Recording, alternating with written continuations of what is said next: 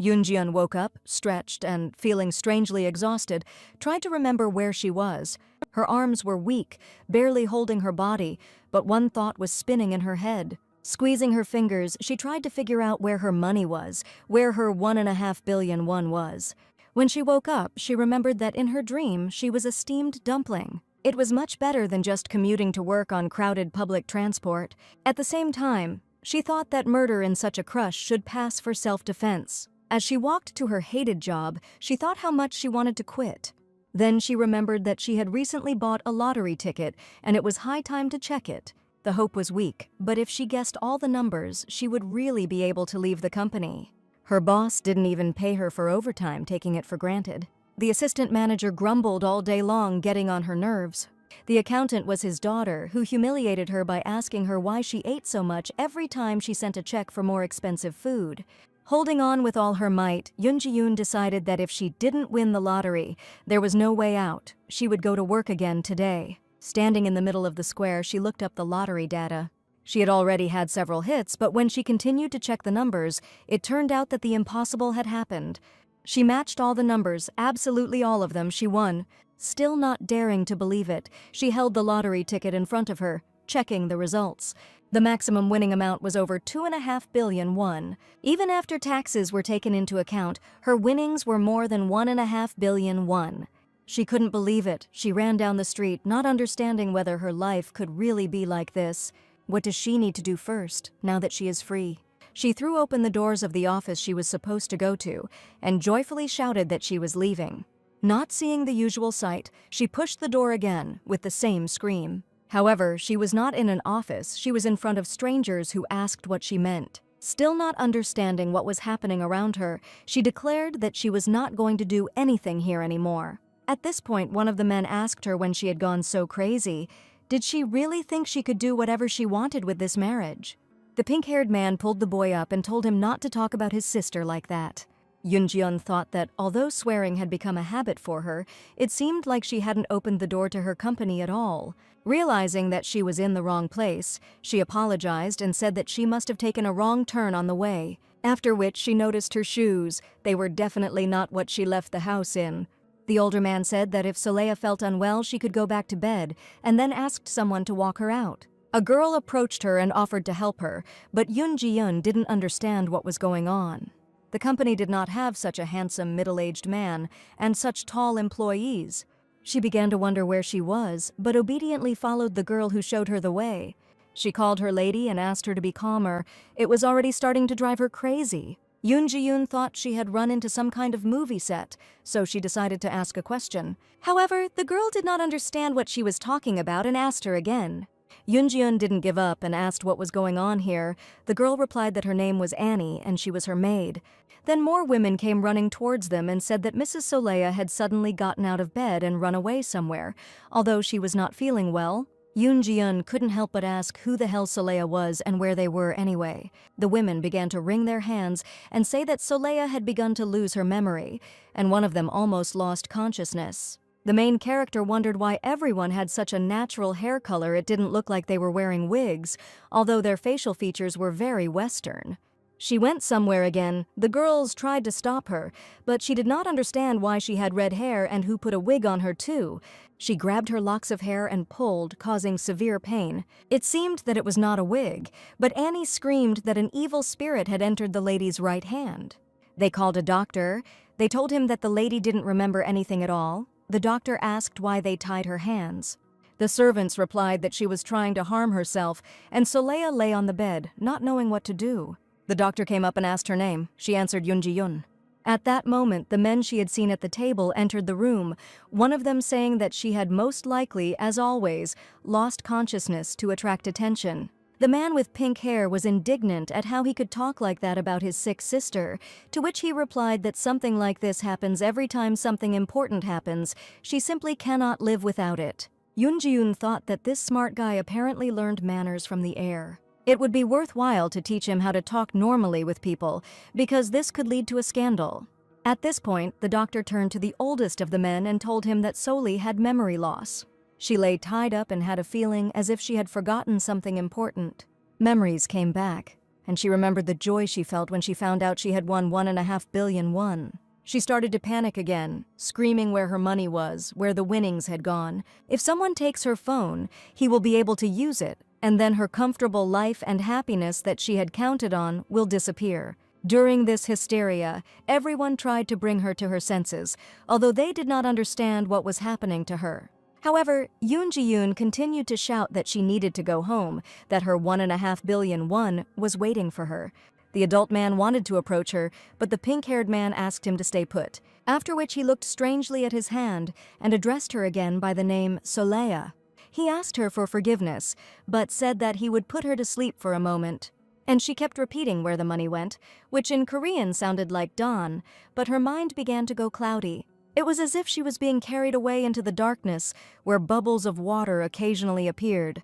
She walked further and further away, her thoughts becoming confused and mixed up. When she opened her eyes, she felt like she was back in her office. However, as her vision began to clear, she saw that she was reaching her hand towards a large, expensive chandelier. Yoon Ji-yoon kept cursing to herself, wondering where those bastards had put her money. Even after the tax deduction, there was still a lot left, enough to change my whole life. They could have used it to pay off their debts and buy a nice house with the rest.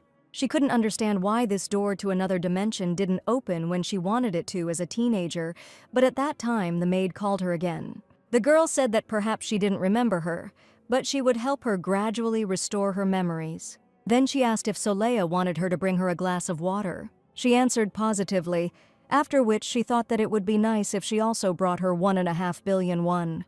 She stood up and headed towards the exit, wanting to look around as she realized that this did not look like Korea. However, the maid said that it was cold there and that she needed a cape, after which she offered tea and buns instead of water. Such care made Yoon Ji-yoon suddenly remember what her beloved mother's kind eyes looked like. One day, she asked if Yoon Ji-yoon wanted to go play with her mother. The girl was transported back to her old memories when she was still a little girl. She asked where they were going to play, and was told it was quite far away. The little girl asked why her mother had chosen this particular place, to which she received a vague answer. They sat together on a bench. The girl was busy with her thoughts, not suspecting that a decisive moment in her life was about to happen. Mom was silent. Everything was peaceful and calm, as if it was an ordinary walk between two loving people. Even the pigeons near the bench calmly pecked at the crumbs, paying no attention to them. After a while, her mother sat down in front of her and said that she would go to the restroom for a while and that Yoon Ji-yoon should wait for her here. As she left, birds took flight, as if foreshadowing trouble, but the girl did not think about it. She looked after her, and at some point the thought flashed through her mind that she would never see her again. Someone called the police, who brought in her drunken father, who was furious after he found out his wife had left his daughter alone. The little girl couldn't even cry in front of the police and her drunk father, trying to hold back her tears. She knew what family was, gradually breaking out of her memories. Her family was completely different. She was not in her family now, that was completely clear. Looking at the red-haired girl reflected in the tea, Yoon Ji-yoon thought that it was the real Soleya who should be receiving this kindness and affection. And she needed to go home, deal with her father's debts, and try to learn to live in this world. However, realizing that nothing would change now, she asked the maid to tell her where she was. Her name was Soleya von Vergo, the youngest daughter of the ducal family, weak from birth and always in need of help from others who never went outside. Her mother died of illness and left behind her father and 3 older brothers, the first being the knight commander who was currently not in the mansion because he was busy with military matters, the second being Gehrman, the pink-haired man she had seen earlier. The third, Gray, who is an excellent swordsman and even received a title but did not join any knightly order because they could not take him. As a result, he did not belong to any of these communities. However, this does not detract from his merits in the field of fencing and swordsmanship. Annie said that all 3 of them took care of the lady, being her brothers, because they loved her. Soleya thought about it. It seemed to her that this was some kind of nonsense. The third one was talking to her rudely. And the maid said enthusiastically that her mistress had just informally answered her. Probably her memories were gradually returning. Yoon Ji-yoon thought that she answered like that without even thinking. Annie was glad that her memory would soon return. The girl remembered the stories about souls that she had read before. These were typical fairy tales, where everyone's favorite main character experiences and remembers something from his past life at a turning point. Perhaps she will remember hers too. But suddenly Solea is reality.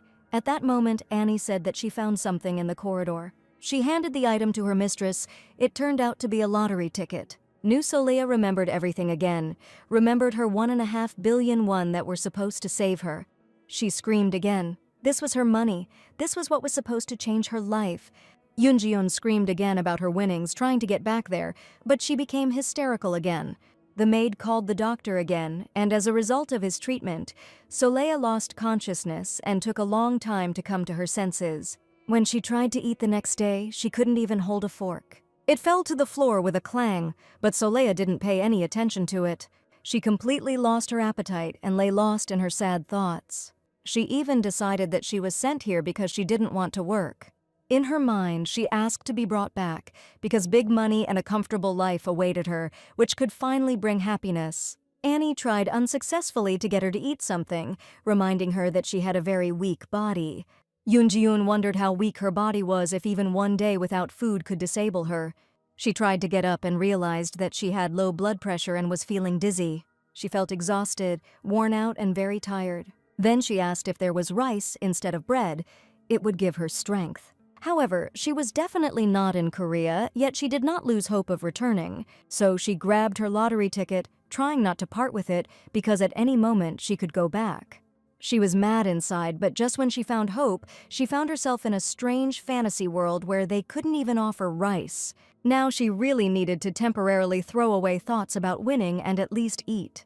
Annie ran after her, asking for permission to put on her outerwear, but Yoonjiun still couldn't get used to this body. Nevertheless, she made her way through the castle, hoping to find a kitchen and have a snack to restore her strength. At this time, Gray looked out from behind the door and said that it seemed that Soli had gained strength for a walk.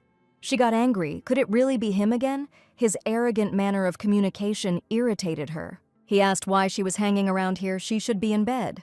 She decided it would be best to ignore him, but she still asked the maid a question in his presence. She asked if this man always spoke like that, in such an unpleasant manner. Annie was shocked by her question and didn't know what to answer. Gray grabbed her hand and asked if she really didn't remember anything. Solea jerked her hand away from him, looking at him angrily. He asked why she had lost so much weight. Was she not eating anything again? Yoonjiun built a barbed wire wall around herself and told him not to touch her so casually. This behavior apparently confused the brother, but he quickly came to his senses. He chuckled and said that she should have reacted like that a long time ago, better than wandering around like a ghost, constantly apologizing. After which, he said that she needed to take care of her precious body and eat well, regardless of how she felt, to which she replied that it was none of his business. He said that he was quite pleased with him because he would soon become her personal knight. Solea wondered if this piece of shit would really be her knight, but said something else out loud. She wondered if there was anyone better around Soli, hoping that this guy would leave her alone. However, he noted that she spoke about herself in the third person. This made him laugh uncontrollably, and she said what a good knight he would make. It would be a miracle if she wasn't stabbed to death. Gray, who heard this, said that he felt sad from her words. Did Solea really hate Gray so much? She became furious and asked him again, demanding that he answer what he meant. He laughed and said that these were her words. Was there really no one better around Soli? She noticed that he spoke about himself in the third person, as if imitating and mimicking her. He said that Solea may hate Gray, but he must become her knight. She yelled at him not to follow her, but her brother noted that Gray should probably take care of her and feed her. She told him again to shut up. He pointed out that Solea shouldn't eat fatty foods. She needed something light. Then he said again that it was the first time he saw her so energetic. He would like it if she stopped lying down. Finally, Solea reached the dining room, hoping that she could regain her strength. She told her maid to bring something to eat, as she felt that she would not last long. A cup of soup was placed in front of her, and Gray noted that if she ate it all at once, she would get a stomachache. He told her to drink milk first to prepare her stomach. Solea said that she didn't want to, and then asked when he managed to show up there. He sniffed cartoonishly, saying that Gray was sad, after which he said that he also wanted to eat, which is why he was in the canteen. Solea told him to eat somewhere else. He was annoying her too much. He looked at her carefully, trying to figure out whether she was lying or not. After that, he sprawled in a chair and asked if she really didn't remember anything, noting that it was nice to see. She asked him again, because she didn't understand what the catch was. He noticed that she was behaving so strangely, like a sharpened blade, after which he said that someone outside would think that she grew up in the wild, to which Soleya simply chuckled. She thought to herself that perhaps even if she was in a different body, nothing would change. She remembered her father, who would have been better off not even existing. He was an alcoholic. When his mother left, he fought with a policeman and yelled throughout the entire block. She looked at him with confused eyes and did not understand what she could have done wrong. One day he left the house and returned 3 days later. While she was gone, he destroyed the whole house. Everything was in such a terrible and deplorable state that she simply gave up. She wanted to get out of there as soon as possible, grow up and become independent, and in one moment her life changed completely. She was able to take revenge on him. She just pushed him. He was dead drunk, so he couldn't stay on his feet and fell. Yoonjiun remembered how she felt when she did this, how all her anger was directed. She did it with such force that she could have knocked down a bison, but her father was very weak. He didn't get up. She was so scared that she just ran away. Without thinking about anything, she tried to leave this place, without thinking about calling the police or an ambulance. Her legs carried her away from this place where she experienced only negative emotions. And yet, she was still afraid of him and wondered what she would do if her dad caught up with her. So she ran as fast as she could, despite her fatigue, despite her own powerlessness. She covered her eyes with her hands, trying to hold back her tears, although she didn't think that she would be very upset if he died. But it was precisely this ignorance that was now driving her crazy. She ran with skinned knees, and she never returned to her home again, trying to arrange her own life. However, there was no peace after several months. Strange people found her near the restaurant where she lived. They told her that her father had left debts in her name. Now she had to pay. Changing her last name would not help her. Unfortunately, he turned out to be alive after all. Despite her fear, she asked them, that's all they wanted to tell her. Noticing her distant look, they realized that she had nowhere to go. She took any job she could get, working 12-hour shifts at the factory. She went to various interviews, but failed them all, so she had to look further. The factory staff said they would recommend her to the company, which would become her family. Although they were rather strange people, they hardly considered her a member of the family. They simply took advantage of her shamelessly. And her idea of family was completely negative, because if everyone had it like that, then she didn't need it for free. And what kind of family could she possibly have, given her past? And then salvation came. This lottery win was supposed to change her whole life. However, there was a ringing sound. It was Gray trying to get her attention by tapping his glass with a spoon. She returned to the present because she had no other choice. She had to somehow resolve matters here. Her brother looked at her angrily and said that she needed to eat soup. Why was she daydreaming? Was it too hot? Soleya thought to herself, why is he suddenly so nice and trying to take care of her? Looking down, she discovered that there was indeed a bowl of soup in front of her she needed to eat. However, she was in no hurry, which is why a rather strange situation did not arise. She saw another spoon reaching for her soup and Gray reaching into the plate. He said he had never seen her eat anything. She should finish it and go. Soleya couldn't return from her past yet, so she just stared, not reacting in any way. Gray interpreted this in his own way and decided that the soup was too hot, so he called her maid and told her to bring another one. Soleya tried to stop her, saying that it was okay. She could eat anyway. Besides, she needed to spend her time with her eyes and keep herself busy with something, since Gray didn't think of leaving.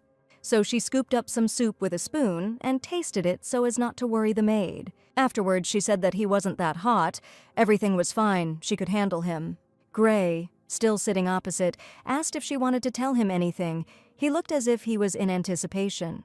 Soleya didn't answer him. Finishing her soup, she simply turned around and headed back to her room.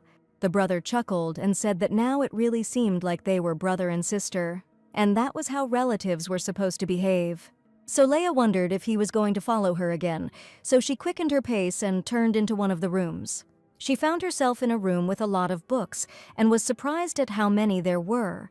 She walked between them, looking around and wondering what she should choose to occupy her time. One of them caught her attention. It stood out with a different binding. Soleya decided to get it. However, when she opened it, she was surprised by what was written inside. There was something about her recent life, I thought, opening the door to the office. But why did it turn out to be in a fantasy world, and what about my 1.5 billion won? It was like pieces of her life had been torn out. Soleya was simply amazed that they could end up in this place. The walls of the world seemed to close in, and she didn't notice that she was being called. However, the next moment she noticed a servant who said that His Highness was calling her and that she needed to go right now. Soleil felt sorry for him calling her just when she had found something truly interesting in this world. It was strange in general why her father was trying to talk to her. Soleil still didn't know what she was supposed to do in this world. However, she decided not to put the book away to read further. It felt like it was a door to her former world. The Duke sat in his office with large panoramic windows waiting for her. Looking at her, he asked uncertainly how she was feeling and noted that he had asked her to say that she could take her time, but it seemed the servants were making a noise. Soleil noted that everything was fine. She didn't want to upset this nice man. However, she still decided to clarify why she was called here, what the Duke wanted to know from her. There was an awkward silence. It was clear that he was choosing his words, not daring to start a conversation. He cleared his throat for the umpteenth time, but apparently finally made up his mind and took some paper out of his inside pocket. Placing it in front of Soleil, he said that it was a list of the inhabitants of the duchy. The bewilderment on Solei's face became even more pronounced. She didn't understand what this could mean, why she needed to know all these people in principle. When she read, there were many people whose names included Don, and a 20-year-old cheater, and a servant in good shape, and the illegitimate child of a nobleman who had lost his title. Soleil didn't understand what this list had to do with her, or why it was necessary to start this conversation. She remembered saying she was leaving when she woke up, and she also remembered what they told her. Then her brother said, "Does she really think she can do whatever she wants with this marriage?" Soleil decided that her father meant that she needed to meet these people. But the list was certainly something else. A traitor, a servant, incredibly handsome and in good shape, despite the many wounds. Were there really no normal ones?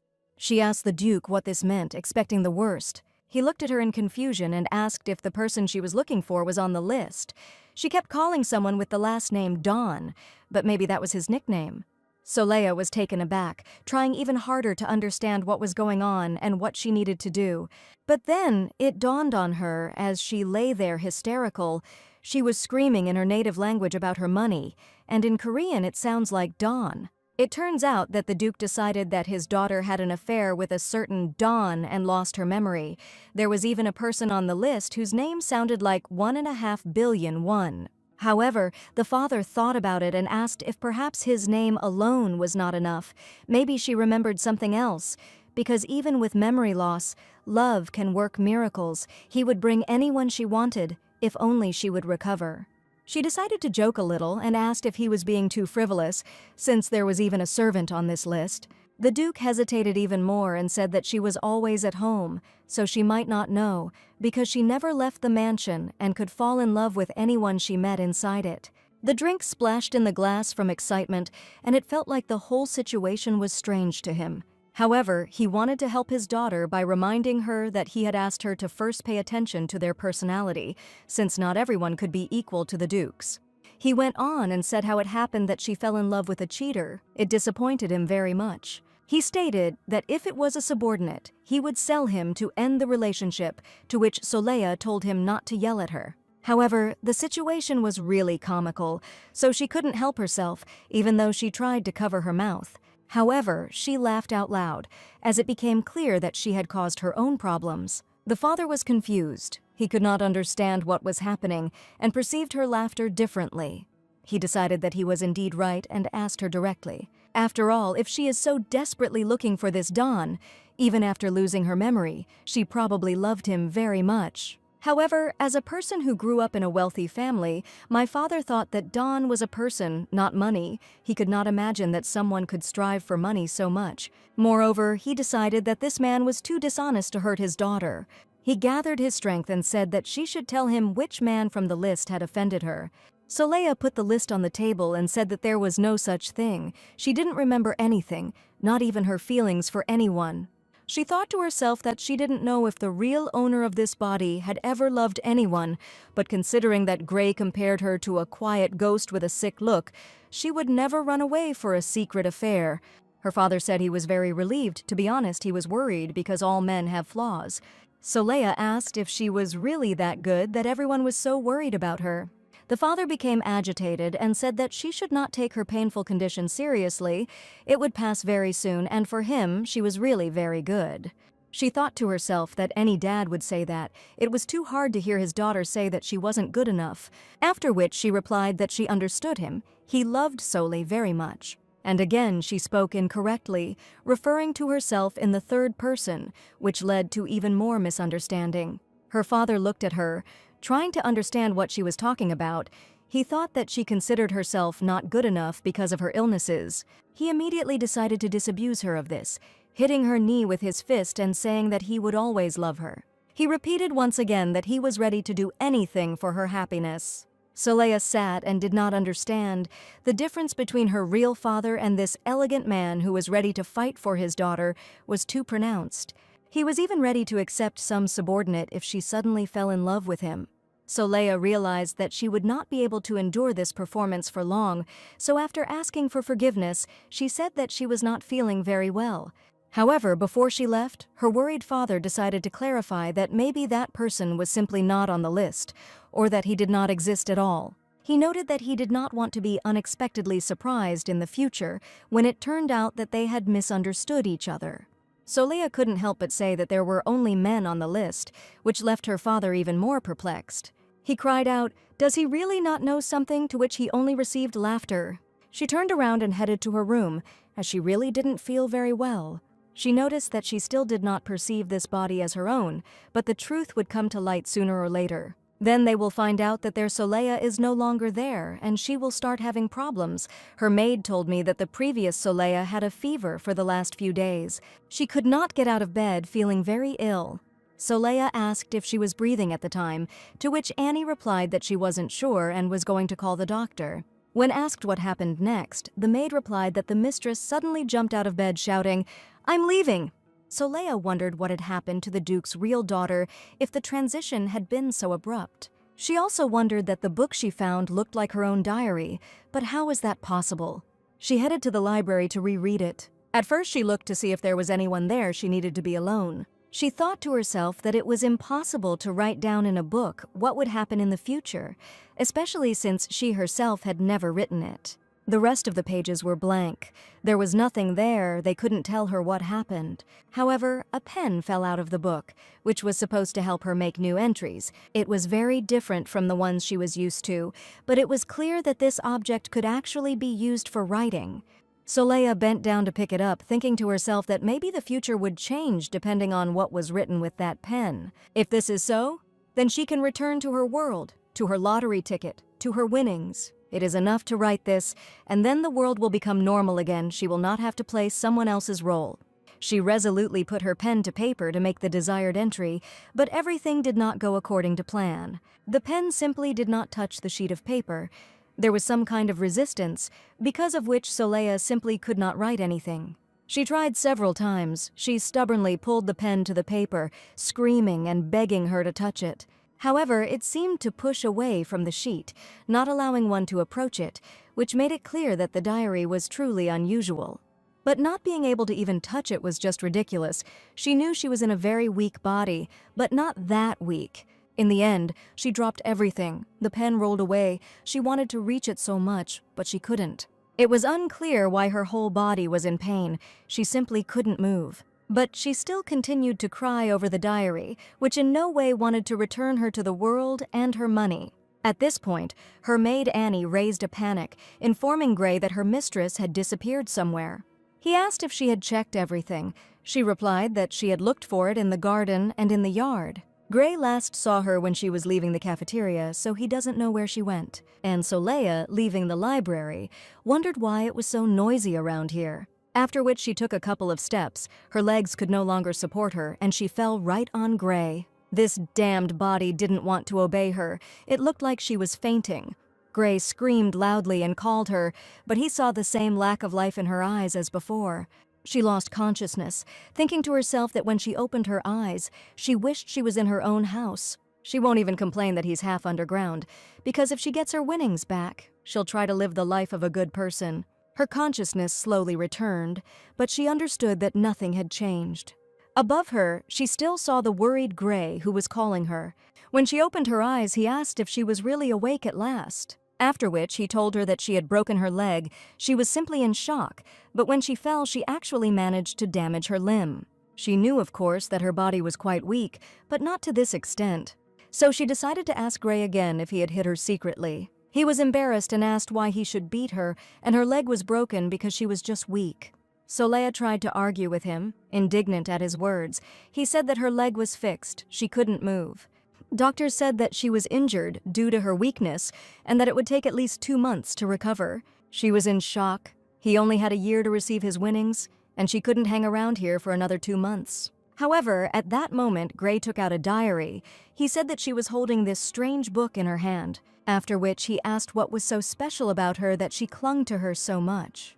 Soleil said it was important to her, and then asked if he had read it. He fell silent in a strange way, and she understood perfectly well that even if he had read it, he would not have understood anything. However, he noted that he had seen it, but did not want to read it in any way, as he thought it was not appropriate for a young girl. Soleil was a little shocked, because there really was a simple set of words that he probably wouldn't even understand. However, his reaction confused her. What could he see in this book? Gray blushed and asked if she really liked reading things like that. He didn't even know they had such books in the library. After which he said that he knew that she was already an adult, and since she didn't leave the house, she might be interested in this, but even this was too much. Soleil still didn't understand what the reaction was, as she thought it was just her diary.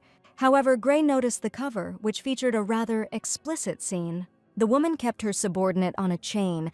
The content of the book was apparently quite piquant. The brother cleared his throat again, trying to find words, but apparently they were talking about different things. She decided to ask him again, and thoughts even appeared in her head that everyone sees their own past or future in this book. However, to find out this, it was necessary to make him read a few lines. She handed the book to him and told him to read her the beginning of the chapter. He became even more furious and asked why she was pretending not to know anything. However, she continued to demand. He said in a strange tone that he had already apologized for her leg. This was no reason to force him to read such a thing. But Soleil was furious and told him in a loud voice to read it immediately. Gray looked so funny in his absent-mindedness, wondering why she was doing this to him. It was clear that he was becoming more and more confused, but then he gathered his courage and decided to give in. He said that he would read it to her, just so that she wouldn't go around telling everyone that she reads stuff like that. She made her promise and waited for him to begin to pronounce the written words out loud. Despite his apparent determination, he still hesitated, which irritated her to no end. He began to read. The book wrote that Madame Remshaw began to take it off her subordinate with her teeth, after which he asked if he should continue.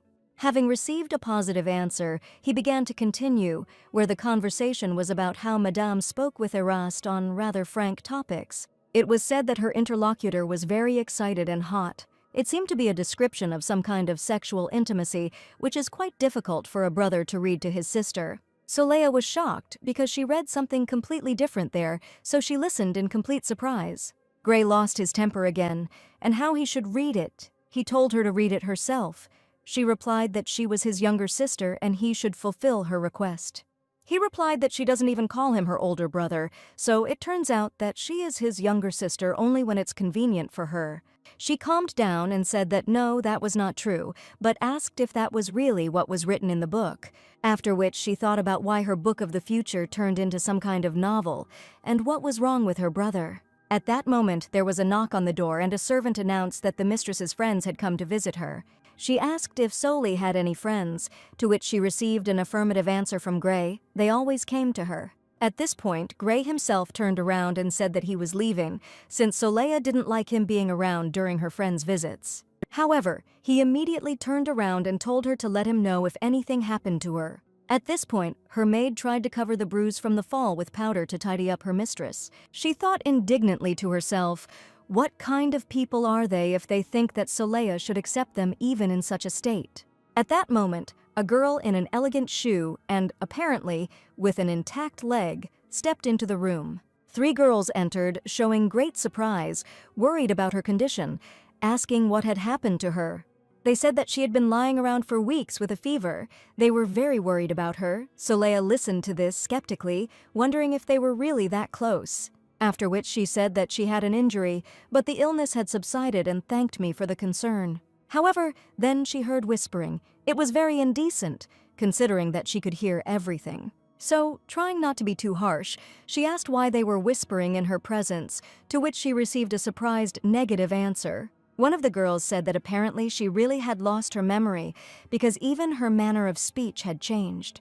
Soleil asked how she used to talk. They noticed that she used to treat them with great respect and was always so timid. The Duke's daughter was surprised, but she experienced some strange feeling that she did not like very much. The girls continued to say that every time they visited her, she addressed them formally, which made them very uncomfortable. And after that, they noticed that since she had lost her memory, they needed to reintroduce themselves.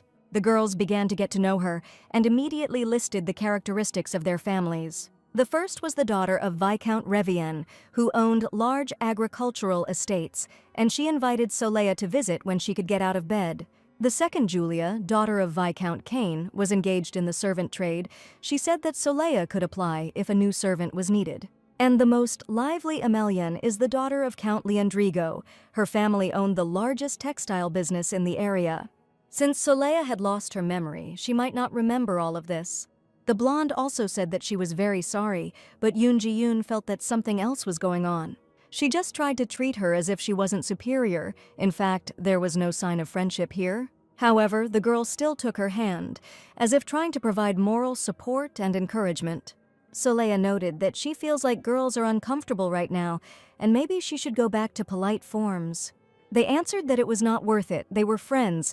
Even if she always sat at home, the girls always visited her. Now Soleil thought it was strange. The previous owner never left the mansion, but how did she end up with such rich friends? She also noted to herself that they were also quite shameless. When they asked how she had injured her leg, she replied that she had bumped into Gray. The girls gasped and said that she would soon become a duchess. He couldn't let this go, to which Soleil replied that there were already 3 people in line for the title in front of her. She wouldn't get it. The girls gasped and wondered if no one had told her anything.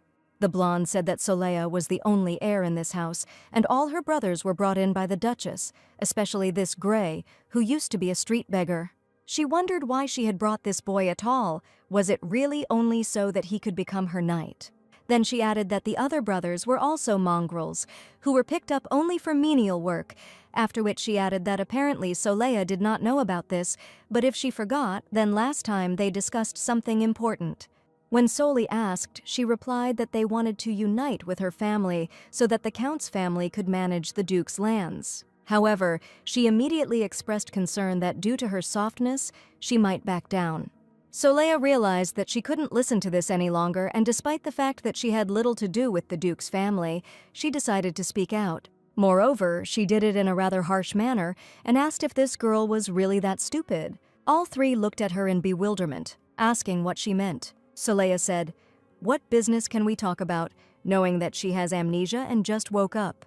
If she really wanted to cheat someone out of business, why didn't this blonde go out into the street and do it with a cockroach?"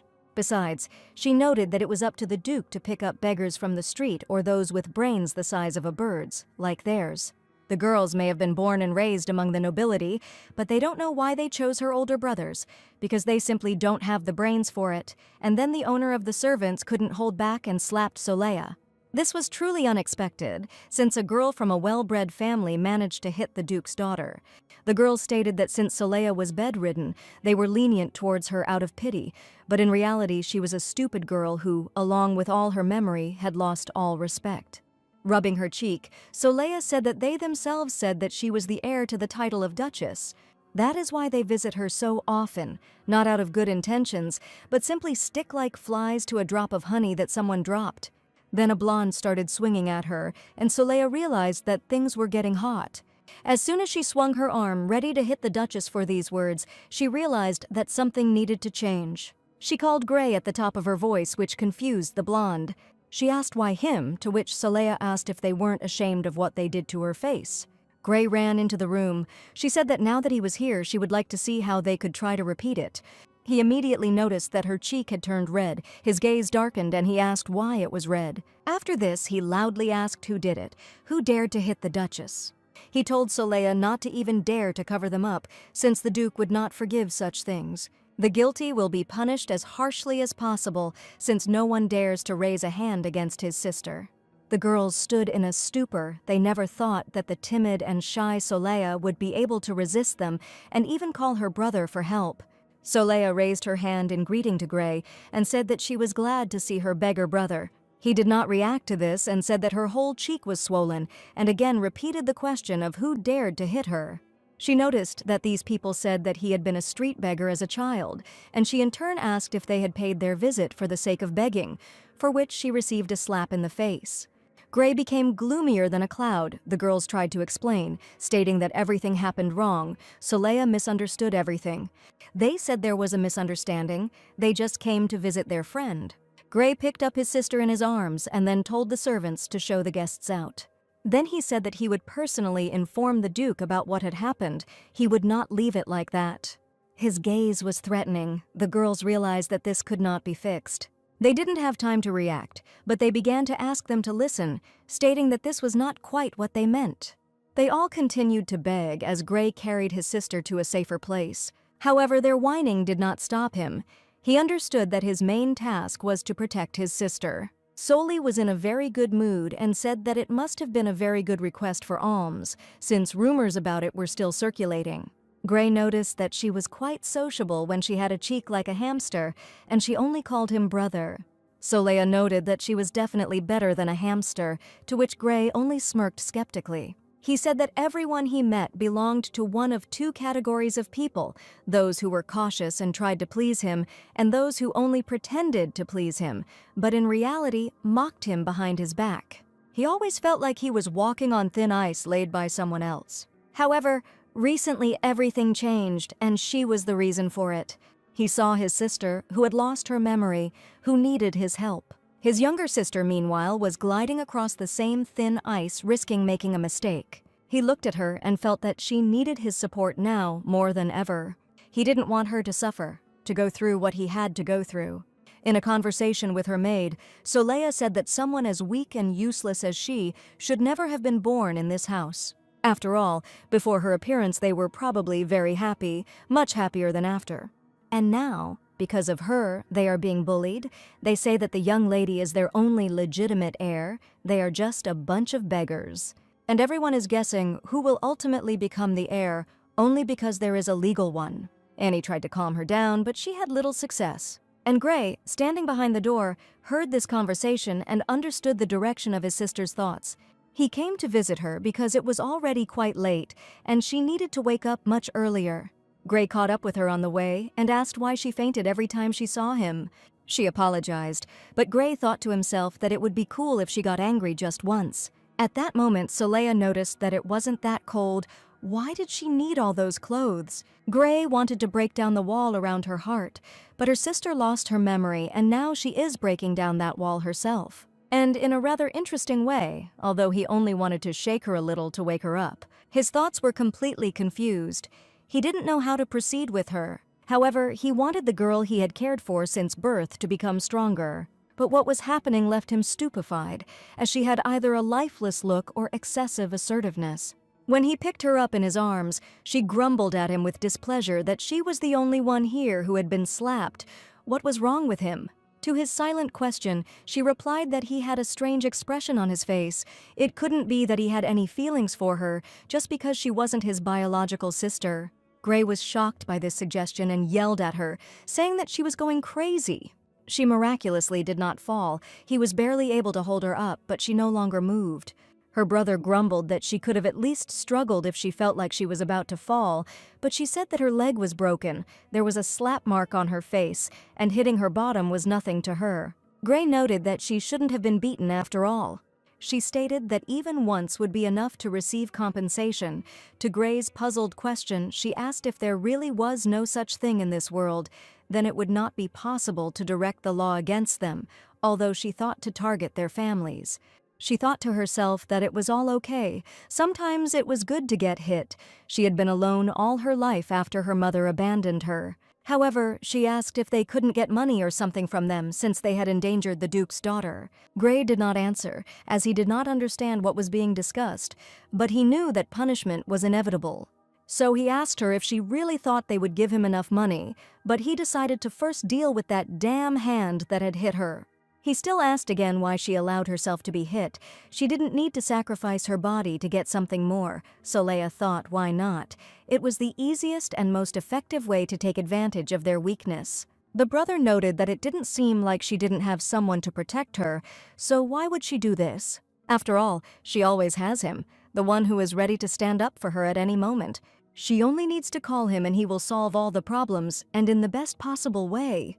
The best thing for the family and for her, he asked not to do this again. For the first time, someone who wasn't a blood relative stood up for her, and Leia was once again impressed. She said she wouldn't have left them like that if she had been healthy. My sister said she would grab them by the hair and twirl them one by one, and then use their hair as dental floss. Gray didn't understand what she meant, but he found it quite funny. So Leia knew she couldn't stand to hear anyone called a homeless beggar, no matter who said it. There was some noise, and the brother and sister looked at each other in bewilderment.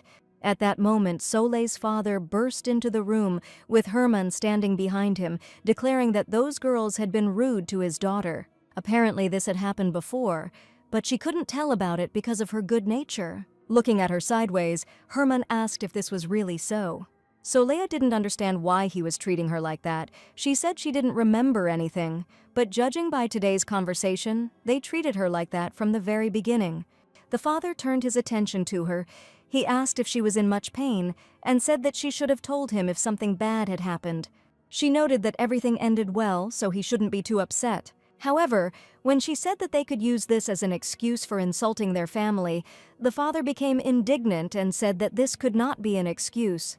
He didn't understand how she could say such things to her father. He would never sacrifice his daughter. Even if he wants to get rid of those who get on his nerves, no parent wants to see a hair fall from their child's head. So Leia had never seen this nice gentleman so indignant, so she was surprised.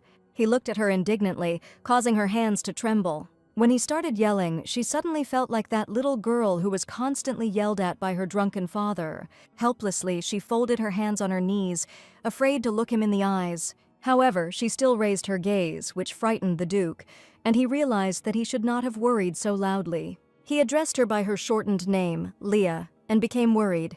She lowered her head and asked for forgiveness, saying that she would not do it again, that she had made a mistake. The daughter continued to babble, and the Duke became seriously worried as he realized that he had crossed the line. He leaned towards her and asked her to look up at him, wanting to make sure everything was okay. However, she kept repeating that she was guilty, asked for forgiveness, and he tried to stop her. When she finally looked up at him, full of confusion and horror, he was able to tell that she was very upset. However, he could not know what was going on in her soul, since she had been his child all her life. It was amazing to him that she was so embarrassed. Looking at her, he asked why she was crying because he didn't want to offend her in any way. He stroked her cheek and asked why she was so scared.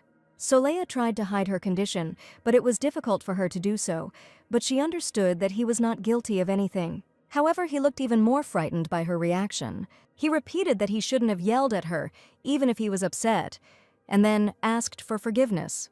He then told her to rest before turning around and heading towards the exit. But along the way, he continued to reproach himself for his behavior, because her reaction was too eloquent. Herman followed him, but he too was surprised by Solei's behavior, because she had been completely different before. He wanted to ask a question, but he couldn't formulate it, so he decided to put it off. The door finally slammed behind them, leaving Gray and Leia alone. He asked how she was feeling. He too was discouraged by her behavior. She replied that everything was fine. The tears started flowing because she suddenly heard screams, but now everything is fine. Gray was as surprised as his brother and father. He decided that he would get the information, but later. Leia tugged at his arm by the sleeve, but she did it so weakly that it seemed to him that she was losing her strength completely. He looked at her, trying to understand what was going on, because just recently she was screaming at him. After that, he said that he would hold her hand so that she would not be scared. She asked why exactly by the hand, but nevertheless extended it to him. He grabbed her hand with his strong hands, trying to pour all his strength into her so that she would become calmer. He held her tighter and tighter, squeezing her, and answered her question by saying that it was just like that. That's how they spent their time in silence, but through his handshake, she felt the strength coming from him and it became easier. And Gray himself returned to his memories. He believed that time spent together, shared memories are what create a family, and not someone's past. Because that's how his late mother, who took care of him, taught him. That's why he wanted to tell Soleil that she didn't have to force herself to hide behind a mask, and that it was okay to not be okay. They are a family. You need to live through your feelings and give your loved ones the opportunity to help you. Soleil had never heard such words before, so it was a bit surprising to her. She sat and watched as this large man held her hand, and she looked so dejected, but then she came to her senses. The sister addressed him using the word sir, and said that she had told him before that he could not flirt with his younger sister, to which he again yelled at her. He asked if her brain had gone sideways after her illness. She asked why he had tried to hold her hand then, and in general he had read strange books. He replied that he read only at her request, and that he did not take her hand for that purpose. Soleil, who never had any brothers or sisters, couldn't understand how a grown man could try to hold his little sister's hand. Then he continued to shout at her that she was interpreting everything incorrectly. She stuck to her guns and was indignant, suspecting something bad about it. However, it was even fun to quarrel. Gray clearly understood that the wall of ice between them had already been broken. Soleil also laughed because the situation was quite comical. The maids peeping through the door said that they got along so well, although sometimes you wouldn't know it. However, before going to bed, Soleil was tormented by one question that required an answer. It was truly absurd, but she froze in one place only because the Duke shouted at her. But he's not even her real dad, that's what happened. Turning on her side, she thought that soon she should return home, and she would have her own money there. She can't stay here forever. She's Yoon Ji-yeon, not Soleil. She has her own name and her own destiny. At that moment, she heard a knock on the door and rose up in bed. There was a small child next to her who definitely shouldn't have been there. She saw the light that came from the hand of that weirdo, her second brother. From Annie, she knew that he was a magician. Most likely these were his pranks. This little child was his messenger, but she did not understand why he had come here. However, a moment later he began to hum a song with very simple words, just na-na-na. This began to calm Soleil down, despite the fact that it was very cloyingly sweet. It was like a lullaby for a daughter. At the same time, the second brother seemed a little cold to her, and in general, everyone in this house was a little funny. She thought that this was a rather strange family, but it didn't last long. She fell into a sweet sleep, but suddenly felt that she was in an oven. It was as if she was being baked like some kind of dish, and I could feel the wild heat in my hands. It was as if something had appeared on them that was baking her, not allowing her to cool down. She asked who was there, trying to look around her. However, no one was visible nearby, but there was a feeling that she could not see something. Soleil tried to scream, to get out of this heat, but she couldn't. But then she heard a word, some voice or whisper. She screamed, asking if there was anyone there who could see her. But the picture still didn't come together. It was as if she was feeling worse and worse. It was incredibly hot, something was going wrong.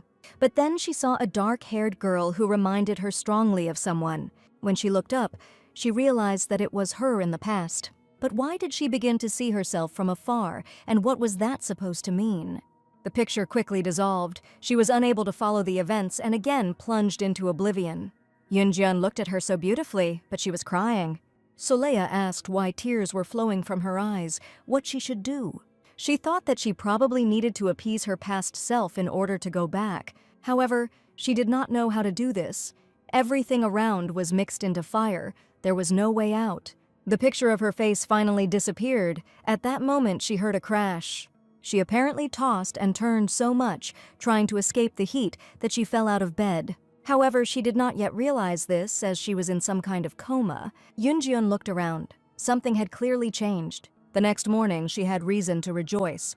Her leg was completely healed. Because of that idiot Gray, who was too strong, it took her bones a long time to recover. But thanks to the healer that Herman invited, she will be able to walk again. Magic is indeed very good. Well, now she had other tasks. She needed to find a way to get back home where a huge win was waiting for her. She carefully kept the lottery ticket on the shelf, in the same place as the diary.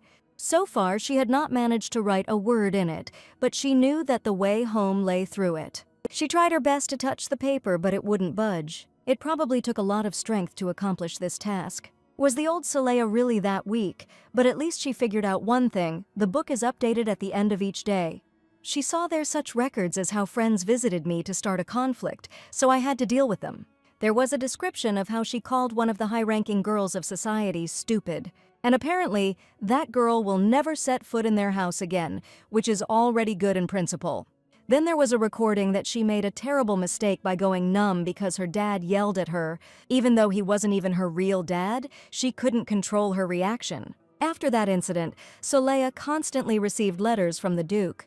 There was already a huge pile of them. It was simply impossible to count them, but nevertheless they came again with regularity. In them, he asked how she felt, how her leg was, and asked for forgiveness for his behavior. He apologized for allowing himself to get angry and raise his voice at me. He wrote endless letters, trying to make amends to his daughter. It was quite strange for her, but her father wrote that it must be difficult for her after losing her memory. After which he asked if she was feeling better, maybe they could have a cup of tea like before. But each time he added that he would wait and would not rush her into making a decision. Every time, before giving her a letter, her father wondered if it had turned out well enough. One of the letters said that she had endured this pain for so long, but he destroyed 3 noble families who had abused her, and Gray testified and confirmed her words. And even the fact that one of the girls said that she didn't mean it didn't help her. They will no longer be able to set foot on the Duke's land. They are forbidden entry. In the letter, he also thanked her for standing up for her brothers in front of noble families. He noticed that she did something that he hadn't noticed. As I read, Saleya thought that she had only refuted those harsh words. Knowing that she spent a lot of time with Gray, her father asked him how his sister was doing, to which the bastard replied that she was a beautiful nobody. He then made him run 100 laps around the training ground for his words, after which he said that Saleya had been completely reborn as a beautiful nothing. So my father just wanted to ask if he and Gray were arguing. Reading this, Saleya thought with warmth that Gray was a crazy bastard. How could he say such a thing to the Duke? It was still pretty funny though. It was like she had a real family. At that moment, a flower fell out of one of the letters. The letter said that the Duke would not be at home, so she could feel free to walk around the mansion, noting that it was also nice to spend time with Herman. They could have tea on the terrace since the weather was nice, and her father had sent her her favorite tea just in case. And this flower blossomed near his window. He hoped that she would be happy when she saw it. Saleya thought, what's wrong with him? He's too good-looking for a man who spent his entire youth at war. Then I decided that maybe all this is because this is a completely different world, and all the adults here are like sugar. However, the flower was quite beautiful. He was right. Saleya was happy. She called her maid and said that she wanted to have tea on the terrace. Moreover, in the place where these flowers grow, the maid was delighted and asked if she could make the tea that the Duke had sent, to which she received a positive answer. After that, she happily ran to organize everything. Saleya was in shock, not understanding why she was so happy, because she had only been lying with the injury for a couple of days. However, it was still pleasant to be on the terrace. She slowly sipped her tea. At that moment, footsteps were heard. Someone was heading in her direction. She heard the question of how she felt. It was a soft, velvety voice. Behind her stood Herman, her second brother, asking if she was okay. He looked quite interesting, pink-haired and with a cold-blooded face. Saleya thanked him and said that if she just walked, nothing hurt. He was happy for her, and she poured him some tea too, thinking that he was incredibly handsome. Even if he just sits, all the women in the world will fall at his feet. If he had his own channel, she would definitely subscribe and click the bell just to look at this work of art. Even if he did nothing, he would remain just as attractive thanks to his special appearance. And Gray was handsome too, but he was different. His type was such that you had to bow down and submit. Herman was different from him. He was like a celebrity with both good and villainous traits. Saleya realized that she was distracted. She needed to switch urgently. 1.5 billion won were waiting for her in Korea. However, she could not restrain herself and thanked him. When he asked her why, she answered for the magic in her room that night. When the baby came to her, he lulled her to sleep so that she would recover and sleep better. He replied that he did it only because she looked weaker than usual. Herman said that she was weak from the very beginning, that she was noticeably different from them, but that time was the first time that she looked like she would fly away with the first breath of wind. At that moment, they heard quickly approaching footsteps. Someone ran towards them. It turned out to be a young servant who reported that the head of the Association of Magicians had arrived. Soleil was puzzled as to who it could be, and she looked at Herman in bewilderment. He did not answer her silent question, but rose from his seat. He told the servant to bring him. Soleil expected something unusual. She asked what chapter it was, to which she received the answer that it didn't matter, that she needed to go back to her room. She still didn't feel well. Soleil thought that he had just said that he was glad that she was feeling better, and now he was telling her to leave. Of course she wouldn't leave. Herman replied that she had no reason to stay. It was obvious that he was against her meeting with this magician. She retorted by saying that the Duke had said to be with Herman today, so she would be with him. He seemed to explode and said that if she was told to leave, she needed to go. Soleil thought he was being rude again. Who was this boss if he didn't even want to show her? Herman insisted on his own, and she again decided that his cuteness was worth nothing. Today, she's just holding back for her father, but he really is an idiot. However, here her head began to spin. She even had to hold on to the table. So it was decided to go back anyway and try again to write something in the book. However, as soon as she turned around, she heard someone's voice. At the table where she had just been sitting, there was a man drinking tea, remarking on how delicious it was. She didn't understand how long someone had been sitting there, since she had only turned away. Nevertheless, she moved towards him to take a closer look. He stood up and turned out to be a long-haired, dark-haired man who said that he had been waiting to meet her. Soleil decided that he had made too much of an appearance for that. However, she wanted to listen to him. It was at least curious. He noted that she probably didn't know how much he wanted to meet her, but there was a reason for it. As he said, in simple terms, he feels some kind of divine energy in her. She froze in a stupor. He especially emphasized the word divine, but she reacted as usual. She immediately stated that she would not buy anything from him. He was shocked and asked again, but she decided to be nice and added that she was asking for forgiveness. When he saw her trying to leave, he declared that he was Eidolon, the head of the Mage Association, and asked her to listen to him. He said the energy he felt from her was out of this world, whether she had experienced anything serious lately, incredible good fortune or incredible misfortune. Maybe he had a sudden rush of sad thoughts, that fits too. She thought to herself that confirmation could be considered a great misfortune, but she did not say it out loud. At that moment, Gray approached. He asked what she was doing, but the magician kept trying to insist on talking. Soleil replied that everything was fine. She could get to the room with her maid. She immediately ran up and tried to help her, thinking that the lady was not feeling well. However, the magician continued to stand. He kept thinking about the energy this girl was radiating. It was something unusual, but she probably wouldn't say it herself. He needed this energy, but he couldn't speak in front of her brother. Nevertheless, he made an attempt and said after the departing Soleil that he would like to meet again. Soleil asked her maid who it was. She wanted to know what he was selling, although they were not planning to participate in any family rites. Annie replied that he was a great magician who possessed the greatest magical power among all the others. He certainly lived a long life, but no one knows his age. Everyone calls him the strongest magician on the entire continent, and he sometimes stops at the estate to teach Herman magic. It is considered to be very surprising, as the Eidolon is simply stunning.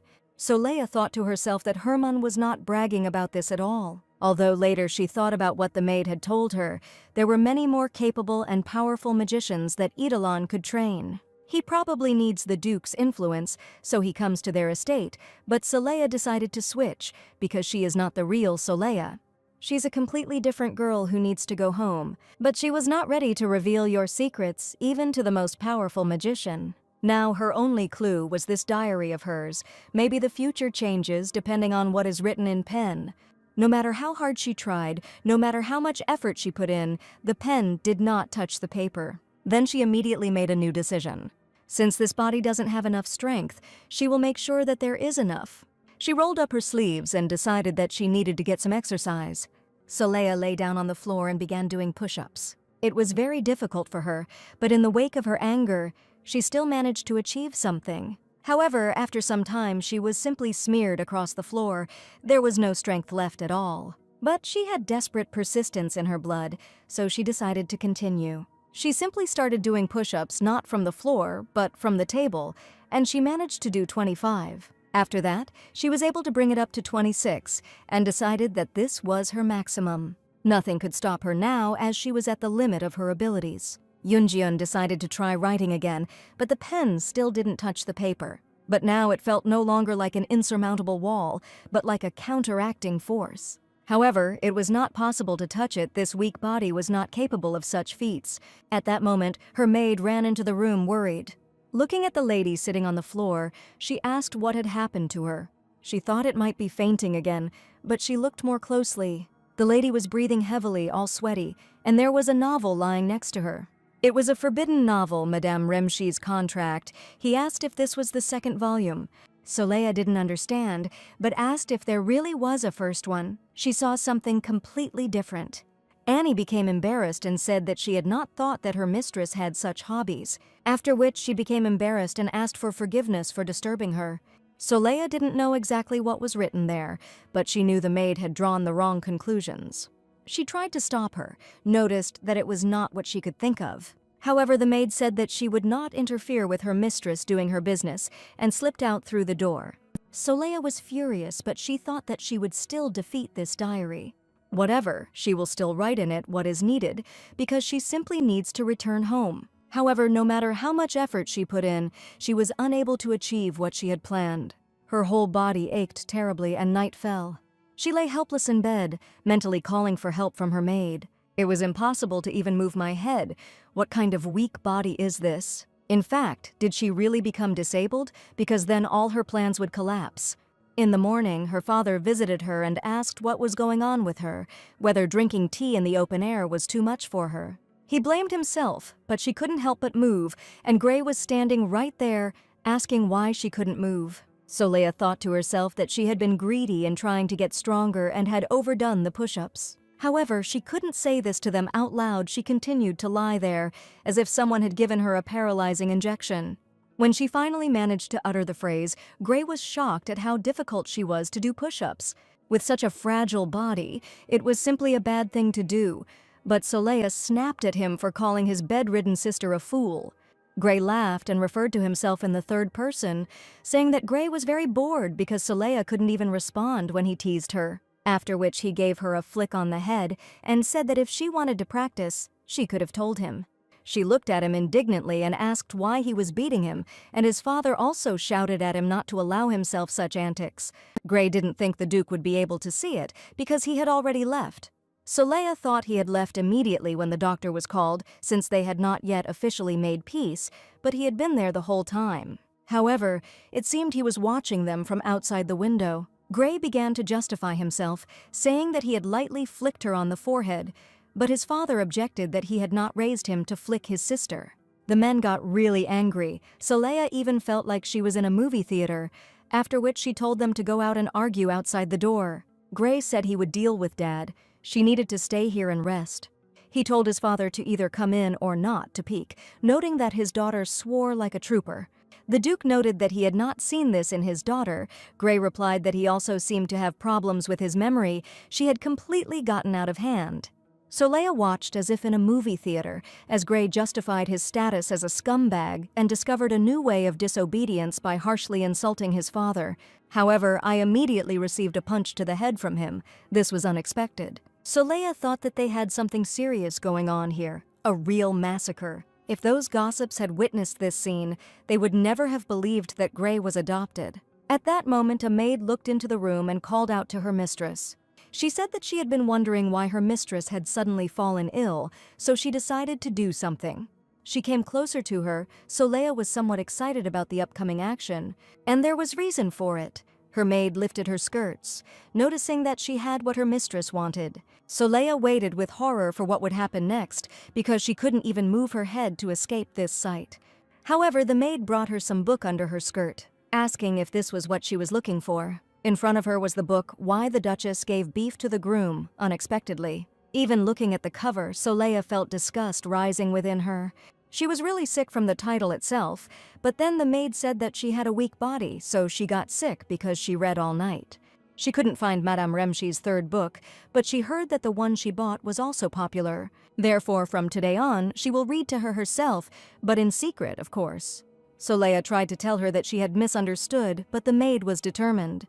She read about a starless night, about how the book's heroes lay among the dry hay and secretly did something, and of course the hero was a very sexy groom. Looking at her, Soleil wondered why she was trying so hard, since she had done nothing to deserve such treatment. She wasn't worth all the effort that was put into her because she didn't do anything good. Soleil tried to understand why the maid cared about her so much and even decided to buy such a book. Is she really so worried about Soli that she said out loud that she was even somewhat envious? Annie asked her again, but then thought the comments were referring to a scene from the book. Soleil said that it is because of her life that the whole family is worried. She receives so much love that she envies not the Duchess from the book, but herself. The girl thought that she would spoil the family's idea of the real Soli. She was ashamed, but at that moment Gray burst into the room. He said that when she was sick, she needed to eat soup, and then stated that he could feed her himself. Annie managed to hide the book under her skirts and left the room, and Gray handed his sister a spoonful of soup, trying to feed her. Soleil thought he looked a little threatening again, but why was he acting so caring? She didn't understand where Herman was. He was certainly strange, but he was nowhere to be seen. Gray answered her question that after magic lessons he locked himself in his room for the whole day, although he could not understand why. After that, I asked her why she decided to do push-ups. There are certain steps that need to be followed when training. Next time she just needs to tell him he will help her create a plan. Soleil replied that after scolding her father he cannot touch her, he noticed that he is actually feeding her now. The next day she felt better, as a doctor was sent from the capital who cured her. To repay her father, Soleil told the maid that she wanted to have breakfast with the Duke. She was so happy that she immediately rushed to tell his lordship about it. In the corridor, the adult maid stopped her and told her that she was not allowed to run around the mansion. Annie only had time to shout that Mrs. Soleil wanted to have breakfast with his lordship, after which the maids told her to run faster. Hearing all this, Soleil thought that the previous owner of this body was truly loved here. The table was beautifully set with rich dishes, and her father gently inquired about her health. Soleil decided to apologize for the fact that he constantly had to spend money on her treatment. The father put the device aside and said that he had a lot of money and was ready to bring a whole carload of doctors. He was so outraged that Soleil thought she was again undermining the reputation of the body's previous owner. The father continued that there was no need to worry about money and that she should take care of herself, calling her his sweet daughter. She was so worried after she got here, she felt more and more how she was getting warmer. She really hoped that his lordship had not seen the expression on her face, but she thought that she needed to somehow repay him for his kindness. After all, she had never felt so good. All her life she had not had a real family. When she saw the beautiful flowers in the garden, she thought that he would probably be pleased. So I decided to bring one of them to my father, trying to please him at least in this way. She headed towards the mansion, feeling gratitude and love for these people. However, already on the way in the corridor, she heard someone's voices, as well as the voice of his lordship. Opening the office door a crack, she heard him ask who he had settled on. Apparently there was an important meeting there, but it was definitely about her. One of the participants said that if the Duke married Soleil to the son of the Marquis Fernando, he would receive all the granaries in the south. Soleil remembered that conversation when Gray asked if she could do whatever she wanted with this marriage. The conversation continued, and someone said that if Soleil married the son of the Marquis of Calatin, the Duke would receive the Western Canal. He asked her to continue and tell him about the other candidates, and Soleil realized that she had been cruelly mistaken about him. She thought he valued her, but in reality he wanted to sell her for a better price. Now everything fell into place, because Yoon Ji-yoon couldn't have been so lucky. She threw the flower and trampled it, realizing that all the Duke's love was selfish. Turning around, she headed to her room, thinking that even here she was out of luck. She sat on her bed in her room and thought that this world was too boring and similar to the Middle Ages. It's time for her to return home, where a big win awaits her. At least she knows for sure that this money is her personal one. Family was still not something she could trust. Nothing good had ever happened to her there. She decided to think logically whether she could write about the future in her diary. To put it bluntly, she's returning home. After that, she wondered if she even had enough time to become stronger for this. And after that, the thought came to mind that maybe she didn't need to become stronger. Maybe there was some other way to write in the diary. No one else has ever tried to even pick up a fountain pen. Maybe if everyone sees this book as a novel, there is magic involved. Whoever possessed her might see something different in her, so she decided to head to the only maid she knew, Herman was in his room sitting on a chair. He looked extremely exhausted. Now it became clear why he always stayed in his room after classes. She decided not to delay and asked if he really was studying magic. Herman became wary and asked what she wanted. She thought that his behavior was rather strange because she was not going to steal his abilities. Nevertheless, she handed him a pen and then a book. She silently hoped that this diary wouldn't turn back into that novel, otherwise she would have a hell of a time getting out of it. She prayed to God that this would not happen, because this was the only person with knowledge of magic that she could turn to. When Herman said it was a diary, her heart was relieved. She said she was so glad that he actually saw the diary there, after which she excitedly screamed for him to look. She wrote everything there. He read the title, The Secret Diary of Madame Remshi, and then asked if she had really written it all herself.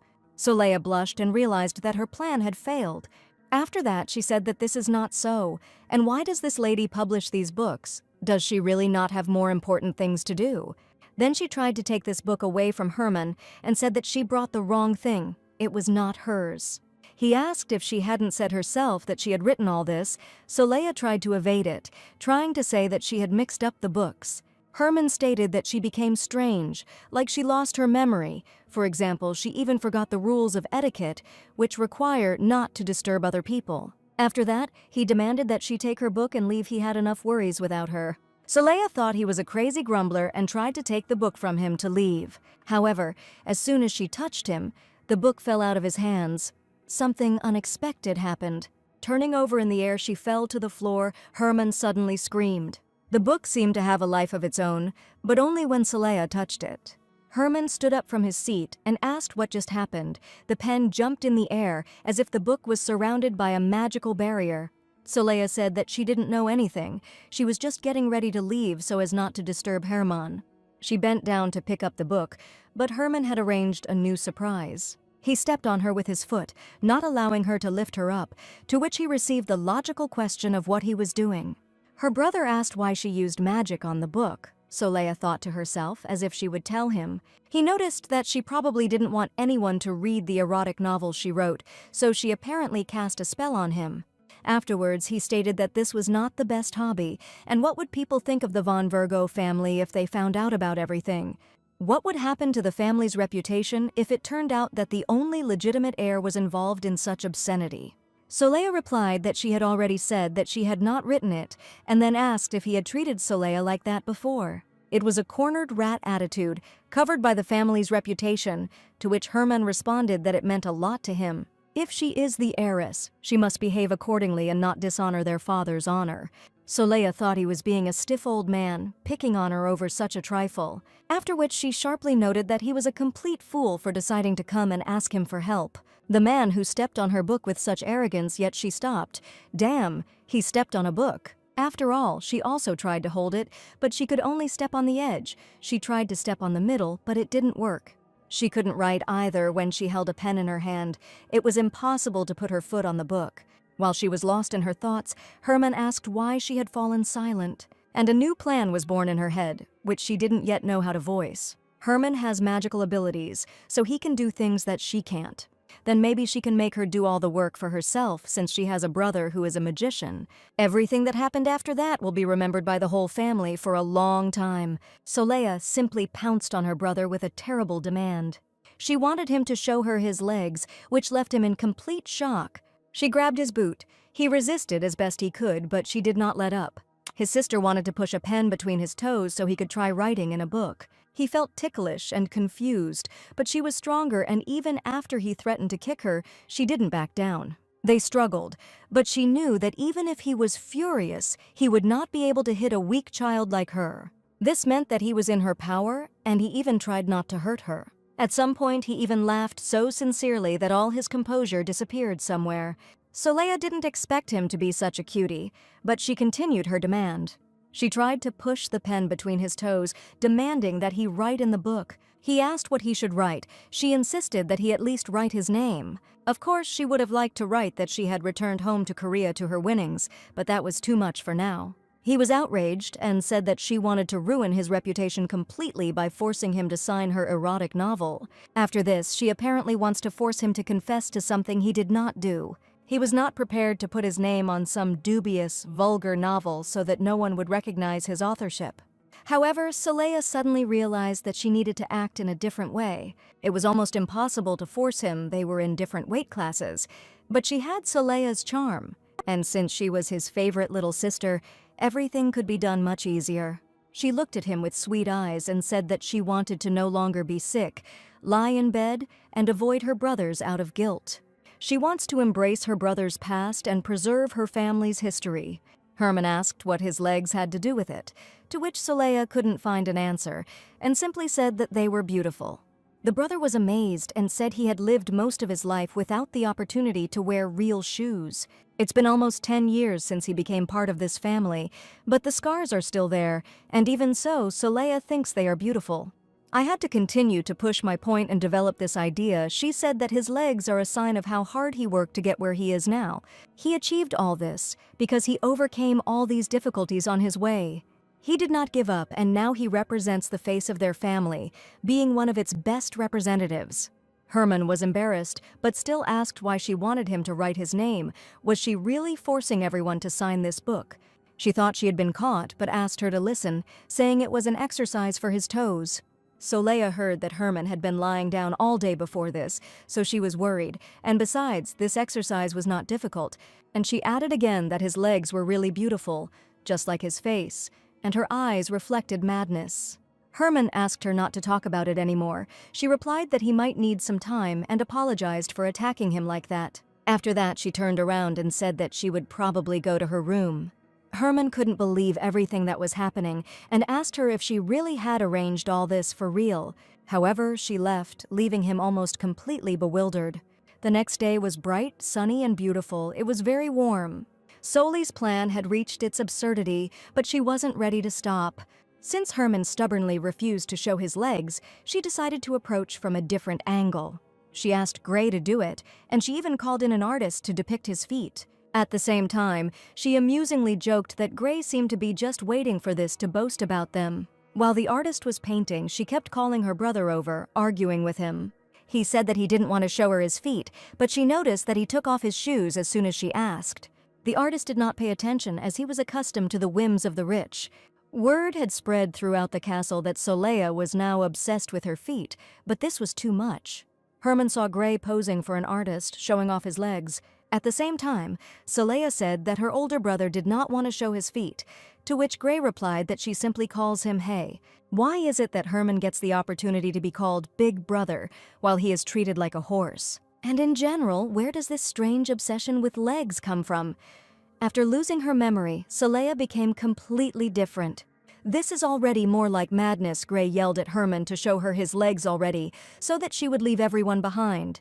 She had to persist in her line, but the two brothers and sister argued quite amusingly. While walking the next day, Herman saw a completely unimaginable picture. Now their father posed for the artist, showing his feet. He didn't know why Saleya needed this, but here the child would have fun with anything. Saleya explained to everyone that legs are the support and foundation of our bodies, so she wanted to capture the legs of each member of the family. Herman didn't believe that she would torture everyone like this until he showed his legs. However, Saleya ran after her maid and did not disdain others. She managed to persuade even the most prim and proper maid to show her legs. He now understood that it was time for him to give up, but he delayed until the last minute. However, he was already close to it, if only to make his sister stop behaving like this. It was not easy for him to decide right away, but he thought about it more and more often. It was certainly funny to see Saleya running around the castle demanding to see her legs, but it had to stop. Herman was shocked by this behavior, but even if his father gave in, apparently he had no choice. He came to the training hall where his sister was. Herman watched her activities, as well as how she and Gray were arguing again. The younger brother said that the most she could do was walk around the castle for half an hour. She was indignant that she would never build up her muscles if she didn't walk for at least these half an hour. She wanted to train, but he was against her doing it without preparation. Herman, who entered, did not understand at all what was happening, but was surprised by the struggle between these two relatives. He declared that the perfect legs she wanted to see had arrived, while Gray forced Saleya to bend down lower. She was indignant and said that Annie spent half an hour doing her hair and no one paid attention to Herman. Soleil screamed that her brother treated other people's work like shit because he was rich, continuing to bicker. Herman knew he wouldn't last long, so he said he would show his legs to Soleil.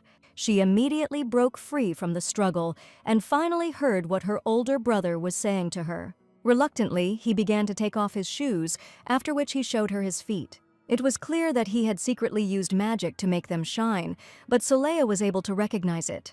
She had her own plan, and she said she didn't know if they were that perfect, after which she asked if Herman's legs had really gotten fat, which horrified him. She also said that the leg she saw last had more veins, more defined curves, and a sharper shape. Thus, she dealt 3 blows to her older brother's pride at once. She basically knocked him out, although he still asked her if she really thought his legs had gotten fatter in just a couple of days. She said that if he wanted to somehow fix it, he needed to practice writing with a pen between his toes, and building up a little muscle mass should help. The plan was certainly quite disastrous, but it was his only chance to save his reputation and his madness. After which, leaving him in complete bewilderment, she turned around and walked away, while Gray laughed that his legs were apparently better. From the outside, it looked like Gray and Soleil had teamed up against their brother, ready to find the most beautiful legs. Herman thought that these two were a couple of crazy people when they got close. They were definitely not all there. But the most crazy person here is definitely Herman himself, who sits and writes with his foot. Why would he even do something so shameful, so unbecoming of an aristocrat? But the Soleil he saw a couple of days ago seemed to have changed. It looks like she will never see his legs looking completely aesthetic again. But Herman decided that if he was the only one who could please her, then he was ready to do anything. So he scribbled on many sheets of paper, training his legs, saving them from imperfection. Papers flew everywhere, but this action did not bring him any satisfaction. Soleil was in her room. Even though she planned to use Herman, she couldn't start training. She did push-ups from the table again, but she felt weak. This medallion also kept knocking against her head. Lying on the floor, she thought that she needed to carry her lottery ticket with her at all times. For this, it was better to put it in a medallion, because she did not know when she would be able to return. Already exhausted, she lay on the floor again, thinking about how to restore strength to this body. However, there was a knock on the door, and she allowed him to enter. It was Herman. He brought her a piece of paper and asked if she had written it. Then I noticed that this handwriting was quite terrible. The note was really in her hand. Then they exchanged letters with the Duke. That's right. Upon closer inspection, Soleil remembered that she had asked to pass this note on to the maid. Herman chuckled and said that she had terrible handwriting. He could write better with his foot. Soleil was spurred on. Proof was needed. She said that he could prove it to her right now so as not to be unfounded. Herman replied that he could do it easily, and with these words he began to take off his shoes. He took off his sock to show his sister his progress in writing. The brother felt a sense of anticipation, knowing that he had achieved incredible heights in this. Indeed, when he wrote by holding the pen between 2 toes, his handwriting was perfect. Soleil looked at him and couldn't believe how much he practiced to achieve such a result. She almost called him a psycho, but then she remembered her plan and said that he had the most perfect legs she had ever seen, and his handwriting was simply amazing. It was simply impossible to achieve such results so quickly. She said that he had no flaws from head to toe, but he still needed to pass one more test. She put a new leather cover on that book so that no one could see what kind of novel it was. After that, she said that writing with an old pen on old paper would be much more difficult even for him. So she handed him the diary in which she wanted to make notes. When she opened it, it seemed to him that it was something familiar. However, he decided that he was just imagining things, so he easily agreed. However, at the very first attempt to touch the sheet with a pen, he was defeated. Although the pen went easily at first, he felt like it would work, as he was able to get much closer than Soleil. She was already looking forward to returning home, because very soon she would be able to ask Herman to write the words she needed.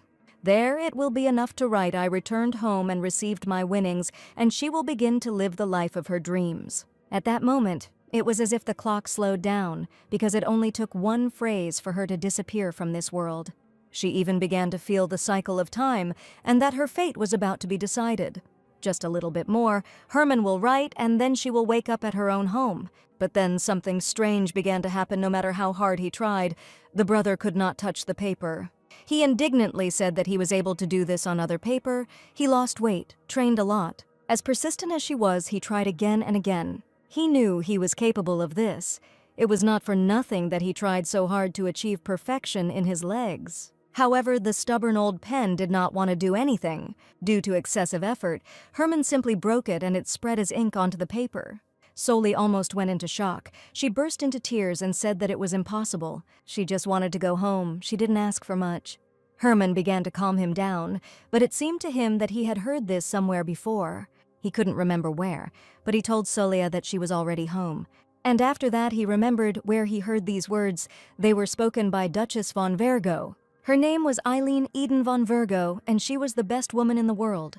He was afraid that her kindness would not last forever. He was afraid that he would have to go back. And then he will stop being a happy child, a person that everyone cares about. A month had passed since he had been accepted into this huge estate, but he still could not sleep. He couldn't even eat the food that was brought to him. Herman was afraid that the food was poisoned, and if he touched it, he would simply die. He was afraid that he would eat the soup and again feel his body being torn apart. The boy was sure that they were conducting an experiment to see how a family member would awaken his magic. He had already been through this and was not ready to repeat it again, as it was extremely painful. The Duke and Duchess often checked on him in turn, but he still tried his best to hide from them. Because before, every time adults came into his room, it was the beginning of nightmarish experiments. The Duke was worried, but his wife asked him to give him a little time, and he did not sleep all this time. However, this could not continue for long because the hunger was debilitating. At one point, when he was desperately hungry, he decided to go in search of provisions on his own. He found a strip of food and then climbed into it to check what was there. There shouldn't have been any poisoned food there, and it seems there wasn't any outside magic either. Finally, he had a chance to eat properly. He was suffering so much from hunger. He stuffed so much stuff into his mouth that he couldn't speak. But when he touched the spice box, which was protected by a protective spell, something unexpected happened. There was a magical explosion, and he just flew out of the cart. His whole body began to convulse. The cruel magical experiments had made him too sensitive.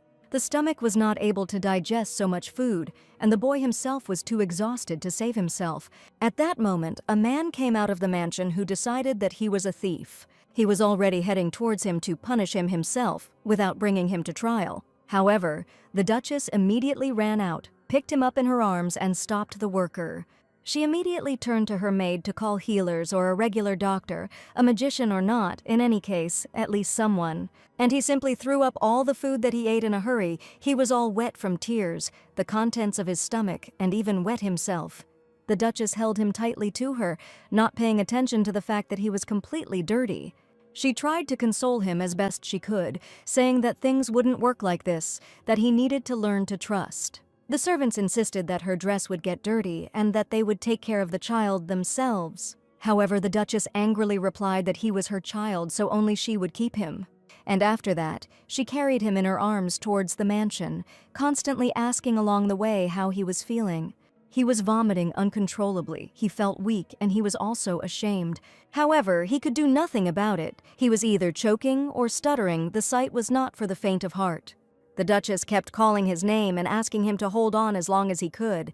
He seemed to have lost consciousness, could not realize where he was, so he did not know what happened next. Apparently, I was asking for quite a lot of time when he began to come to his senses. When Herman opened his eyes again, he saw the Duchess next to him. He didn't expect that she would hold him in her arms the whole time, not allowing anyone to touch him. The wind was blowing through her hair and the sun was shining through it. She bent over him tenderly and asked if he was awake. If so, then it was time for him to go. He needed to return to his house. Herman could not say a word. He knew that he had done something terrible. Now an unknown fate awaited him. He looked at her, expecting her to start cursing and screaming, but nothing happened. She hugged him, called him her little son, and affectionately repeated his name, saying that he was already home. He couldn't even dare look into those eyes, but something made him look up. When he looked at her, he saw something completely unexpected. Looking at him, she cried.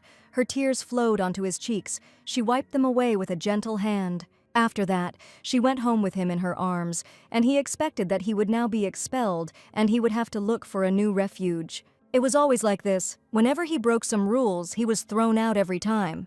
He waited for the punishment to come, but he remembered how his mother tenderly told him that this was his home. But he couldn't believe it, so he just waited to be thrown out again. While he was lying in bed, the Duke came to see him and inquired about his health. He said that Herman had scared them badly with his sudden escape, and that the next time he wanted to play hide and seek, he should just let them know. Herman wondered why he said this, why he turned a blind eye to what he did, because he knew everything. He stole food from the cart like a real rat because he didn't trust any of them. He expected to hear words like fucking rat, idiot, devoid of real magic. All his life he heard that he was a useless creature who was not capable of anything, but then the Duke's hand reached out to him and he placed it on the boy's head. He heard neither these words nor the nicknames, only one thing that caused him the greatest surprise. The Duke asked him if he was okay and if he felt well. He answered with a trembling voice that he was fine, but the child's heart could not withstand such participation. He threw himself into the Duke's arms, shook his whole body and said that he was all right, his whole little being ablaze with shame. Yes, it happened exactly when he was covered in mud, and the Duchess told him that this was his house. Herman thought it was rather strange, since Soleya was definitely the biological daughter of the Duke's. The legitimate child and rightful heir of the Virgo family, the Duke never said, but he obviously wanted to pass this on to his real daughter, not his adopted sons. She has everything, so why did he always feel like something was wrong? Herman simply felt, on a physical level and on a magical level, that something strange was happening. The first time he thought of it was when Soleya was afraid of the Duke. Her appearance bothered him, so he used a time spell in her room. Then he sent a child to her so that he could lull her to sleep. After all, he himself knew very well what it was like to spend the night in horror. He didn't want his little sister to experience that. This happened to him more than once, but he was always helped. That's why he didn't want his beloved Soleya to experience this, because she was the Duke's real daughter. And at that moment he did the same thing that the Duke and Duchess had once done for him. Looking at the sobbing Soleya, he extended his hand. Herman put it on his sister's head to calm her down so that she could come to her senses, after which he said that everything is fine, Soleya. This is your home, and I am your family. He told her that everything would be fine, but she continued to cry and repeat about her money. However, Herman did not understand what was happening to her. If she really needed a pair of perfect legs, he would definitely get them for her, if only she would stop crying. He made this shameful promise to himself while he was comforting Soleya. He wanted her to be happy. The next day, Soleya was determined, her last hope gone. The only thing I could do now was rely on my muscles, since the plan with Herman had failed. Waking up early, she immediately set out to achieve her goal by any means necessary. She pulled her long hair back into a ponytail because it would get in the way while she worked out. And she went for a run, since this weak body needed at least some kind of exercise. She had only a year to claim her winnings, and it had already been a month since she arrived here. She needed to return while there was still time, or rather, she needed to return before Soleil was married off. She remembered the conversation she overheard, so that was her main motivation for the sport. However, Gray showed up and asked why she was studying alone. He asked how she was feeling, to which she replied that she was fine, and Gray need not worry. He noted how he could not worry about her, after all, he was her brother. Then he looked at her again and a good idea came to him, or so it seemed to him. He told her not to go anywhere, he would be right back. She stood waiting, wondering what he could possibly have come up with. After a while, she heard the sound of many feet. This was not at all what she expected. Gray showed up surrounded by many people and said that when he was sad, talking to other people helped him. The servants and soldiers he brought said they were pleased to meet him and offered to play ball. Soleya froze in her tracks. She hadn't expected such a proposal, but they said that everyone loved to play ball. Besides, this is just a regular bouncer. It will be pretty easy for her. Soleya thought that this would be pretty good training. It would be nice to add to the rules that you can knock people out when you get knocked out. She was immediately told that no one planned to feel sorry for her, even if she was a lady, but she reminded them that her bones could break at any moment. However, the game began. The ball had to touch the ground first. This was a new rule for them, as if she was making them up on the fly. The soldiers were irritated, but Gray agreed with Soleya. My brother said the new rules are a lot of fun. When asked why the young gentleman supported Soleil, he replied that she was his sister. He wanted her to have some fun and feel better. As a result, the game took a rather funny turn. Soleil announced all the time, changing it based on her experience.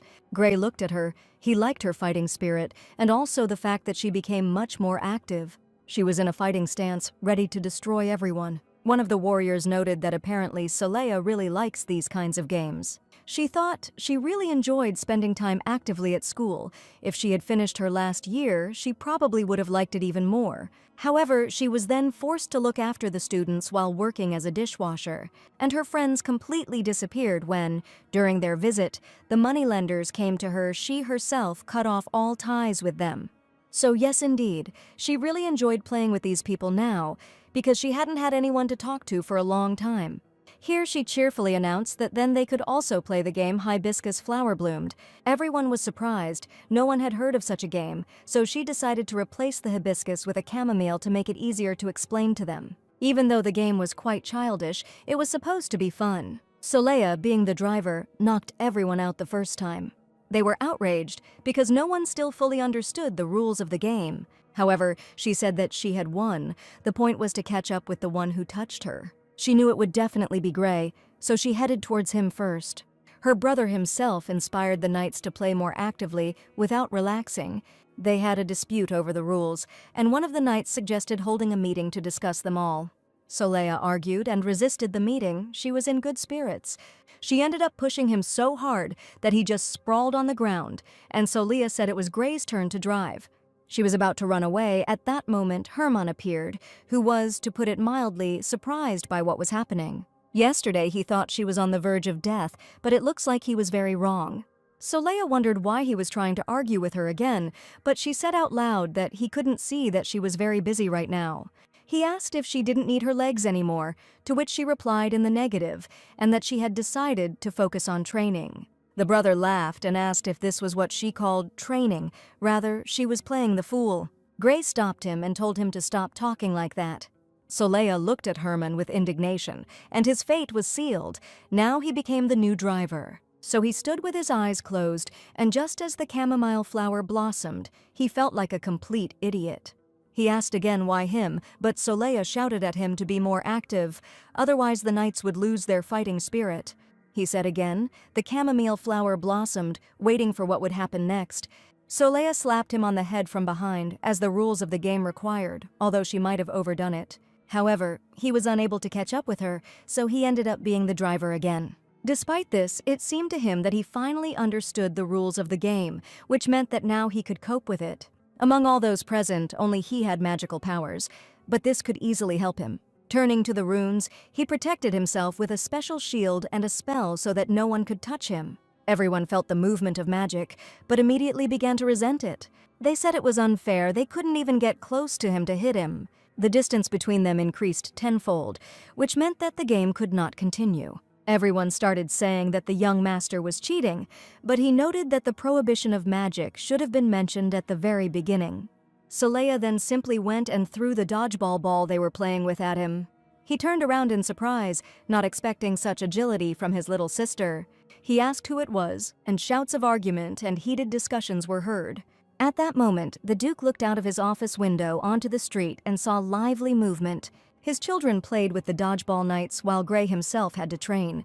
The daughter was ready to throw the ball. One of the knights shouted that it was open, so she should send it to him. The Duke was genuinely surprised, because Herman had never spent time with other people as a mage. However, it seems that his children had a lot of fun, even though everything was done in a playful manner. The Duke was glad to see his loved ones laughing with a sincere, ringing laugh. He thought that they should tidy up the living room so that on rainy days they could play inside.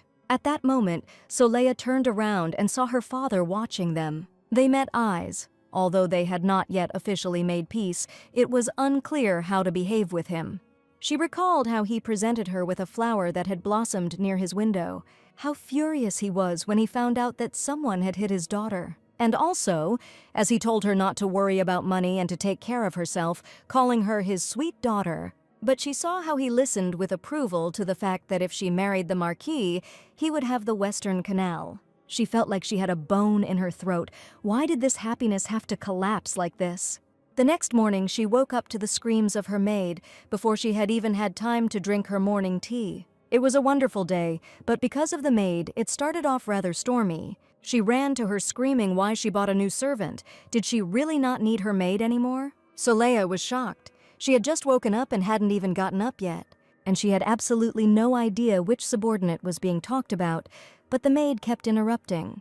She asked if she was really tired of her, why the lady decided to make such a decision. Soleil thought about her remarks. What was she talking about? What servants? After changing, she went downstairs and saw two men, one in a raincoat. The first said that she had finally come out, she needed to sign the contract, and he would go. At that moment, the Duke came down the stairs accompanied by two brothers and asked who dared to speak to his daughter like that. The men immediately bowed their heads and greeted him in hushed tones. The Duke repeated his question, his gaze threatening. Soleil greeted her father, wondering why he hadn't gone to work and why they were all together. He noted that they had all been waiting to have breakfast with her that morning. When she said they could have warned her and she would have gotten up earlier, he replied that he had planned it that way so he could wait. And Gray, in his usual style, said that because of her he would now die of hunger. Soleil laughed and made an obscene gesture at him, which in her country would have been quite severely punishable. Gray, seeing the middle finger for the first time, quickly realized that she was cursing him, although he didn't know the exact meaning of the gesture. However, he immediately responded in kind. He had no shortage of resourcefulness. Looking at him, she cursed silently, but did not dare to say it out loud. The father said that it couldn't be that his daughter had bought a subordinate, and Herman asked what his name was. They answered him that his name was Don, Herman said, so then it was he who bought him. Back when Soleil was crying on the floor, crying for her money, which in Korean sounds like Don, Herman made you a promise that he would do everything to make her happy. He said he bought it in Soli's name because he was the one she was looking for. The sister waved her hands and said that everything was not as they thought. Herman told the servant to raise his head. Soleil continued to convince him that the Don she was looking for was simply Don. Then his father ordered that the chains be removed from him so that his legs could be seen. Soleil realized that she was in deep trouble, and now her legs too. With the help of a key, the overseer freed the legs of the young man who had been brought in. He stood with his head down, not uttering a sound, behaving like an exemplary servant. However, after his legs were freed, he raised his sad eyes to them. He was still a very young guy. Soleil said, "Well, thank you, older brother Herman." Father said that he would sign the contract and free him. Soleil kept following him, trying to convince him that this was not what she needed. Here, the Duke remembered what Soleil had answered when they had their previous conversation. He reminded her that she had said that no one was there that day. She also said that she doesn't remember anything, not even her feelings for someone. But it was possible that there was something she didn't remember, and Soleil tried in vain to convince him that she had been misunderstood. The father said that the subordinate had straight legs with beautiful nails, so she did not need to hide anything from her family. She was furious. Those damn legs were letting her down, after which she told Herman not to interfere anymore. They followed her while she followed her father in a fury. At the same time, Gray decided to clarify whether she really chooses people by their appearance. Herman corrected that she chooses exclusively by their legs. Finally, they reached the dining room where a sumptuous treat awaited them. However, it was not rice again. They sat in silence until their father broke it. Soleil was wondering at that moment why this was continuing to bother her, because he was not important to her. He was someone who saw his daughter as an exchangeable asset, an old-fashioned, outdated grandfather. Why did his attitude towards her bother her so much? Probably because when they were talking together, he said that he would always love her. Although now she had the feeling as if she had disappointed him, as if he had expected something different from her. She felt like she had lied to him, and it bothered her, like she had made a mistake. However, she did not understand why she should feel guilty. Without finishing breakfast, she wanted to leave. But Gray held her back and told her to stay. Then I noticed that she gets scared when her father is angry. Maybe he didn't go as far as last time, since he wasn't very upset, but still. Soleil said that everything is fine and he doesn't seem angry at the moment. She noticed that his lordship did not shout, did not swear, never threw anything, and never hit her. This is quite enough for her to consider him adequate. However, Gray thought about it. She spoke as if someone in this house had raised a hand to her. Soleil knocked on the Duke's room because she had a matter to resolve. Because of her conscience, she couldn't call herself Soleil, and this got in the way of a lot of things. She came into his office and said he needed something to eat, so she brought him a dish. The father invited her to sit down, and an awkward silence ensued, which both tried to break. The Duke smiled and asked if she minded if he spoke first. He expressed the hope that she had not misunderstood his earlier behavior. It did not mean that he was disappointed with her, he was just a little surprised. But he surprised her even more by asking if she was angry with him. She looked up at him and couldn't understand why she should be angry with him. Yoon Ji-yoon has spent her entire life reading her father's emotions to gauge how bad his mood is. Just the sight of her taking his mother's things made him furious. She couldn't figure out whether he drank because he was in a good mood or whether he drank because he was terribly unlucky. Looking at him, she wondered if he would leave her too in the end. Her father never apologized to her or even asked if she was angry. So Saleha asked why the Duke thought so. However, he continued and said that it was a bit unexpected since that man was a subordinate, but if she wanted a friend, then that was her choice. As she sat with her eyes downcast, he said that she was probably scared because she thought her father was angry. She wanted to say a lot, but she didn't dare because Herman had bought this servant without permission, and she really wasn't lying. She still said these words out loud and added that she was not the least bit angry, to which she heard that this was a relief for her father. Looking at her, he said that she seemed a little pale. Perhaps he should call Annie to take her back. Saleha said that she was fine and could go, but he insisted on calling her maid. The daughter turned around and told him not to worry about her, adding the word please. The father, dumbfounded, asked what this was supposed to mean, how he could have offended her. He called her by her short name, Leah, but she did not respond. Her head was splitting. She heard something she shouldn't have known, as if someone in her head said, "This is my place." Yoon Ji-yoon thought it was Soleil's voice. It was clear that this was a figment of her imagination, but she really knew very well where her place was. She didn't want to take what wasn't hers. She just wanted to go home. Yoon Ji-yoon really knew very well that she shouldn't be here, but she couldn't do anything yet. She imagined herself as a beautiful girl, but she hastened to reassure her. She told the real Saleha not to worry because she didn't believe in things like family. The next day, the estate was quiet. It was a wonderful day. Gray said he was busy, so he couldn't keep her company. Herman also turned out to be not free, and he was also upset because she said that she did not need the subordinate he had bought.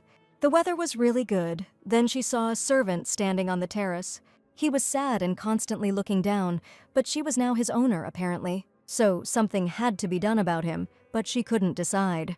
Saleha asked her maid why he was still standing there, and she became worried and said that the mistress had forgotten again. The thing is, until she gave him any orders, he stood and waited. Saleha was shocked. It turns out he stood there all night because she didn't order him to do anything. It was just crazy, and there was no point in it, so she decided to correct her mistake. She ran to the servant and asked if he was okay.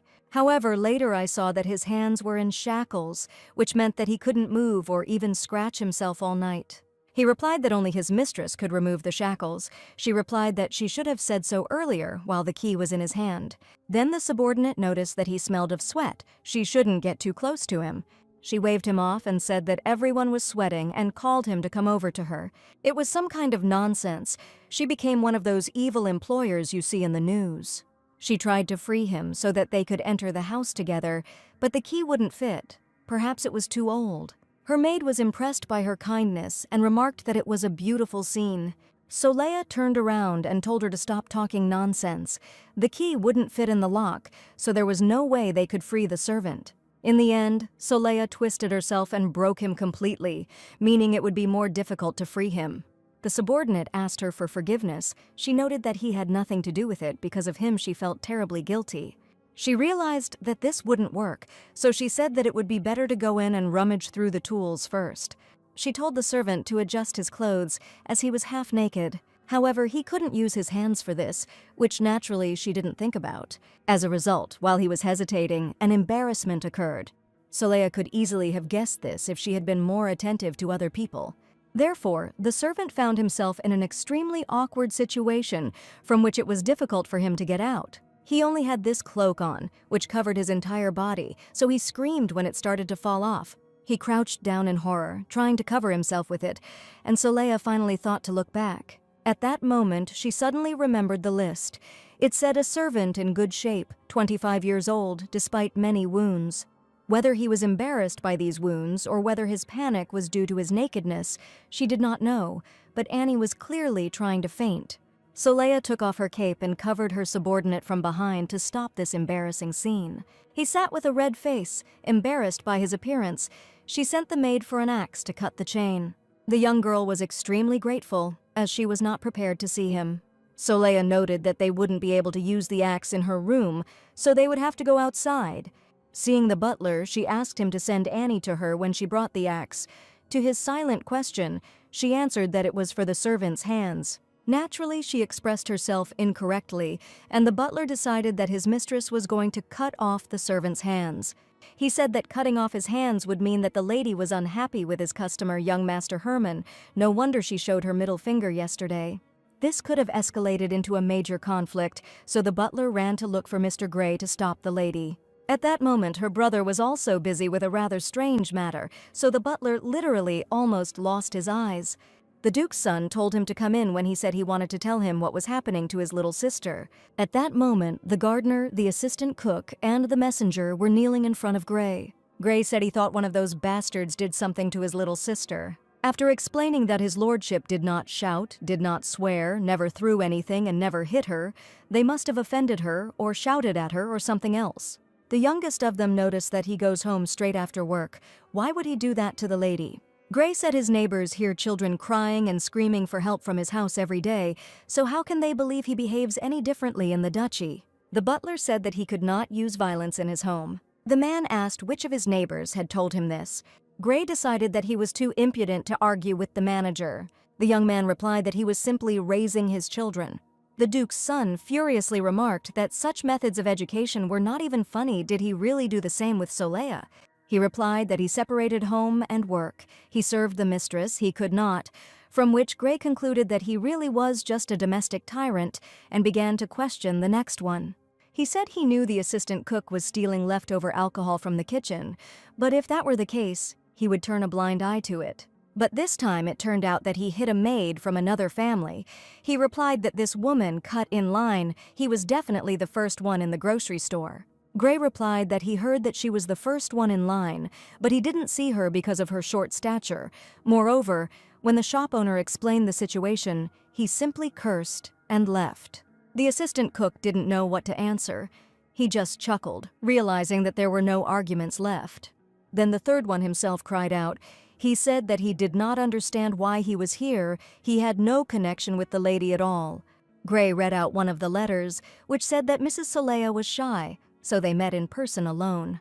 The servant's eyes almost popped out of her head when she heard this. Gray read on, I call her Leia when we are alone. Blushing, she looks cute, like a ripe apple. It seems that noble ladies are not so different from ordinary ones. Was in the letter, Gray asked. Was it he who wrote it? The shaking messenger said that he only admired the lady from afar and thought she was beautiful, but he would never lay a finger on her. Gray laughed and said he had no idea they had such trash in their house. He looked angrily at all three of them again, which did not bode well. They all huddled together, waiting to see what would happen next. Gray thought about it and asked the butler what he should do, to which he replied that even if they did nothing with the lady, they couldn't ignore everything else. The Duke's son noted that these were the most disgusting of all the Dons he could find, and the butler noted that the lady's new subordinate was also called Dawn. Then he remembered that she was going to cut off his hands, and he had no time to mess with it. She needed to be stopped immediately. Gray immediately jumped up, asking if they were really talking about the same bastard that Herman had brought. Heading towards the exit, he made a decision and said that the legs and arms of the domestic tyrant should be cut off. The man who stained the honor of the duchy should be buried. As for the last one, he thought about it. Then he turned around and said that he would take care of him himself. He himself ran to Soleya to find out what was happening. His head was spinning with the way Soleya had spoken about his father. She said that his lordship did not shout, did not swear, and never threw anything. It turns out that someone threw something at her, offended her. He remembered how she cheerfully and carefree made fun of him when he carried her in his arms. And some bastard dared to do this to this child who doesn't even know anything bad about life. In Gray's eyes, she was very small, very young, and so cheerful and mocking. She slid under the thin ice, not telling them that someone was hurting her. How dare he? He remembered her lifeless gaze, remembered how empty it was. And then his memory brought back memories of her yelling at him, demanding that he read him a book. And how confused he was then. thinking that she had completely gone out of her mind. However, she was his little sister and he had to help her. He was ready to fight with his fists for her to ensure her safety. Gray knew that she was actually soft-hearted, so it would be difficult for her to cut off this servant's hands on her own. This clear day did not foretell anything special, but events unfolded in a completely unexpected way. Soleil flinched when she heard her older brother running towards her, yelling for her to give him the axe. She grumbled at him that he had scared her, but he said that it was not worth holding something so rough and heavy. He would do everything himself. Soleil asked him if he knew what she was doing. He replied that he heard everything, after which he told her to move away or he would splash her. The little sister thought that he wanted to splash her with pieces of metal or something. Her knowledge of bladed weapons was so-so. After that, he asked, "So this is the Don who was pestering her," then attacked him. He shouted as if someone like such a ridiculous servant dared to offend his mistress. After that, he swung the axe. Soleil asked worriedly, because it would only cut his chain, right? He first said that of course he would do just that, and then suddenly the realization began to dawn on him. Apparently his gaze was too fierce, which caused Soleil to suddenly scream. She said just the chain, nothing more, otherwise things would end badly. At that moment, her maid also began to scream, fearing that Mr. Gray had understood things completely differently. Aiming to cut off the hands, Gray swung his axe. Annie was afraid to open her eyes. She thought he would do something unimaginable. Soleil couldn't take it anymore and immediately started yelling at him, asking why Gray was trying to cut off the servant's hands. The brother did not expect such an attack on himself, so he was somewhat shocked, because he intended to do everything necessary only for her. Gray asked why she needed an axe when she had a key. Soleil turned to her subordinate. He was in shock, being sure that his hands were cut off. He thought that there was no pain because it was done quickly, but the lady calmed him down. Gray still didn't understand. Okay, her key broke. Why did she decide to get rid of the chains with an axe? Oh my God. Afterwards, he said that he thought she was trying to cut off the servant's hands. On the other hand, it was good that this was not the case. He gave his hand to the servant to help him up. The servant thanked him, and Gray said that he apologized for frightening him.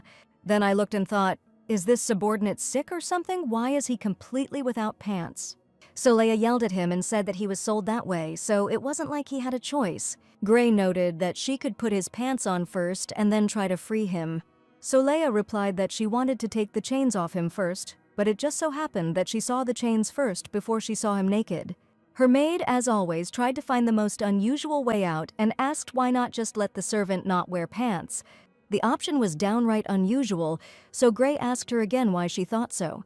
Soleil decided to stop the discussion and said that her maid had problems in her family, so she was talking nonsense so that he would not pay attention to it. After which, she called her brother into the house and quietly told the maid to stop reading strange books. And just like that, her family grew again, this time completely by accident. They all headed into the house, the maid trying to keep up with her so that her place would not be taken by a new subordinate. The next day, Soleil was exercising again under the guidance of a new coach. She asked the servant to watch her back to make sure it was straight, to be sure that the exercises were doing her good. He replied that everything was fine and continued counting. There were already 14 repetitions. When the count reached 29, Soleil said that was all. For today it was very convenient that the servant counted for her. The butler remembered how Soleil, lying in bed, screamed, my Don, give me back my Don." He wondered if the lady was so desperate to get her dream man just for this reason. However, from the outside, they looked quite happy.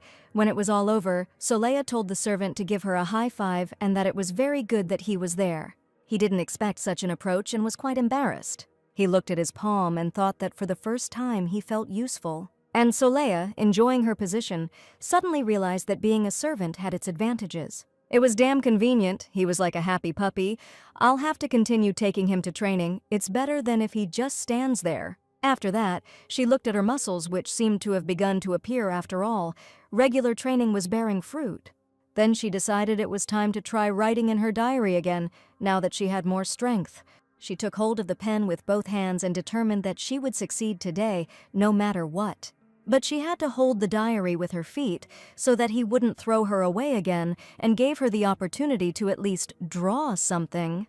She stubbornly reached out to him, thinking that if she tried a little more, she would definitely reach him. Her efforts were rewarded, and she was eventually able to touch the page. She was already very close, just a little more, and she would have succeeded. However, here she felt that she was starting to lose her strength. Something was just distracting her. It was a pendant that contained her lottery ticket, the most valuable thing in her life. Looking at him, she said that his mother was already coming.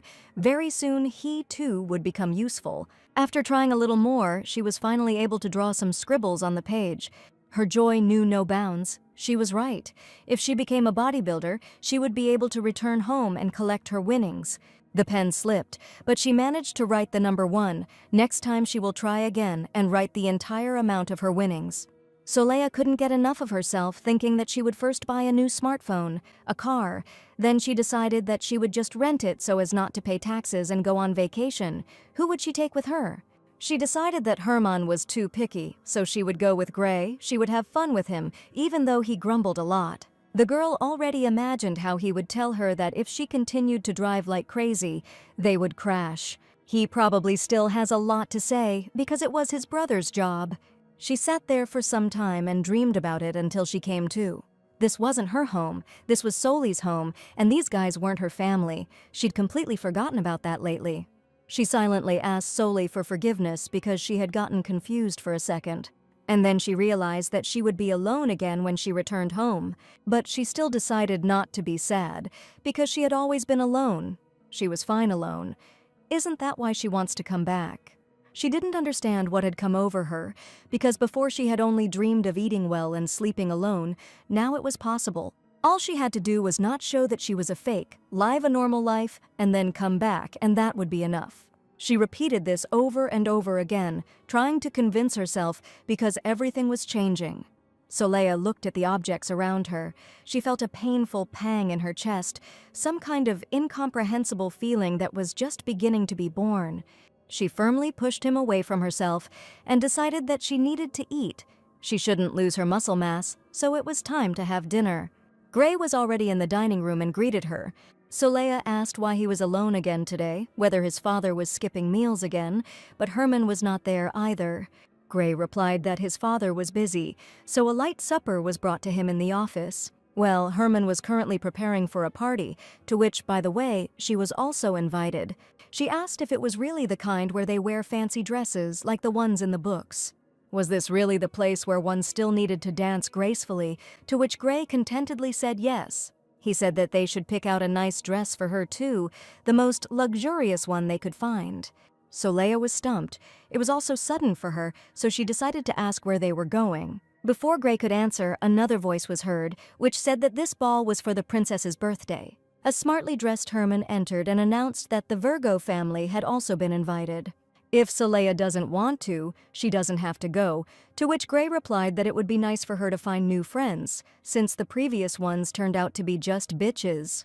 When he said that her father was worried about this, she felt uncomfortable he wasn't trying to show her off in order to sell her at a higher price, and he didn't want to find her a groom in this way. She looked at Gray and thought that she had no idea what he was thinking. On this day, she was finally able to write something in her diary and should soon return home. She had no need to go to the ball, but her brother had already extended his hand to her and said that it was worth having fun. Soleya didn't understand why she felt strange, because she didn't really want to. At this time, the Duke was sitting in his office. He had not been able to collect his thoughts today. Recent memories were spinning in his head, and he couldn't get them out of his head. He remembered Soleya telling him not to worry about her, adding the word, please. This please don't worry about me did not leave the Duke's head. He tried to understand what it meant. Instead of the necessary notes, he got some scribbles because he thought about what was happening to his beloved daughter. She felt alienated after she lost her memory, or maybe he upset her in some way. She never spoke like that before. She acted differently. Now the distance between them was much greater than it had ever been. His daughter has recovered and is becoming more active, so perhaps he should be more positive too. At that moment, the carriage arrived at the indicated address, and an adventure lay ahead. As Soleya came out, she saw both brothers acting rather strangely. They both extended their hand to her to come down, but their sister did not understand whose hand she should take, since she treated both of them well. They looked at each other, and then the brotherly struggle began. Gray said that his hand was bigger, so of course she should take it. Herman replied that by that logic his hand was better, it was more comfortable to hold. It was so sweet that Soleil felt that strange feeling again, some warmth inside her chest. At that moment, the coachman silently shouted in her direction that she needed to take both hands. She could not single out either of the brothers. Soleil turned around, trying to understand why he wasn't saying anything, but seemed to be shouting. One at that moment was able to read his lips, which made her task much easier. The coachman grinned contentedly when he realized that she had gotten the message. She smiled and extended a hand to each brother. It was not for nothing that she had 2 of them. After which I looked ahead and saw what a women's clothing store looked like. At this point, the brothers began to bicker. Gray called her Leia.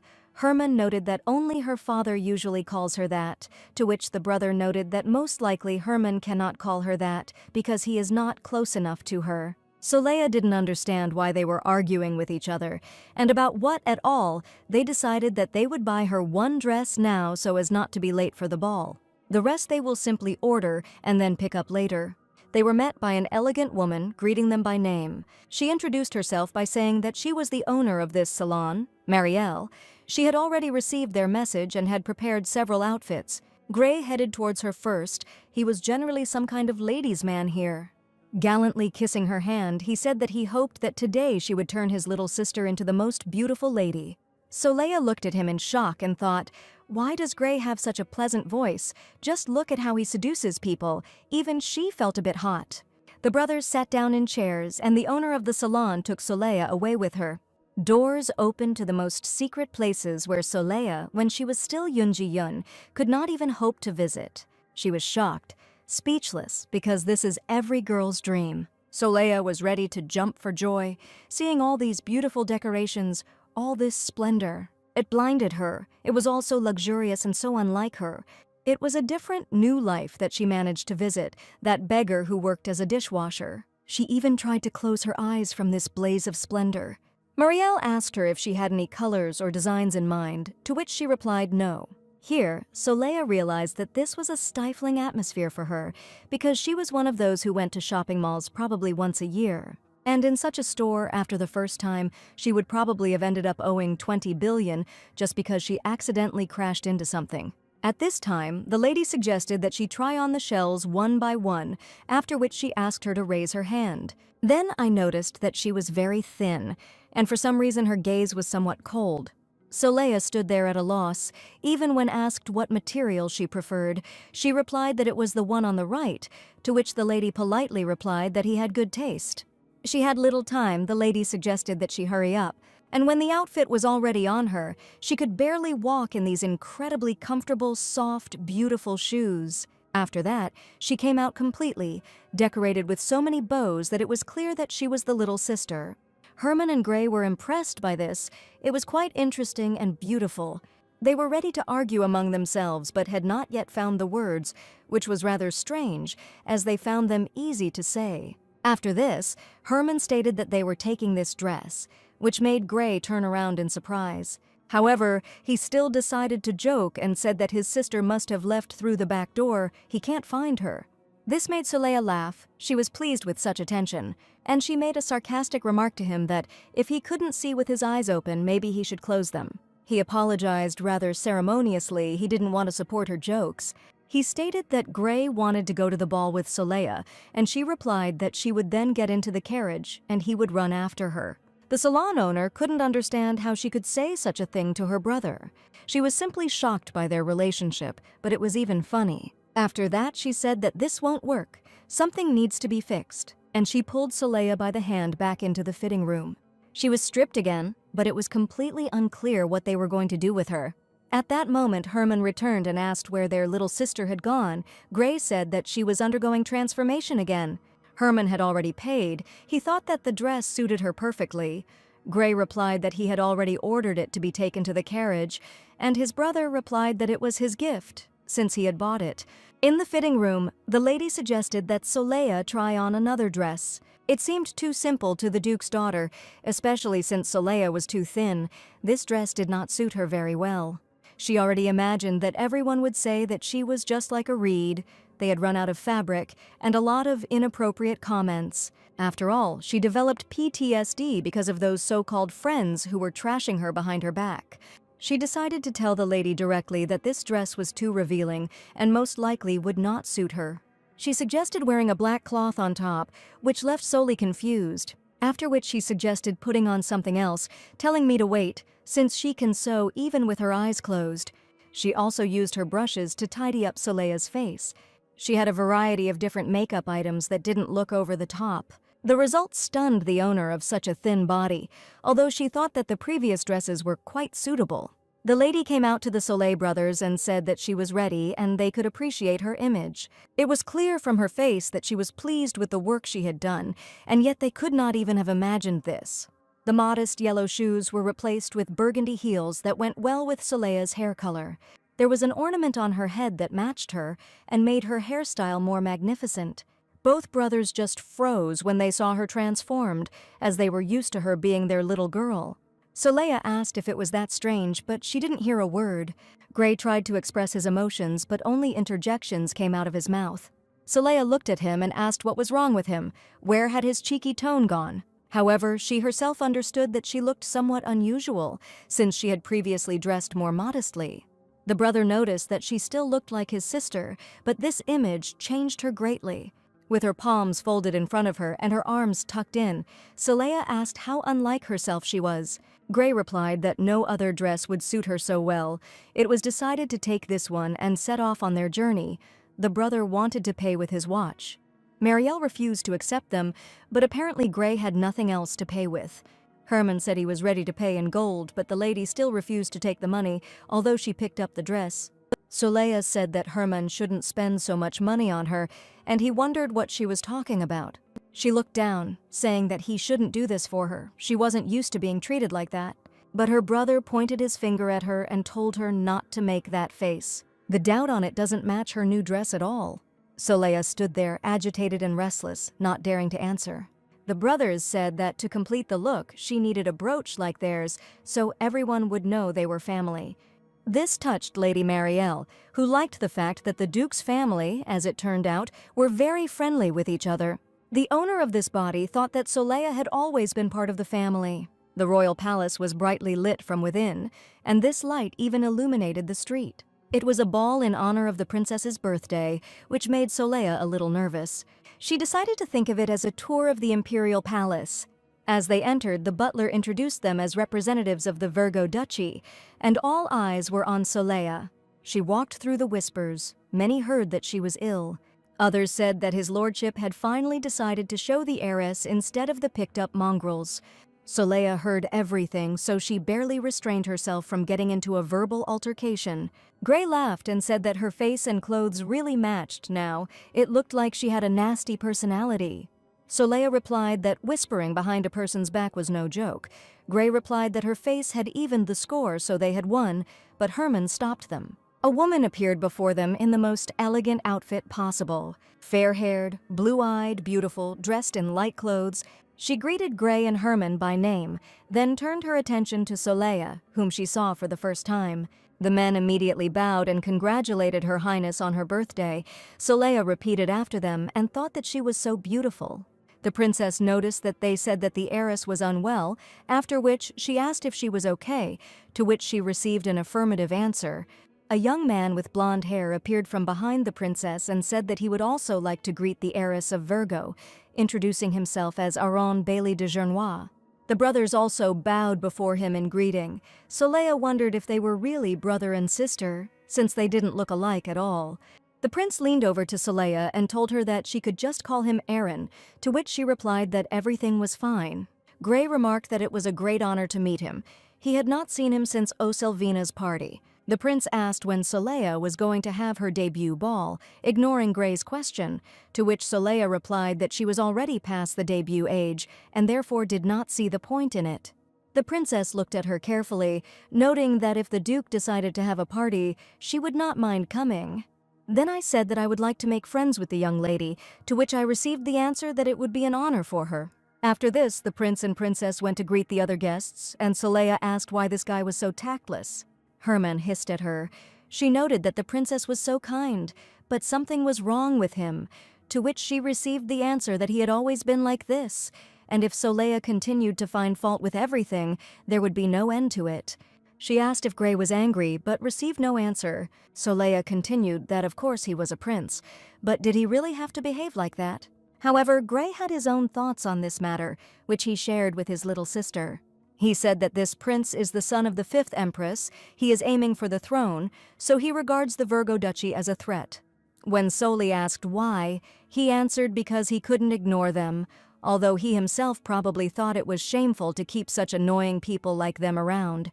Soleil didn't understand why everyone thought her brothers were annoying and why she was so angry about it.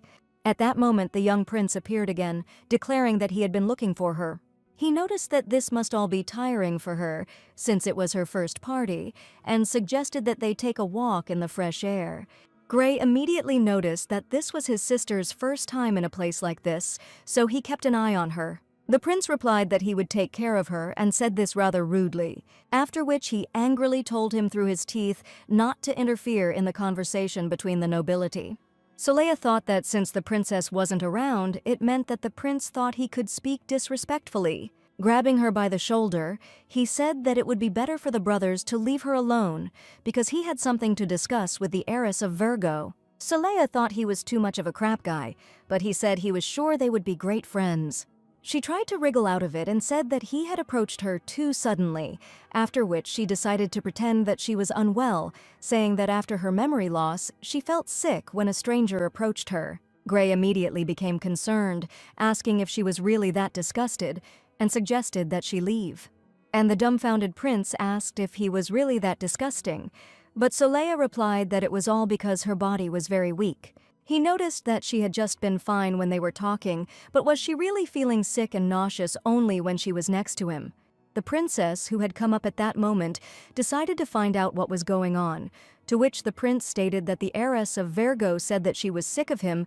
He knew that they even bought a servant to watch her training, so she couldn't be so weak just from meeting a new person. The princess noted that, judging by his words, he seemed to have spies in the Virgo Duchy. She said that fortunately it seemed that she did not make the heiress of Virgo sick, suggesting that they go together to rest for a while. These words outraged the prince, who took it as an insult. And the princess said that the Virgo brothers should find the spies to prevent the spread of unnecessary rumors, to which they replied that everything would be done in the best possible way. With these words, the princess was about to leave with Soleil, but she still turned to the prince. She told him not to dare joke with her, it was her party. She invited him solely for the honor of the 5th Empress. The prince immediately became furious and told her not to even think about making fun of his mother. He thought to himself that she was only doing this because the emperor liked families that got along. The princess then told the emperor to come if he thought so, noting that fortunately the prince was not so stupid. After this, the princess took the young duchess by the hand, leading her away with her. Soleil worriedly told her brothers that she was a little afraid of the princess. They noticed that they were also a little afraid of her, so they couldn't stop her. The princess took her to a secluded room where they could talk behind closed doors. It even had curtains drawn to prevent anyone from peeping in. She said that she wanted to give her name first, so that Soleil would know what it was like to have a princess introduce herself in person. She replied that she would be fine without this knowledge. However, the princess said that her name was Carachapelle Rosa von Sapatode de Gernois, after which she added that the Lady Duchess could call her Racha. Then, looking into her eyes intently, she said that she wanted to possess her, after which she added that the Duchess in the same world will own a princess. All Soleil could say to this proposal was the word pardon. The princess continued her thought and said that she could make her the Duchess of Virgo if she became her sword. This would give the Duchess more power than she currently has, but Soleil said she wasn't interested. She thought to herself that Soleil herself would not want this either, but out loud she said that she did not think that the Duke had any health problems, so there was no point in talking about inheritance. Then she decided that while the princess was confused, she needed to get away quickly. She turned and walked away, and the princess suddenly said, "How about the sons of Duke Virgo being treated with respect?" Soleil turned around. She was interested in this question, but she wanted to clarify. The princess noted that she and her brothers seemed to get along well, which meant she should think about helping them build a reputation for themselves in society. The princess herself is ready to make sure that no one looks down on them or talks about their past. Soleil thought about her brothers, trying to decide if the offer was worth considering. Herman sometimes kept an eye on her, but he also liked to tease her, that was all. The closest to Soleil was Gray, but eventually their paths would diverge. The Duke seems to care about Soleil, but she is still not his daughter. She was definitely not part of their family, so there was no point in considering the princess's words since they did not concern her. But nevertheless, she felt something pricking in her chest. Some strange pain appeared. So it was possible that the proposed terms were what she had always wanted. She was a beggar, a poor thing, abandoned by her mother, uneducated, and she heard this all her life. The princess's words that she would make sure that no one looked down on her brothers or talked about their past. She would have loved to have such a life, but it became an impossible dream, simply because she was the one who was the least proud of the past. She was not part of this family. This deal did not concern her. She could not accept this offer. To dot the I's and cross the T's, she approached the princess and said that she didn't need help, to which she received the answer that the princess understood. Having politely said goodbye to each other, they ended their conversation. When the Duchess left, the princess said that she did not think that the lady of the Virgo house was such a strong girl. At that moment, a shadow appeared and asked what I should do with the recording, to which the princess replied that Lady Virgo was of no use to them. She was not the type whose weaknesses could be exposed through such a conversation, so the recording was pointless. However, then the girl with the ball said that she did not see Lady Virgo on the recording. She simply didn't appear on the magic ball, as if she wasn't there during this conversation. The princess remarked that in that case she had seen a ghost, but the girl replied that she had also seen it with her own eyes. There were suspicions that the lady was a sorceress who could erase records, but no mana flows were noticeable. So they suggested that she was most likely more like Eidolon, a great magician. Or perhaps she has so little mana that the recording stone can't even capture it. The princess demanded an explanation. The girl replied that she could do it later. The princess asked if Mrs. Virgo was dangerous. She would like to meet her. The girl decided to clarify whether it was because she needed someone from the Virgo family. She noted that Soleil was the first one to openly reject her. It would seem that the explanation was exhaustive, but the young sorceress froze. She didn't understand why she would get involved with a girl who didn't want to open up. The princess noticed that he had run away and did not answer. The young sorceress got along with her. However, she seems very careful about how to approach it. At that moment, a maid came in. The princess asked what was wrong with the Virgo family. She replied that everyone had gone home. When asked if she was in a good mood, the maid replied that the mistress had gotten into a fight and left angry. But her brothers were smiling without the Duchess. There was no one to teach her manners, just like her other relatives. The princess responded with a short phrase, but made a note in her mind. It seemed that this maid had no place in the courtyard, considering that she spoke so freely about the princess's guests. She was sure that they would never meet again, since spreading such rumors was unacceptable. In the ballroom 10 minutes earlier, Soleil was thinking about how she needed to run. She looked for her brothers, and after some time she finally found them. However, they were not alone. There was a man standing next to them in the company.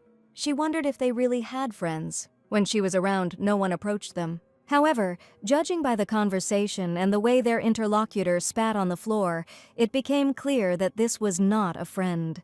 The man asked if Gray wasn't ashamed to come every time just to humiliate himself. Were they really used to begging, or was this some kind of magical experiment in shamelessness? Herman told his brother not to let him touch him. They were leaving soon anyway. The interlocutor stated why Lady Virgo was included in their total number, since when were lower people allowed to unite themselves with true aristocrats? Soleil realized that these were not friends at all, but she was already starting to boil. She had seen many like him. She was refused payment for her work in a restaurant. The owner considered her a simpleton, a lonely child. When she quit, he threw her out like she was a pathetic little dog.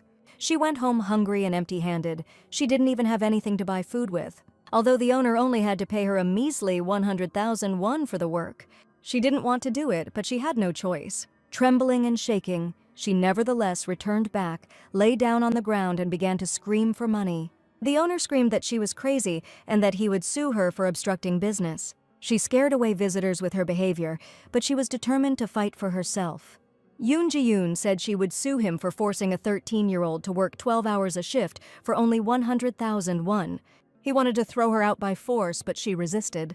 She stated that she was not asking for $1,000,001 severance pay, she just wanted her unpaid salary.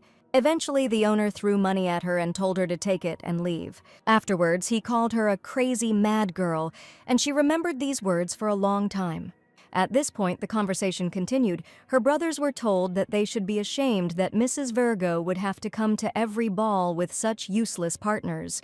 As a result, she will be humiliated and her reputation in society will suffer significantly.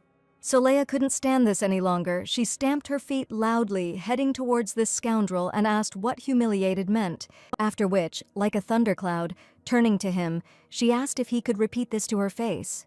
She asked what he wanted to say about her brothers, turning to them and asking why they were talking to this toad. He said that the lady's words were cruel, but she said that the same could be said about him, after which she asked him not to bark at her brothers anymore. He decided to get out of the situation by saying that this is why they say that the home environment is important. He should have guessed what she was like based on his inferences about her brothers. However, Soleya asked if he hadn't gotten it. She told him to shut his mouth. Maybe she should bring a frog here so that it could translate it into his native language. It was an outrageous insult, but Soleya had no intention of stopping. The man was shocked. He did not expect such behavior from Mrs. Virgo. Herman tried to stop her, but Gray hugged her from behind and called her to leave. However, Soleya was still not ready to leave the room. She said that she remembered this man. Both brothers tried to calm her down, although it was clear that Gray was deeply amused by the situation. Soleya continued to threaten their interlocutor, telling him not to dare show his face to her. She said that if she saw him again, she would show him how her bad home environment could affect his life. The man could not find the words to give a worthy answer. Seeing that his sister was calming down, Gray picked her up in his arms and carried her to the exit, but she continued to threaten. Laughing madly to himself, Gray decided that this evening had become one of the best in his time attending balls. When they came out, Soleya rushed at them screaming and asked why they had stood there listening to all this. Herman said that she had made a mistake, because there were many aristocrats there. Soleya replied that she had not waved her fists, but had simply had a little argument. Gray, trying to keep a straight face, said that it wasn't a little. She gave him such a dressing down that the dust rose. Herman grinned but tried to restrain himself. After all, he was the older brother. After that, he said that she had been too careless after all. Soleya was immediately indignant. Wasn't it careless to insult the Duke's sons? The brothers replied that her reputation could reach rock bottom because it didn't matter what happened to them. Soon she would have to continue the family business, but Soleya was confused. Weren't they Virgo themselves? She put the brothers in a dumbfounded position with this question, noting that even if others say all sorts of things, they should not treat themselves the same way. Gray and Herman are the same young gentleman of Virgo, as is Soleya, whom they constantly babysat. Gray decided it was time to finish and agreed with her, then put his arm around her shoulders. However, Soleya sensed the trick and said that then why did he stand there and endure it, since that man was not fit to hold a candle to him. She stated that it upset her greatly, but Gray tried to stop her again. He looked closely into her eyes. Soleya already felt some kind of catch, because he loved to make fun of her. He asked her if she was upset, if she really was upset that they were being insulted. Soleya got mad and said, "Isn't it obvious since she sees them more than anyone else?" The brother laughed and said that Gray was pleased that Soleya was upset because of him. She was outraged and told him to stop talking about himself in the third person. Her brother told her to stop doing it herself, and to her indignation, he told her to ask Herman, to which he said that Herman actually liked it too. Gray almost fell over laughing, and Soleya asked why they were both so crazy.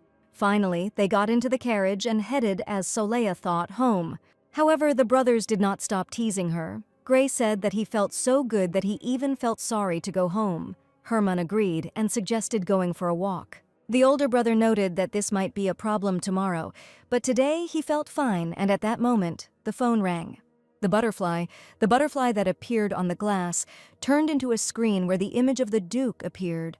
He asked if they had a good time. Soleya was shocked that there were video calls here too. The brothers looked at their confused little sister and said that they were going to take a little walk and then go home. The Duke smiled and remarked that they seemed to have had a good time, which was a relief to him. Soleya noticed that he wanted to marry her off to make money. However, on the marriage market, her chances were zero. The Duke asked again what she was talking about. After this, he indignantly asked who was getting married, to which Soleya noted that he was going to marry her off. The Duke asked who was talking such nonsense. Soleya replied that she had heard it all herself. Father became furious and said that this was an emergency family meeting to reject the ridiculous proposals that were made to Soleya after she fainted. As for the grain storage facilities that her father was supposed to receive, she simply misunderstood. The Duke had good reason to ask about other candidates. He wanted to hear the opinions of family members. They began to express it, but he only waited to see who would show the worst. At the same time, I agreed with them to encourage them to continue telling their story. After this, he declared that now he clearly sees who dares to regard his daughter as a thing. He noted that he would never again allow these merchants to set foot on the territory of the duchy. Soli's brothers said that their father was angry for a long time and wanted her to never know what happened. He wanted to make sure none of this reached her ears. After this, he asked her for forgiveness, but Soleya could not utter a word. Herman asked her who dared to force marriage on her and why she even started this conversation. However, the Duke noted that she would only marry after his death, and the brothers noted that her opinion on this matter was a priority. Soleya tried to interrupt, but was told that she should listen to other people until the very end and not make up stories for herself. Besides, she got it for calling him brother in front of strangers. You can't do that unofficially. She chuckled and asked if she really had to call him a bastard like she did at home, after which she realized that Soleya was actually loved. At this point, they arrived at the place the brothers had chosen, which was called the Falls of the Union. There was a legend that you could be reunited with someone you had lost on this hill. Although it was just a fairy tale, Herman said he would take Soleya's hand in case she was surprised and fell. Gray immediately noticed why his brother was holding his little sister without him and joined in from the other side. Herman said some kind of spell, after which everything began to change magically. Fireflies appeared around and the brothers and sister looked at them with bated breath. Soleya was delighted, and her brothers looked at her with affection. For them, she was still so little. Fireflies surrounded the entire space. There were more and more of them, which made the glow stronger. The beauty of this place was amazing. It was truly magical and unforgettable. Soleya, as if we had all the wind that caressed her hair, leaves a feeling of admiration in the soul. And after some time, Soleya suddenly felt changes in her soul. Everything seemed so far away. The palace and the party where she had done such a mischief. Even Solei's family, who stood next to her, seemed far away. Her past life, which she thought she would not be able to live to the end. Everything became unreal, but delightful, and began to be seen in a different light. The girl raised her eyes and whispered words of forgiveness to the real owner of this body. She begged him for stealing the happiness she was supposed to feel, but she thought maybe this time she wouldn't pay attention. Yoon-ji-eun decided that she would think of it as a dream until she returned back. But for now, just once, she wanted to feel that warmth. When she wakes up, she will never want you again. But now, these feelings will be the foundation on which she can live the rest of her life. Afterwards, they returned in the carriage. Soleya was in a thoughtful mood. However, she still continued to ask why her brothers tolerated such behavior, because when those fools who called themselves her friends came and started to mock her, they immediately threw them out. Soleya clearly remembered how calm and firm Gray had been, despite the fact that all these girls were from wealthy, famous families. Herman replied that the aristocracy in this country is inextricably linked. Any little thing can isolate the duchy. Soleya said that the Duke had a lot of money. She was convinced of it. Herman replied that money was not everything. If they wanted to properly manage the duchy, capital alone was not enough. They had to take into account the means of production and trade in goods, as well as labor management. He decided to give her an example. Since the three of them were punished last time, the amount of produce coming into the estate had sharply decreased. The price of goods also increased, and this was reflected in other areas. Viscount Kane made money from the slave trade, and their capital was immediately withdrawn, and the well-being of the entire duchy took a huge blow. Soleya was shocked. She didn't know that her fight with the girls led to these consequences. However, Gray was quick to reassure her and said that their father was an exceptional person, and everything would soon be fine. Soleya was babbling something, but the brothers told her to try to control herself now. They would take care of themselves. She thought to herself that not everything in life goes as smoothly as she would like. How could she forget about this, since she herself had experienced it more than once? She began to think about it and realized that it was for her sake and for the sake of the duchy that they allowed themselves to be insulted. Unlike her, they held back so as not to harm their family and future. However, she immediately thought, shouldn't the same thing apply to the other side by the same logic? So Leia began to explain that the others did not want to send invitations to the duchy, but they did anyway. The brothers did not want to accept them, but they did, so it was a one-to-one deal. Neither of them like it, but they do it anyway because they benefit each other. Wouldn't it be better for them not to provoke them? That little frog actually started it. Why are her brothers the only ones getting bullied? Should they just accept it? Herman didn't know what to answer. He said that it wasn't that simple. But Leia noted that the more complicated it was, the simpler it was to think about it. Gray was thinking to himself at that moment that she was so upset that it was really funny to see her like that. So Leia continued to explain why they didn't humiliate the toad in response. Gray replied that the more he listened to her, the more he agreed with her. Herman tried to stop him, telling him not to agree with her. The brother asked if she was not telling the truth, since that was how things really were. So Leia thought to herself that her younger brother seemed to be not only handsome, but also smart. Herman thought that it would be better for these two not to come to the next party. Most likely, it would not do without disaster again. Upon returning, Leia answered the maid's questions inappropriately, and she asked her to bring her information about the duchy. When the maid asked for clarification, she said that she needed the history, the stock exchange layout, the entire land registry book. Not only about the houses that trade with Virgo, but also about those that are no longer associated with them. Annie asked if she had really decided to become the Duke's heir, since she had not been interested in it before. So Leia thought that the old her might have been like that, but now she knew how dismissive it was. Looking back on the trip, she thought she couldn't sit back and do nothing. She needed to change something. Besides, while she hasn't finished writing in her diary and can't return to reality, she now needs to take her place. She didn't care what anyone thought about her. It was a dark night, but Leia was not yet asleep. She had too much to do. The entire table was covered with books. She had too much to study to find out the real state of affairs. The maid said that she needed to rest and asked not to stay late. So Leia thoughtfully told her that of course she would rest, but she continued to work. She herself thought that it was so difficult, there was so much to learn and so little time. And at that moment she saw the diary, remembering that she had not yet tried to write in it today. It was already past midnight. She wanted to see what happened to the unit she wrote yesterday. She saw a recording that if they broke in again, she wouldn't let it go, whatever that meant. The next day came. It was time to get up. He promised to bring a lot of interesting things. Gray asked worriedly why Leia looked so tired. Did she really not get enough sleep? She said that it was none of his business, and her brother replied that he shouldn't go to bed at dawn. I wondered to myself if she had read that Madame Remshi novel again. He told her servant to go away. Leia realized that he remembered the hot scene he had read aloud to her. However, the servant timidly replied that the lady needed to run 4 laps and do 20 squats, and he had to help her. Gray noted that he himself could make sure that she completed everything. Leia told her brother that the servant had nothing to do, so she called him. He asked why she was angry with him since he only wanted to help. Leia indignantly said that he shouldn't do this to her. She was already tired, and he was exhausting her even more. Gray continued the argument and said that she needed to sleep at night to be healthy, just to not get sick. Leia didn't understand why this situation had escalated so quickly, even though they had been arguing before. However, Gray continued that he used to teach her to train and kept score of her, why this subordinate took everything for himself. Leia realized that he was just jealous. How old was this idiot? He turned away, and she thought he was now angry at himself for being angry at her. He approached her servant and said that he wanted to break his contract of subordination.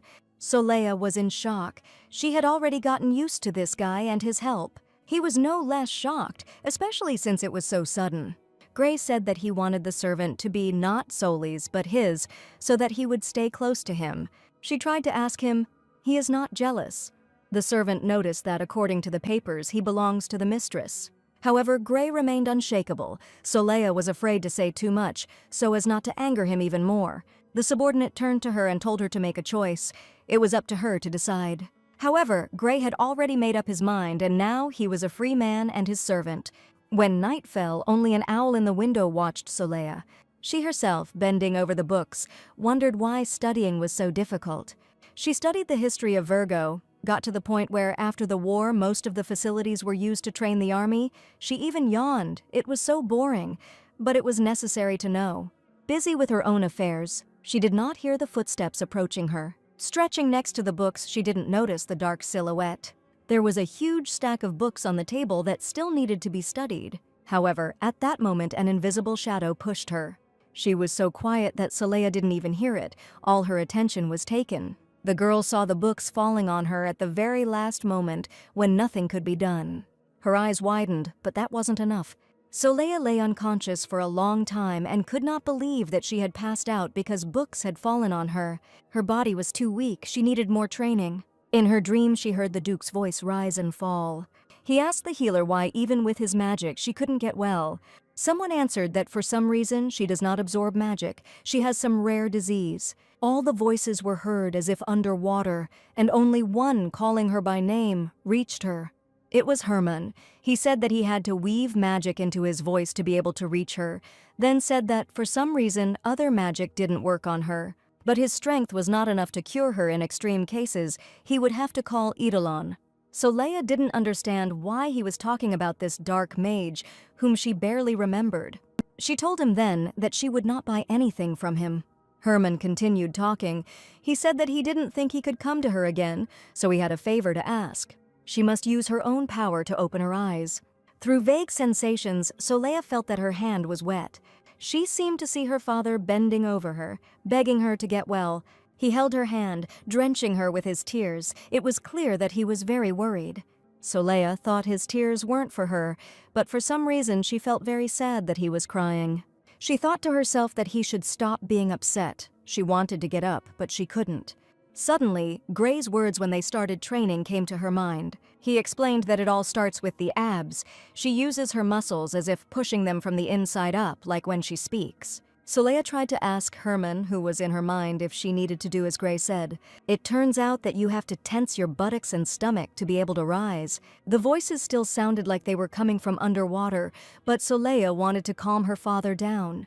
She tried her best to do as her brothers taught her to rise up, and at some point, through sheer force of will, she succeeded. Her muscles responded.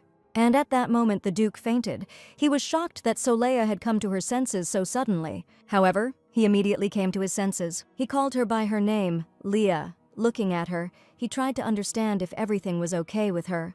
He asked her a lot of questions. Saleha tried her best to reassure him that everything was okay. Her father said that the healer's magic didn't work on her, so they were terribly worried. She was surprised when she first came here and injured her leg, but the magic worked. Then she quickly recovered precisely thanks to the power of the healers. And now she didn't understand whether her soul had completely united with Solei's body.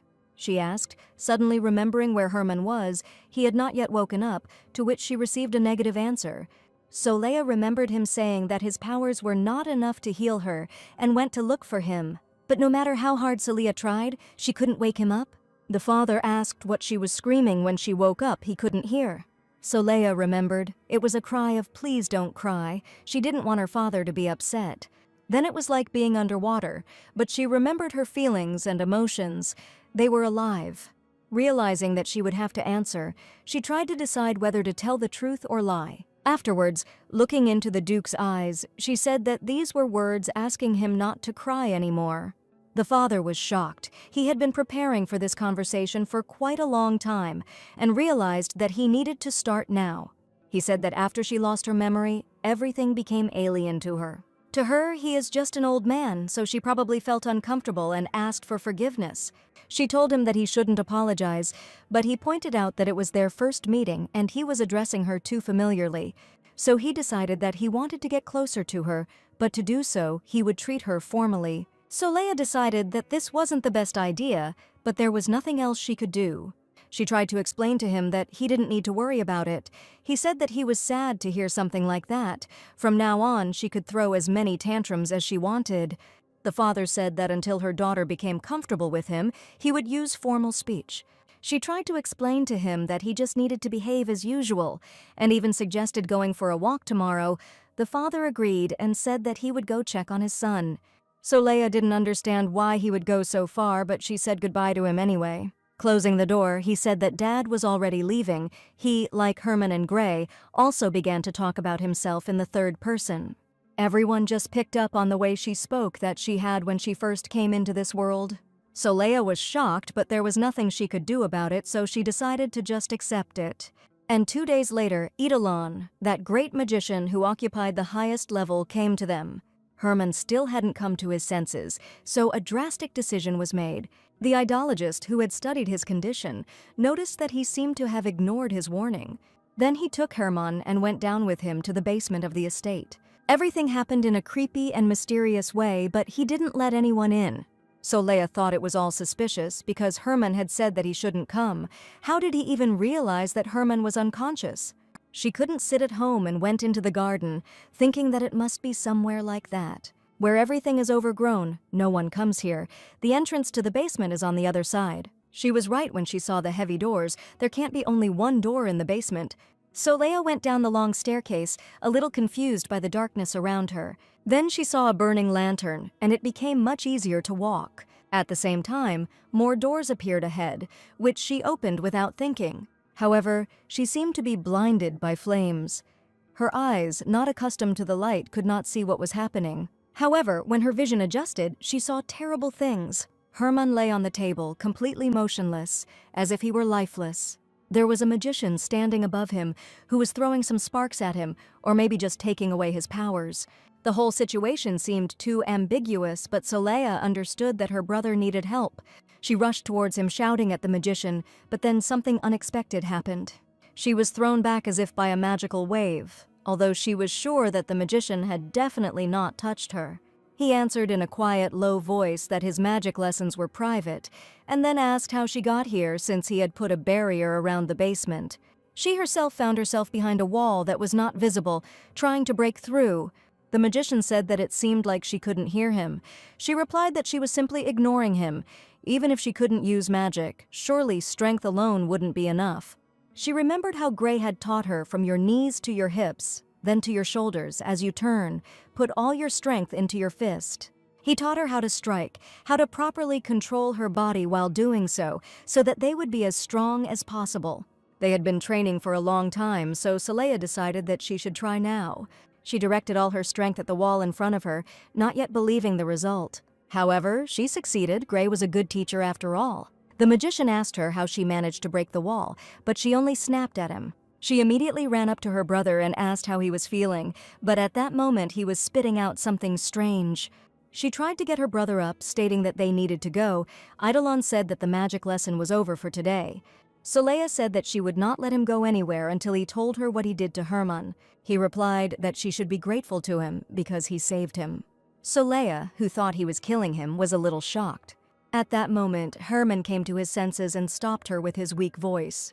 He said that Eidolon had helped him, but Soleil immediately told him not to lie to her. If he had really helped him, he wouldn't have that face now. Herman said she was right. He lied, but his next words made her go cold. He also shoved magic into Herman's dead body to save him like a doll. Soleil was shocked and asked what kind of nonsense he was talking about. Herman said that the magician found it thrown away and saved it because he wanted to and used it like this. Soleil said that they needed to tell the Duke everything immediately, but Herman replied that it was impossible. Eidolon was the only one who could save this body. However, here Herman raised his hand to her and said that as soon as she left, he would forget everything. After which he put his hand to her head, and all thoughts flew out of her. All she saw in front of her were her fingers, behind which was Herman's face.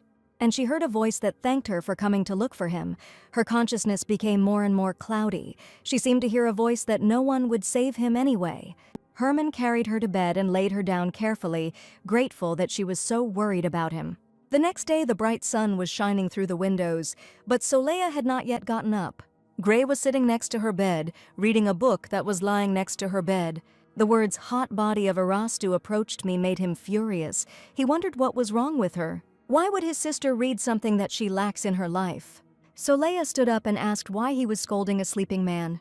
Gray asked why she was sleeping for so long. Soleil asked if it had really been that long. Having received an affirmative answer, she asked why she was taking other people's books. He replied that he simply wanted to know what was in this book, since she was holding it in her dream. She said she didn't remember what happened. Gray asked if she was really that upset. Soleil started to leaf through the book and saw 4 words: Herman, magic, this, month. She didn't understand what this meant, but she thought hard about it. She was pulled out of her thoughts by Gray, who said that it was enough to look at the book and that she needed to go eat. The whole family was at the table. The father said that she must be very tired because she slept for a long time. Soleil didn't remember at all when she fell asleep, but she told her father that everything was fine, and then Herman turned to her. He said that if she had digestive problems, he could order lighter dishes. At the same time, his hand lay strangely on the table as if he was completely exhausted. Soleil replied that everything was fine, she could eat normally. She wondered to herself whether he had recently been in bed because he had become ill, but the Duke interrupted her thoughts, saying that they had not dined together for a long time. At the same time, he again formally addressed his daughter, which could not help but irritate. She recalled recent events when she had addressed him in the same formal manner. I couldn't forget how he left after he officially said goodbye to her. I remembered how he said that Dad was already leaving, speaking about himself in the third person. And just as she began to say the word Duke to address him, she stumbled over the first 3 letters and said, Papa. Father was shocked. At this time, Gray decided to laugh and said that the Duke was apparently now a Jurap. Soleil whispered that he was a corpse. Gray mimicked her, but the Duke stopped him. She was told that she had been reading and then fallen asleep, but she clearly remembered going to the basement. And she remembered how she said something to Herman. It seemed like he was lying there on a big stone table. Something was happening.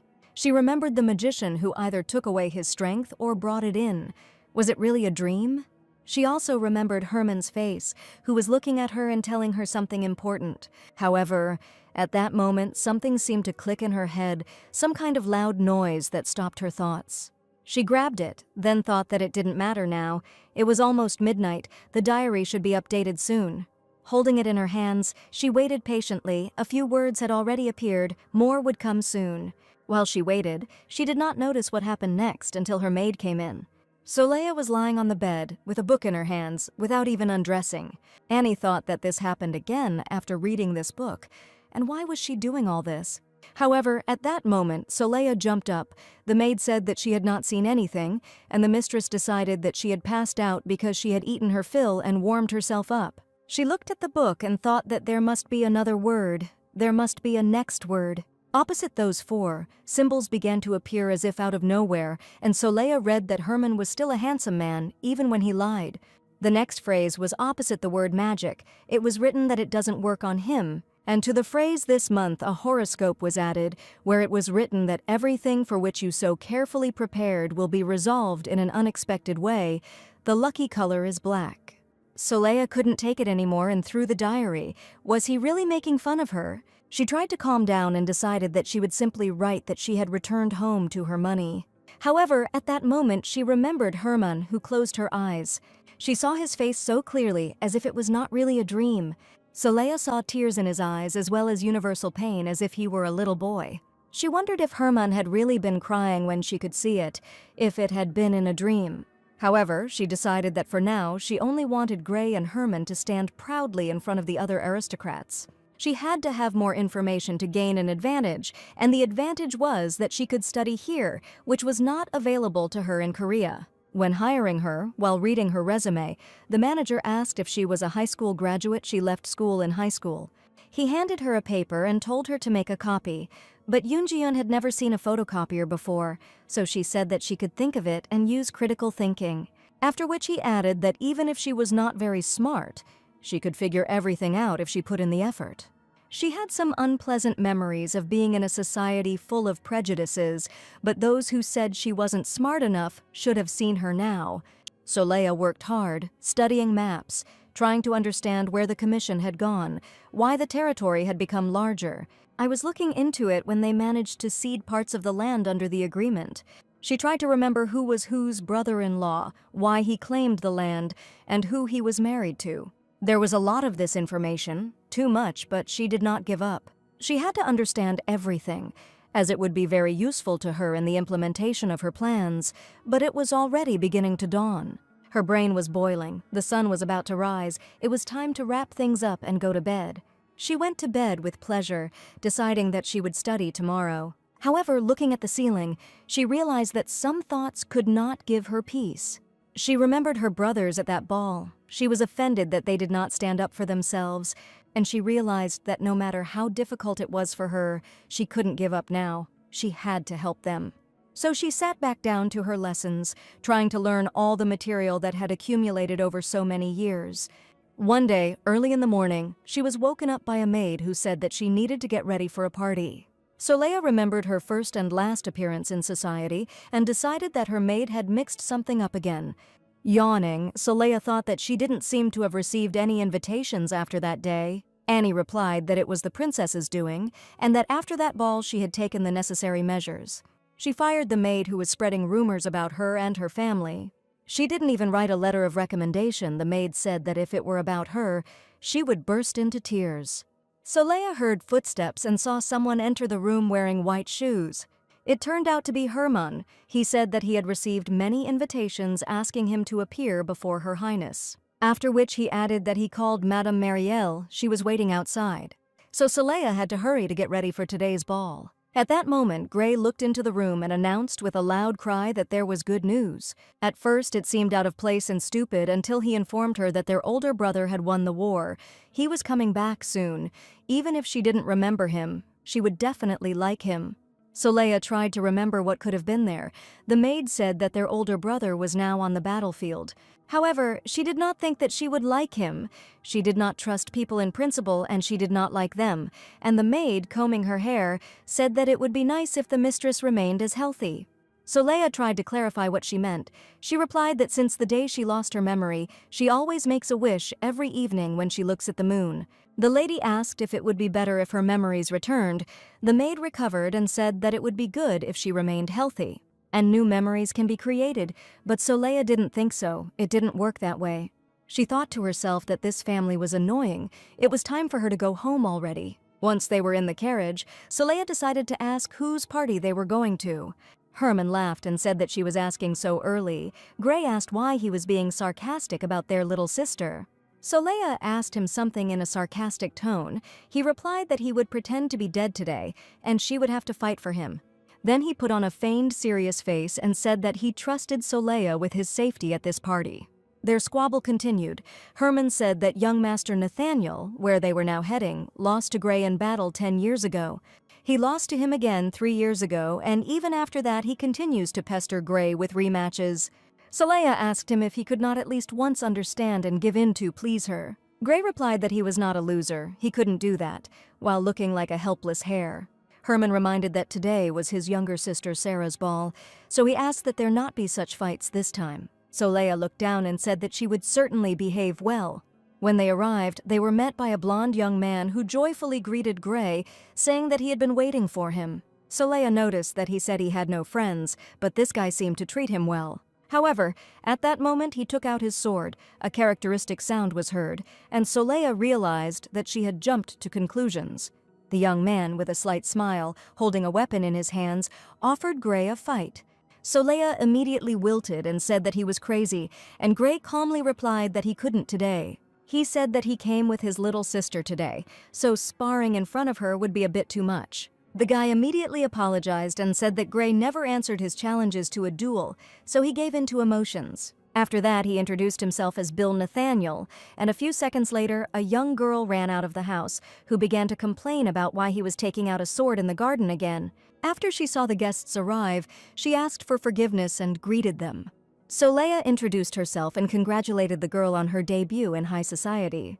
She replied that she was pleased to meet them and was very glad that they had come. At this point, the guys were sorting things out again. Gray said that they ignored challenges to a duel because Bill never threw a gauntlet at him. But it turned out that he was sending them to him in pairs, which was strange, and Soleil wondered why the Count's children were so cheerful. They entered a beautifully decorated hall where pleasant music was already playing. Soleil decided that it was a rather calm event, which was just right.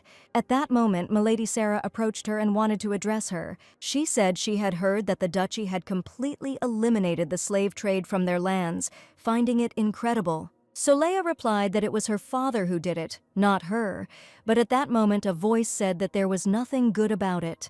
The same voice said that because of this, the Duke and the inhabitants of the duchy suffered a great loss.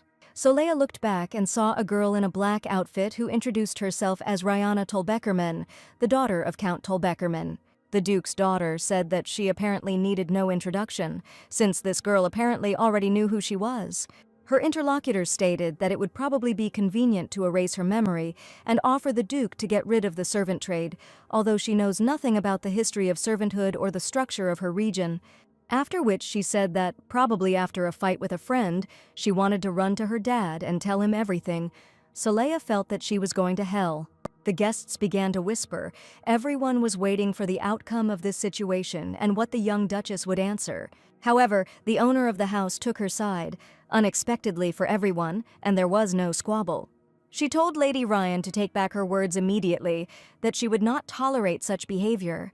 She said that she was just stating the facts, and that Solea shouldn't think of snitching on her daddy today, because even if she was young, she should have at least a drop of pride. After which, she turned around and wanted to leave, but Solea said that she knew so much, maybe she could enlighten her. Raina turned and asked what these words meant. Solea asked what she didn't know, that in the 4th year of Emperor Neumann's reign after the victory in the war with Utovia, he brought prisoners and made them subordinates. This was the first case of servitude in the empire. The official trade of servants in their country began when Cams II, exiled after a political war, returned. He took the throne and granted exclusive rights to the slave trade to Prince Oliver Taladin, the 3rd son of King Argon. After Solea clarified whether Ryan meant that she did not understand why servitude was flourishing, the interlocutor replied that she thought there was a misunderstanding. Solea continued that Oliver's trading company used the emperor's maritime trade funds to import more than just servants from other countries. They also imported sugar, tobacco, and various spices, and they resold the servants they bought to work in mines or farms. And this process was often accompanied by brutal murders of subordinates under the pretext of taming them. The girl thought that the Duchess knew too much for her age. However, Solea continued and said that apparently in Tolbeckerman County they still believed Narcohen's translation of the Bible.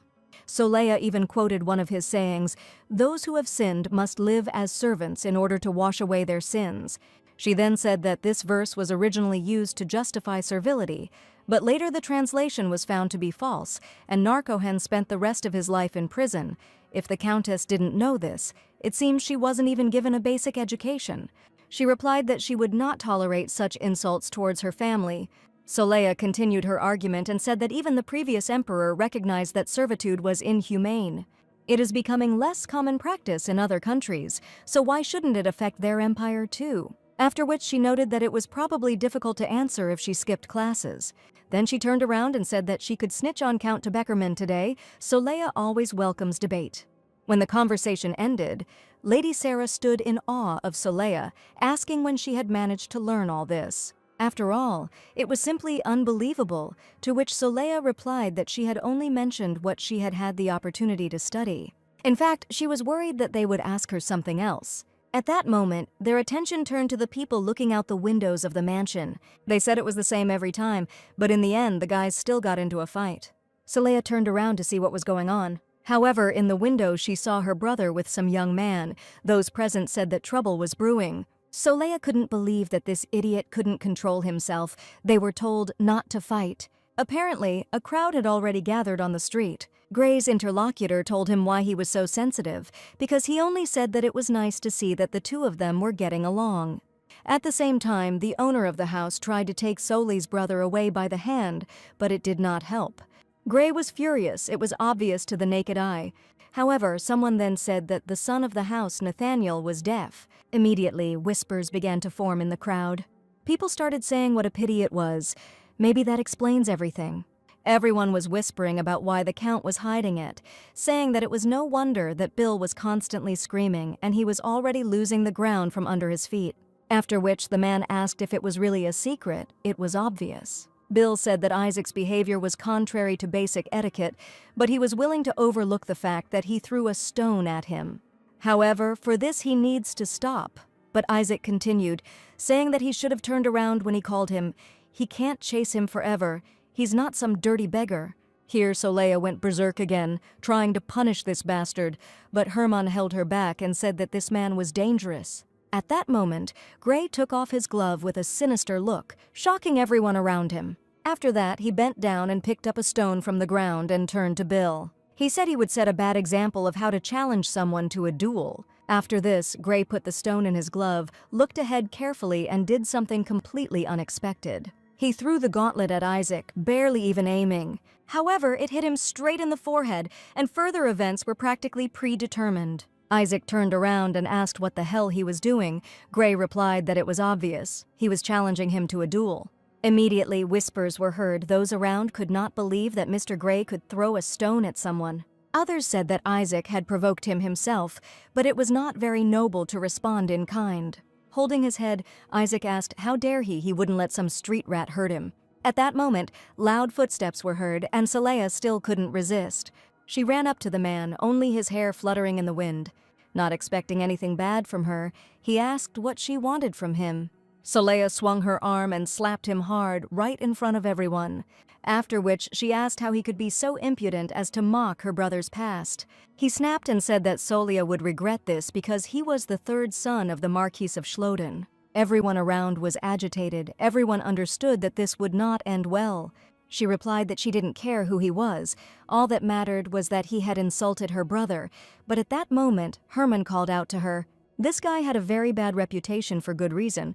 Apparently, he was ready to attack a woman.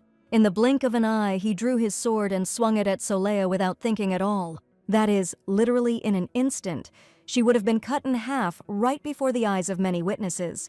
She suddenly realized that she had just been almost hacked to death with a sword, and this could have happened if not for her brother. Herman protected her with his magic, but reminded her that he had warned her that this man was dangerous.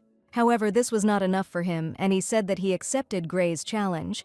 At this moment, Herman was thinking when his brother managed to pull out his sword. Solea stood trembling, her hand shaking with instinctive fear as he swung the weapon with the intention of wounding her. He stated that he was the youngest person ever to join the Knightly Order, and Gray was in trouble. However, he only laughed and said that it was quite funny, to which he received the answer that Isaac would kill him.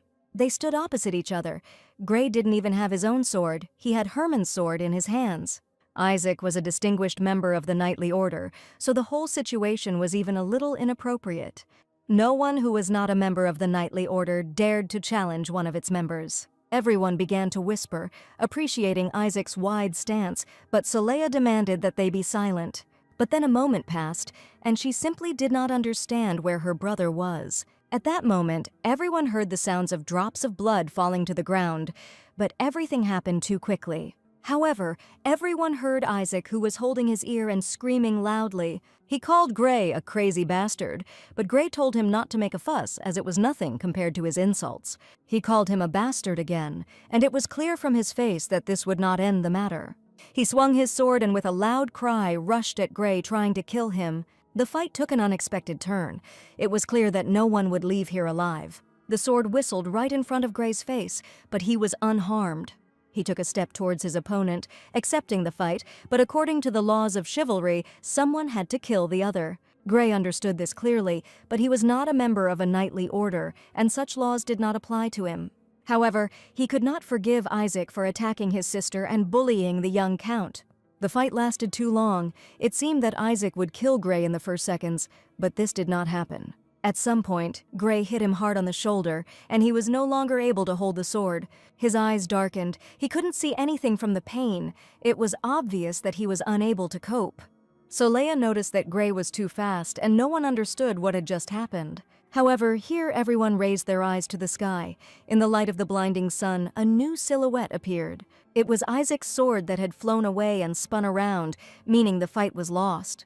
The beautiful sunset served as a contrast to such atrocity when two men were ready to kill each other. Gray placed his sword on Isaac's shoulder, demonstrating his victory. His opponent's sword was too far away for him to reach it. Everyone around was speechless, but at that moment they listened to Gray's words, who asked if Isaac was ready to say his last words. He responded so that he wouldn't even think that he could defeat him, calling him a worthless rat.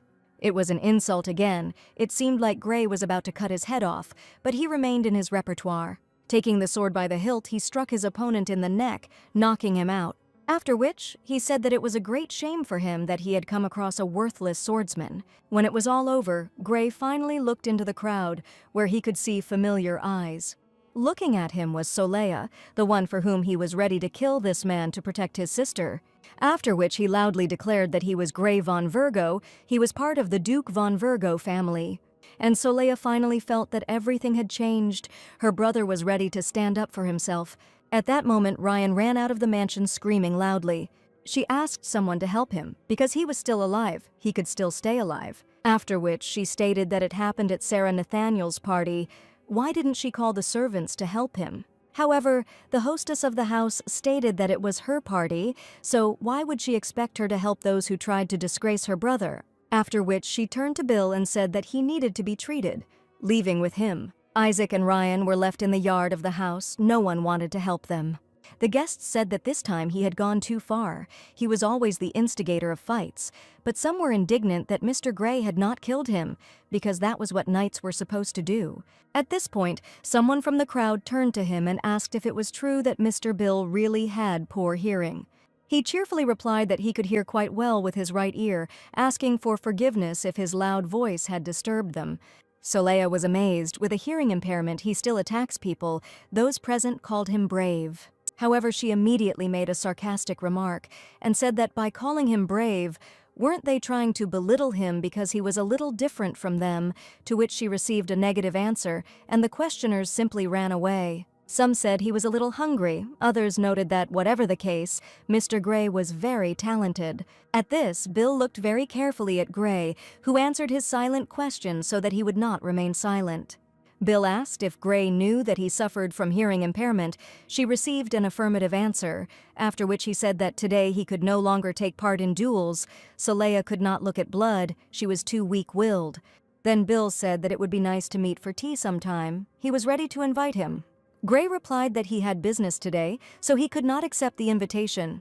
The next day, the princess was informed that the third son of the Marquis of Schloden had died. She clarified that she was talking about the one who lost the duel to Mr. Gray, after which she noticed that Duke Virgo had probably intervened to settle everything. She was told that when he heard what had happened, he declared that unless the Marquis could prove that his son was dead, he would stop trading with him and would set their property on fire. The princess noted that Marquis Schloden had made a wise choice. After all, he had other sons. However, here she thought, remembering what her father had once told her. Even when she was little, he told her not to let House Virgo become her enemy. When she asked why, he replied that they were like ghosts. It was better to kill them all than to be their enemies. When she asked if it was possible to kill them, he replied that it was not easy, and therefore the best option was to befriend them, but they do not open up to others from the first meeting. Remembering these words, the princess thought that she had only the second option left. She reminded the maid that she had asked her to study Solea von Virgo. She replied that she had done everything, but her answer might not satisfy the princess. It can be considered that the body of Duchess Solea is practically dead. It doesn't emit any mana at all, so there's a good chance it no longer has any life in it. The maid added that she did not have enough information about the lady herself, but according to ancient magic books, there was a version. The princess impatiently interrupted her and asked if she could befriend Solea, shocking her maid. The purpose of the investigation was to determine whether Solea was dangerous or not. The princess simply wanted her to answer this question. Her servant froze, so the princess repeated her question, asking if the future duchess posed a threat. If that was the case, she would get rid of her immediately, even if it meant ending House Virgo entirely. But if the risks are not so high, the princess would like to keep her close to her. Never before had she been so enchanted by anyone. She hurried the maid with an answer. She was confused, but said that it was possible. The princess was pleased with this answer. Then she asked to tell her in more detail what was wrong with her mana. The maid replied that she would not live more than a year. There is only one documented case of a man without mana in the Forbidden Book, and that was the last principal of Billionaire, who lived 200 years ago. After he died and came back to life again, he lost all his memories and mana. The princess asked if he had really died and been resurrected. Maybe he had been ill, to which she received an affirmative answer, but he died again exactly a year later, although he felt fine even the day before his death. According to the records found, there is a high probability that the same thing will happen to Lady Solea. The princess thought for a moment and told her maid that she had one request for her, although it sounded more like an order. She told her clearly that she wanted to befriend Lady Solea and save her, and the maid would help her with this, even if it meant putting her life on the line. The girl still asked if she could find out why the princess was so worried about her. She replied that she was evil, but honest. People like her maid, honest, are incredibly rare, but it is impossible for someone to have both malice and freedom from lies. The princess had never met anyone like Lady Solea. At that moment, it was as if someone sneezed in the room where Solea was. She felt goosebumps all over her skin, as if some obsessed psychopath was watching her. Considering that her suspicion meter never lies, it might have had something to do with the fact that Icy Herman wasn't so icy anymore. He became so friendly, as if she had risked her life for him. This diary infuriated her again. She could already write whole words there. She was curious as to why Mana wasn't working on her, so she wrote the word in her diary. However, in response she received manet, an obsolete word meaning a monastic robe. The word kept appearing from somewhere randomly, so the second time she wrote a swear word. In response, she received that this is a bad word. You need to say only good things. It even seemed to her that it was a bot with a neural network. On the third day, she wrote a swear word again and received in response woolen fiber, and in the next sentence it was written, maybe start a business and sell it, or wool. Solea didn't understand what the wool was for, but she knew that she wanted Herman and Gray to stand proudly in front of other nobles, to be respected, and for the Virgo family to own a large land. It would have been possible to hire just one shepherd to look after a dozen sheep, and this could have expanded the influence of the Virgo house. And she approached her father with a proposal to open a new business, Ratuel. The Duke's secretary was also in the room. Solea got straight to the point and said why not take advantage of the vast territories to start a wool business. She added that they have a lot of property, and it would be wasteful to use it only for military training. The father was pleased, and he said, how about the lands in the northeast? They are not bad. The secretary noted that they could increase the number of sheep they had. However, the Hyperman house already has a large wool production business. Their land is more fertile, which means they can keep more sheep. If no one buys wool from the duchy, how will they compensate for the time and money spent, and is it worth starting at all? Ratuel noted that they were currently receiving fair compensation for sending their knights into the field. Solea remarked that wouldn't anything be better than making money by risking the lives of their knights. However, the secretary immediately and reasonably noted that business must be profitable, people's lives depend on it. Solea thought he was right. It would be hard to compete with the Hyperman house. Maybe she should just give up. However, the father was inspired. He said that this was his daughter's first business idea. Shouldn't she try it? Ratuel noted that she needed a clear plan, because at the end of the day, it was a business. Considering that she is to inherit the Duke's position, her idea is not enough. However, here Solea intercepted the secretary's hand, confusing him. She asked which company made the best watches, to which she received the answer that Lynchit, but people who rarely look at the time usually buy Amadel products. Solea asked why, to which she received the answer that they were aesthetically pleasing, so as long as everything worked well, people tend to buy beautiful and expensive things. The girl asked if they were more expensive but sold better, to which she received the answer that the item symbolized the amount of power of its owner.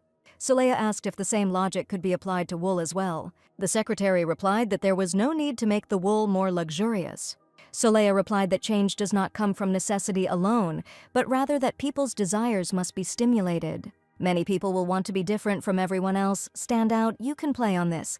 People who wear expensive, bright, unique things, who behave like proud peacocks, always want to be more fashionable. And they will not spare money on the purchase, which will make this business quite profitable. After which she said that these people are their clients, and they have a good chance of success. And, as the secretary said, it's just business. The main thing is to approach it correctly.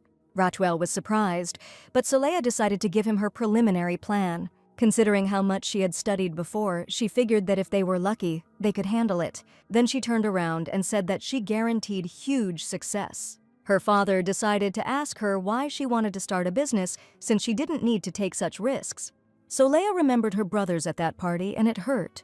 She probably thought it was because she was annoyed that everyone looked down on Herman and Gray. She wanted to fix it before she left. It would make it easier for her, and the family's reputation was ruined because of her. But if she told her father that, he would have a fit. The girl smiled and told him that she just wanted to earn a little money. The secretary, writing down his superior's instructions, asked if his lordship needed anything else.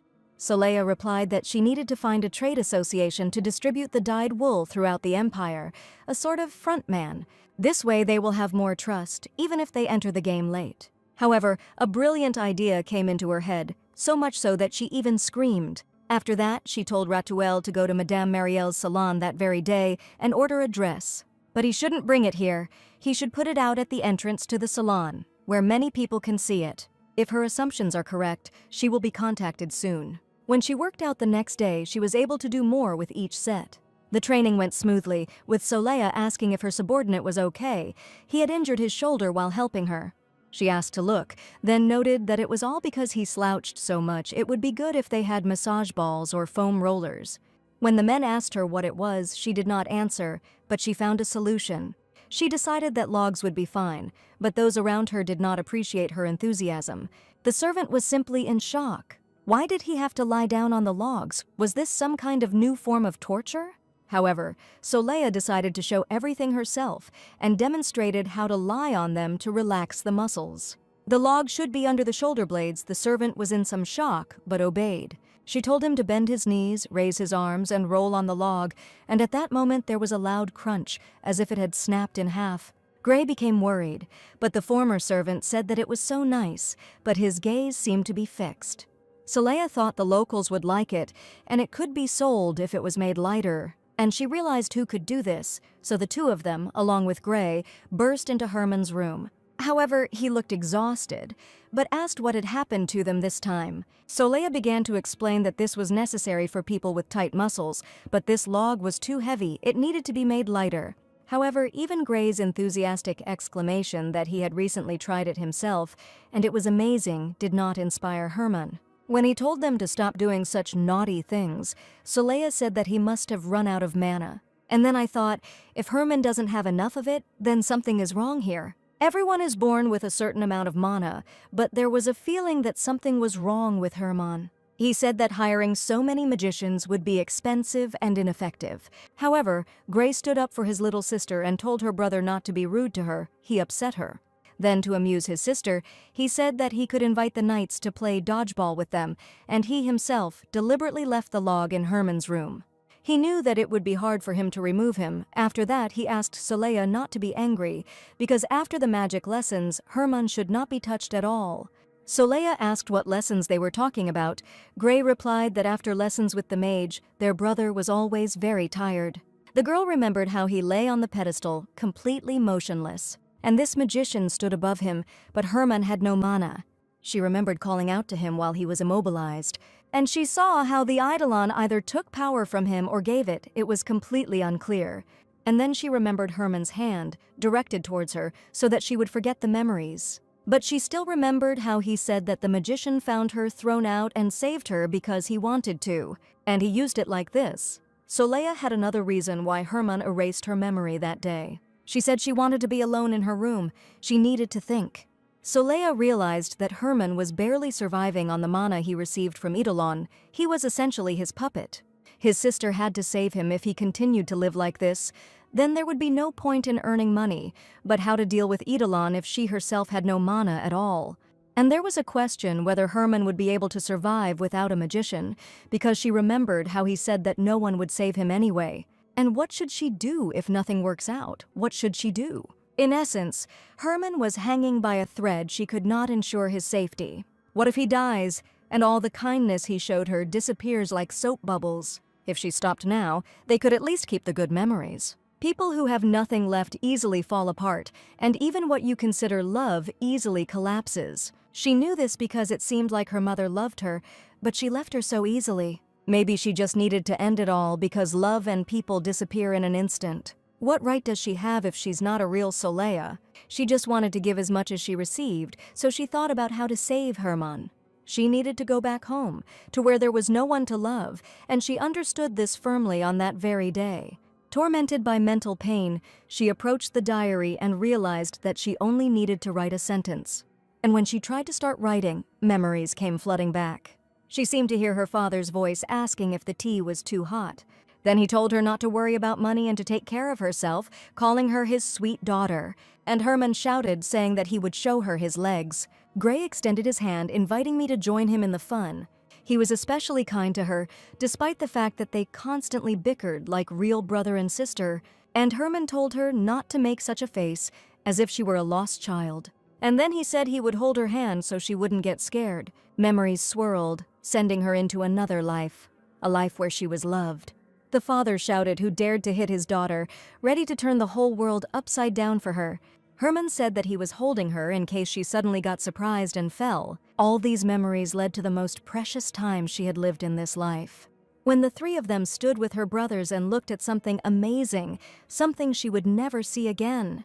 Tears immediately started flowing from my eyes, right onto the diary, as all the memories came flooding back. But she thought that it shouldn't be wet, that it was wrong, she needed to write. She turned to the diary with words for it to let her go home. She begged it. All she wanted to write was the word return, but what would come after it? Would she be able to return?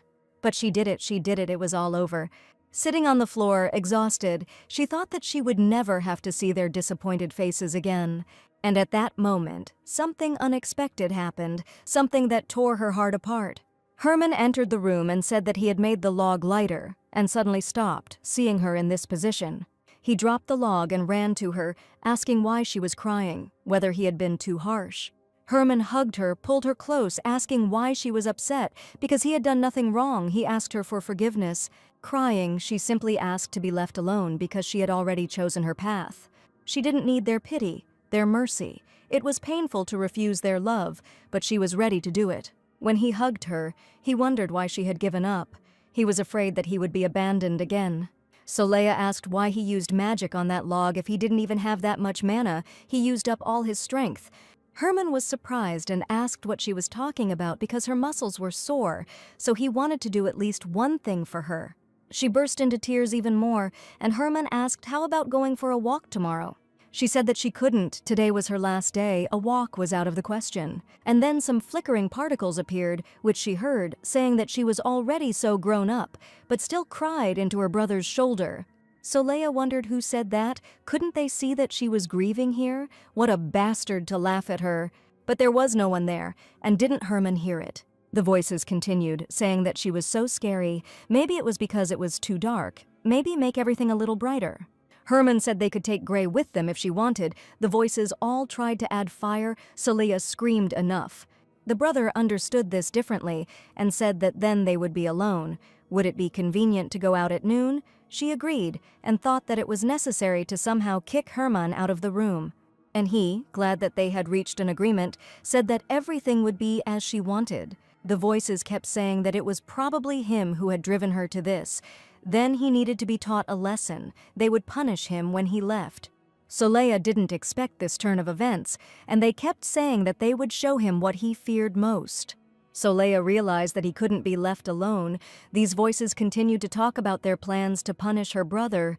She could already clearly see the bright pink lights that were making the sound and that were about to repair the damage to her brother. Some were bigger, some were smaller, but they were clearly there and up to no good.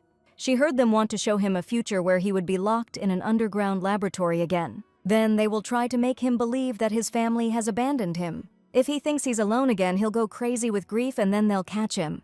The voices still did not subside. Herman was already ready to leave, and Leia needed to wait until the morning to return to her life.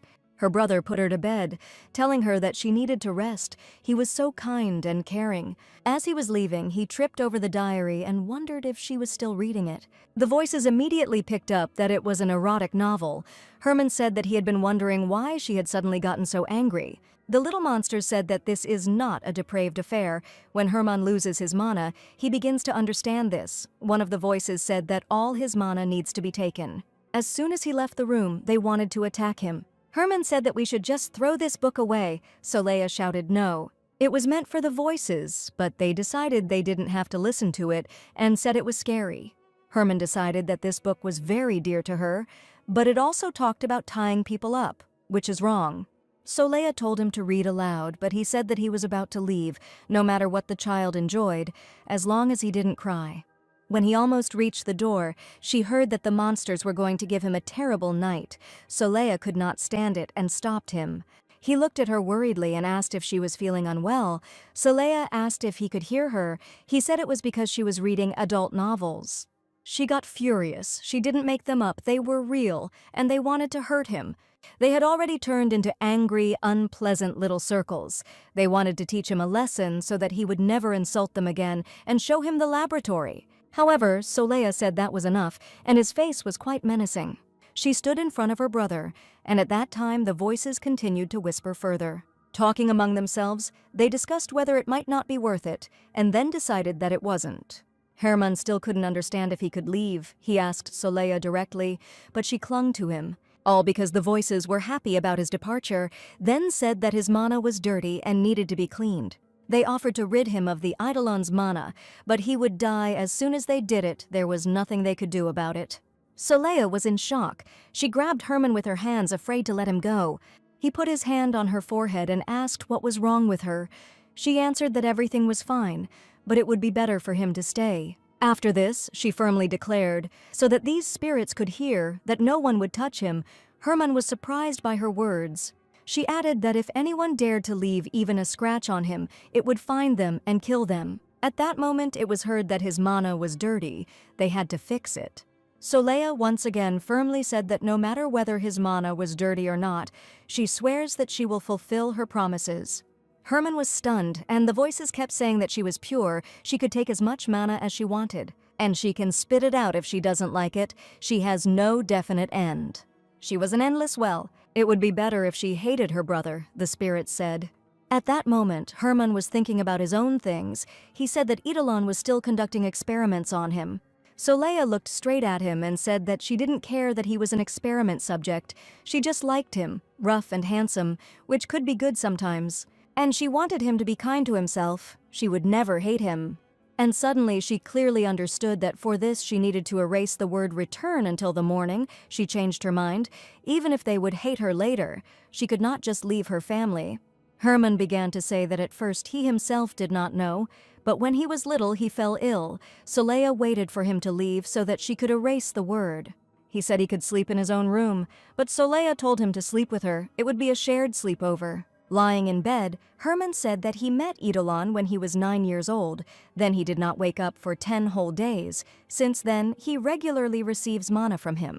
Their parents only knew that Eidolon had saved his life, but that was not a lie. Soleil finally noticed that she could no longer hear voices and asked what Eidolon wanted from him. He replied that he was carrying out his orders. The magician wants him to learn other people's names, their real names. Soleil asked if there were fake ones. Herman answered that for the most part they were criminals or former servants, but there were also people who hide their identities. Soleil thought that was just like her, then asked what happens when he finds out their real names. Herman replied that the magician was killing them. Soleil's eyes widened. Her brother said, "The mage makes them disappear as if they never existed." It's not just the physical bodies that disappear. No one can remember them. Even Herman himself doesn't remember them. After he thought that if the mana he was receiving was actually from them, if that was the case, he deserved to die. Soleil shut his mouth, saying that she had a headache. She wondered why that freak spared Herman, and then asked if he was doing anything else. And her brother replied that the magician had asked him to read a piece of paper with strange words. He failed, as if the letters were from another world. Soleil thought that she urgently needed him to fall asleep. However, Herman continued, he said that his number was 61 in the laboratory when he was little.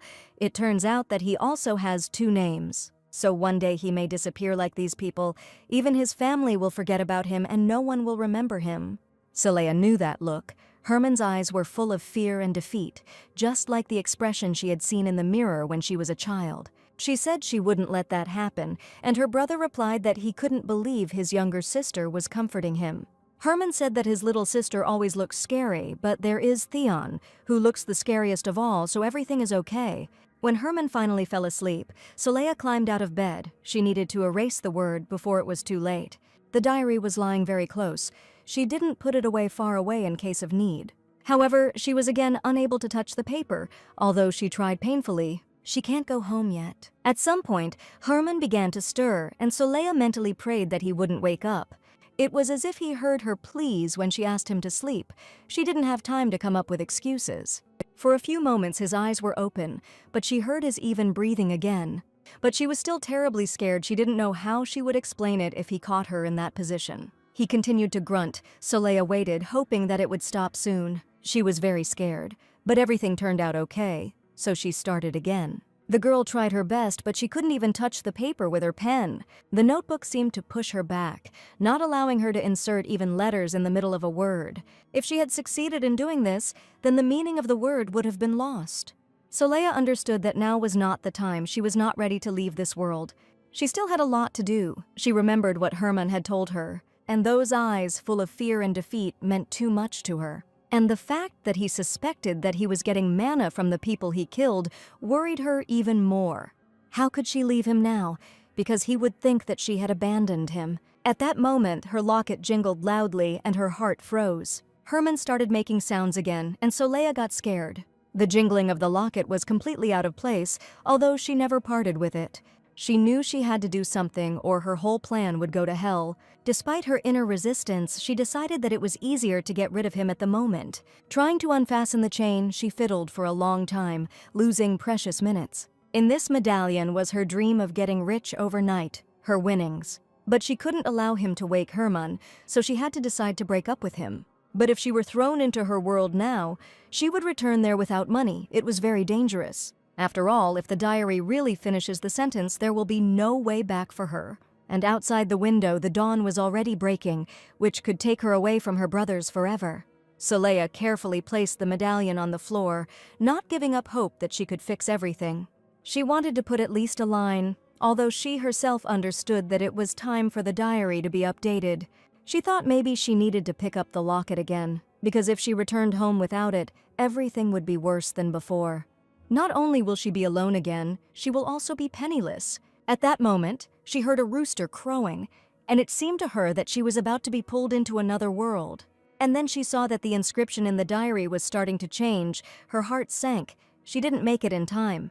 But the diary simply supplemented her word return he added from the war, my older brother. They say that he is very scary. It was further written that he would also like to arrange a sleepover. And there was also hope that he was as good as Herman. Soleil was shocked. Could this diary have gone crazy? No more overnight stays, and in general, Herman just sleeps. However, here she noticed that new words were appearing. It said that she had a family that she wanted to protect. Soleil suddenly breathed a sigh of relief. She wouldn't have to return to her world, but that was just ridiculous.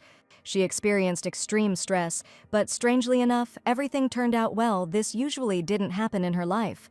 The next day, Herman was waiting for her with a basket of fruit and wine to go for a walk. Then Gray appeared out of nowhere and asked why they were going for a walk without him. He said that he was free today. There was no need to leave him alone. Soleil couldn't help but remark sarcastically that he was always free. There was no need to show off like that. Gray grabbed her in his arms and told her not to talk to her older brother like that. Herman looked at this childishness and began to explain that he would have taken Gray with him. However, Soleil said that she didn't want to, so they would go together. Gray was outraged. He was the one who always spent more time with Soleil. How could she do this to him? He got upset and asked his sister why she did this to him. However, she only smirked. They teased each other so often that nothing would happen to Gray. There was just such a situation. Yesterday she screamed enough.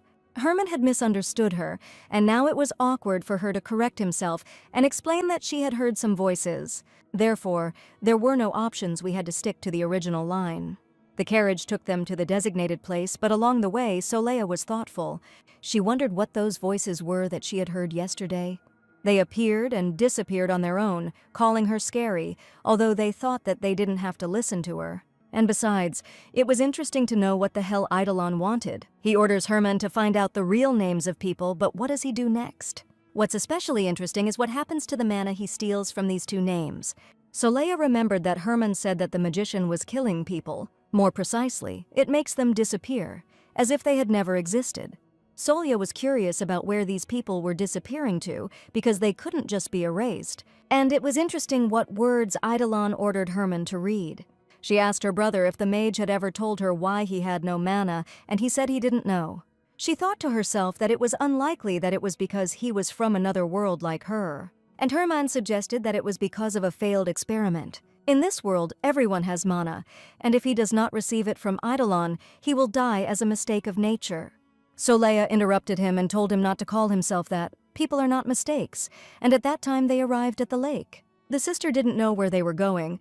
Herman said it was a good place when there was too much on the mind, it would be perfect for a picnic.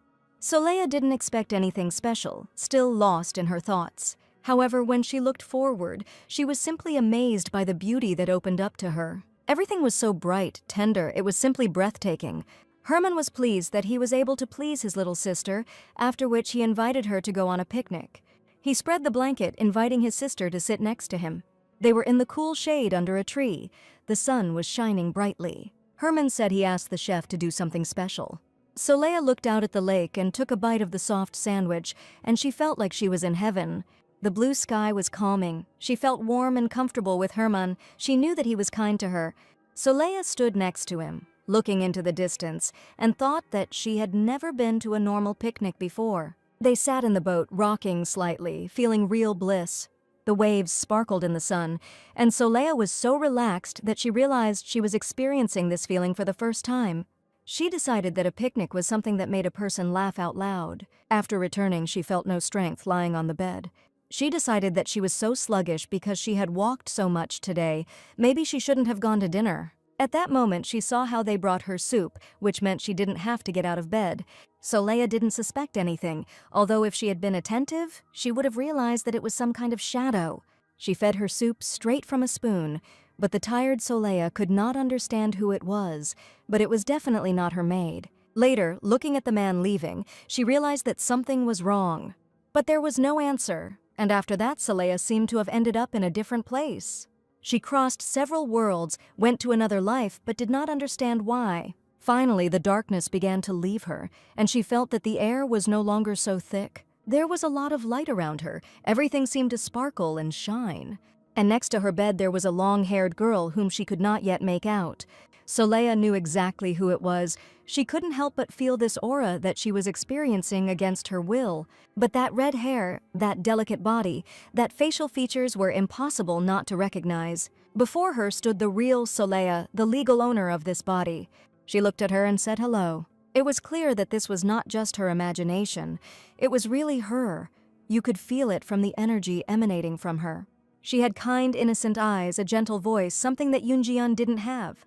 There was no doubt that she was a fine, noble lady who knew how to behave in society. So graceful, you could bet she was never hungry.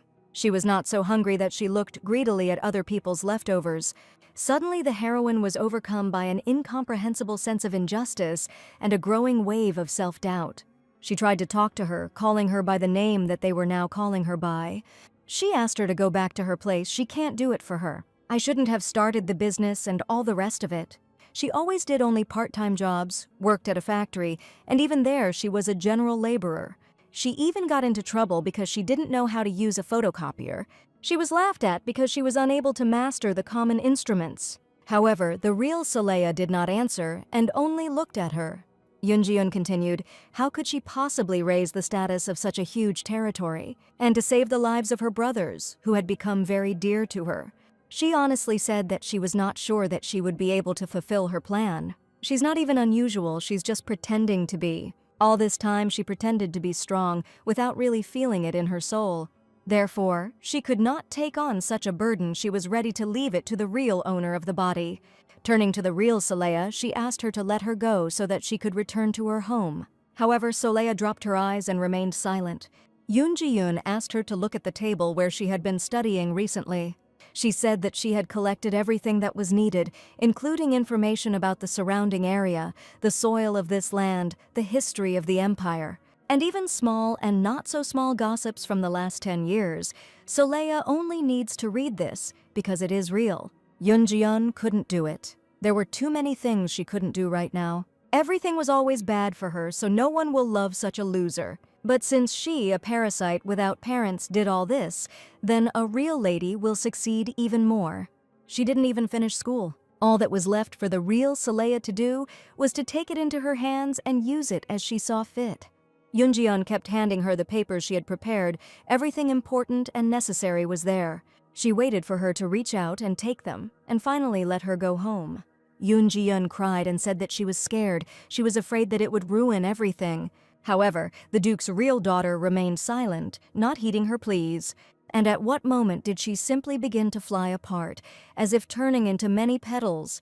And literally in a moment there was no trace left of her, but at the same time this room slowly began to disappear. It was like stepping into another world, but it was unclear whether it was real or not. And then, at some point, the girl, who was now considered the Duke's daughter, was left completely alone in the room.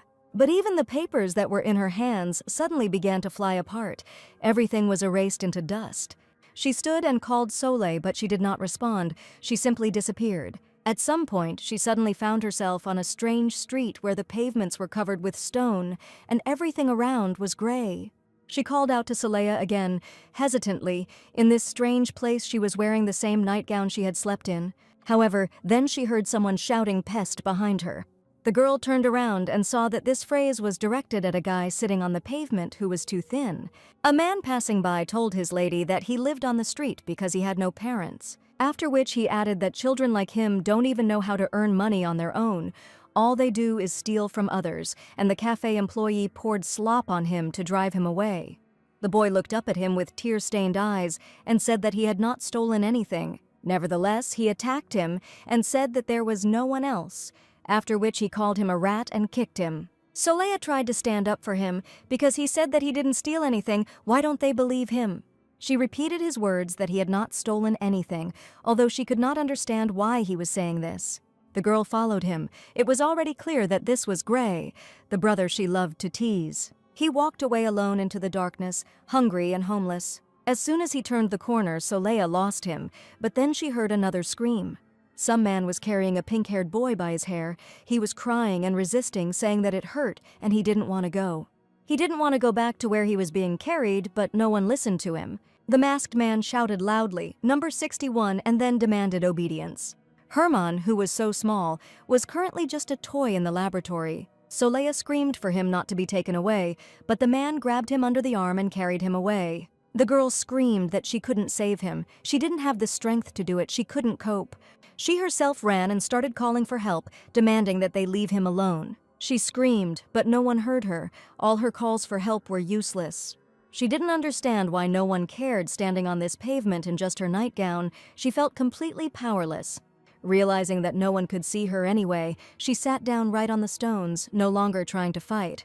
And then suddenly she heard a voice that said that she could do it, that he believed in her. As if a whirlwind had passed through, people disappeared completely. She was left alone, but everything around her began to change.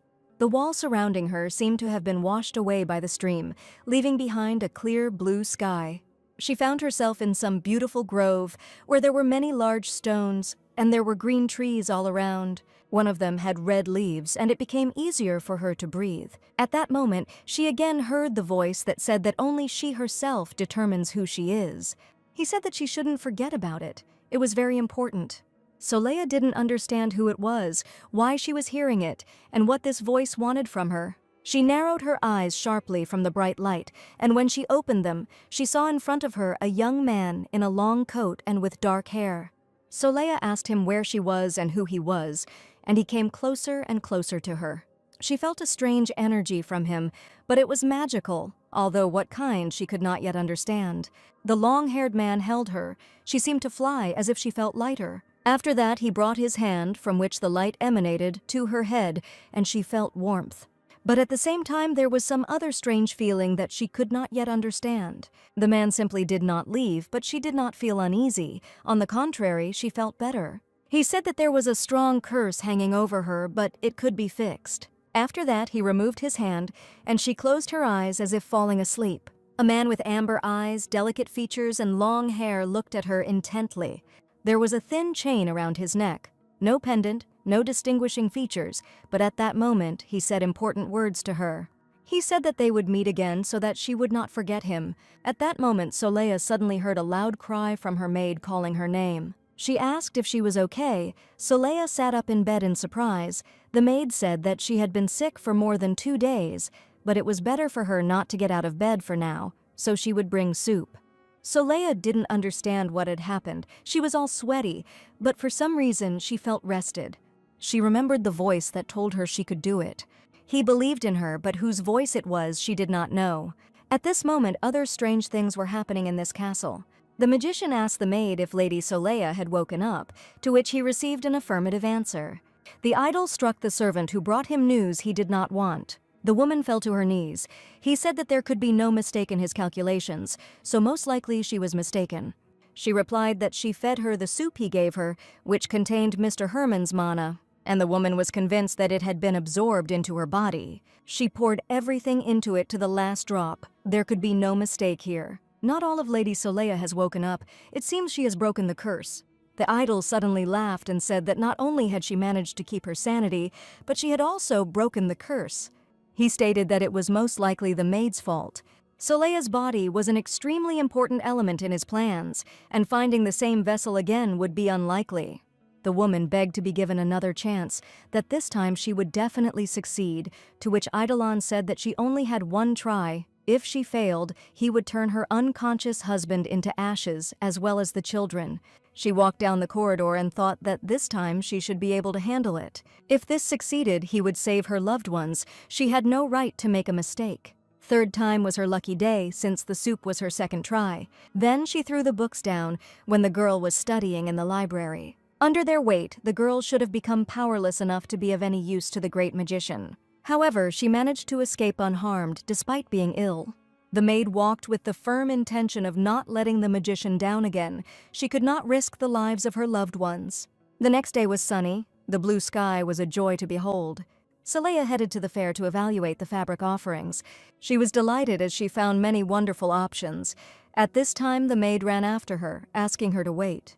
Soleil hissed at her that she would give her away in this way, but the maid did not know what to call her then. The girl thought that one could only enter the wool business with knowledge of what the industry was, and she was going to figure it out. In one of the shops, she asked where the fabric she liked was from, and they told her that it was from Hypermanov, produced by the Uranus Trade Association. Soleil tried to find out more. She noticed that it was probably terribly expensive. It would not be better if their duchy produced its own fabric.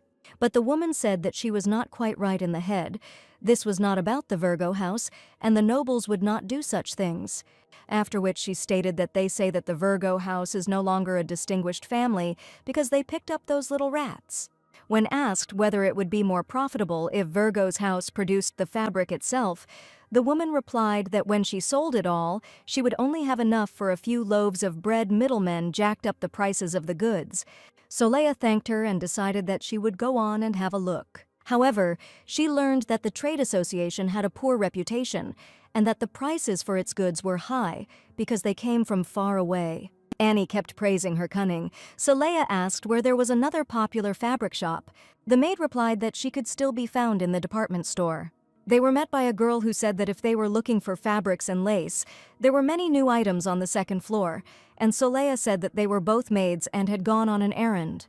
And thanks to her disguise, she was convinced that no one would guess who she was, deliberately bowing her head to hide her face. However, at that moment, the girl at the counter said that if the miss was uncomfortable, she would take her into the inner room. After which she added that she only had to tell her what she was looking for, and then she would bring it to her. Soleil wondered why the girl was speaking to her so formally, after which she stated that her mistress had sent her for the fabric. She tried to play convincingly, but apparently she failed. The girl said she just wanted to help her look around their store comfortably. Soleil thought that she seemed to know who she was, and then asked what the girl's name was. She introduced herself as Ian Clever, and then said that her father was the owner of this store. Soleil asked her directly if the girl knew her, and she replied that she did not, but that she was only treating her as befits a nobleman. The Duke's daughter asked how she knew she was a noblewoman, and she pointed to the shoes. She wore loafers instead of heels, but not like the maid's. The maid's shoes are not made of such expensive leather. These shoes were specially made with her comfort in mind. Soleil realized that her plan had failed and said that it was time for her to leave. However, Ian then said that if she wanted to hide her identity, she should tell her maid to walk next to her. Soleil thought that she quickly guessed what she was trying to do. Such people are rare. She needed her. When they left the store, the maid asked her why she was so happy. and she replied that she had discovered something unexpected. She eventually returned home, having done her market research, and it seemed that the traders were fed up with the trade associations. They sold the fabric at a huge markup, and the secretary was surprised that she had actually spoken to the sellers herself. Soleil said she plans to change things with trade associations. The secretary remarked that it would not be easy, and she replied that given that the Virgo household had taken in 3 orphans and that they were now looked down upon, it would indeed be difficult. But she decided to use this to her advantage. It would be wool produced by nobles who care about their people. The dyed wool is a luxury item and part of the profits will go to charity. The nobles who would buy their products would believe that they were doing charity. The secretary noted that this was too ideal. Soleil replied that it would be possible if she could pull something off, and it was normal for a secretary to be skeptical. She remembered how he had criticized her idea at the very beginning. Now he had become more tolerant. The girl simply realized that she shouldn't be so afraid. It was time to believe in herself, but she took into account the words he said, that the business should be profitable. However, she still had this feeling that when she was told that she could do it, she began to feel more confident. She told the secretary that she had a higher purpose and believed that big dreams bring big results. He did not argue with her. She gave him instructions to find specialists who knew how to embroider with wool. She needed professionals with 20 years of experience. The man noted that factory workers could embroider too, and she said that the real experts were the small business people. The secretary remembered that the dresses she ordered from the boutique were already ready. The owner said that it was a pleasure to sew them for her.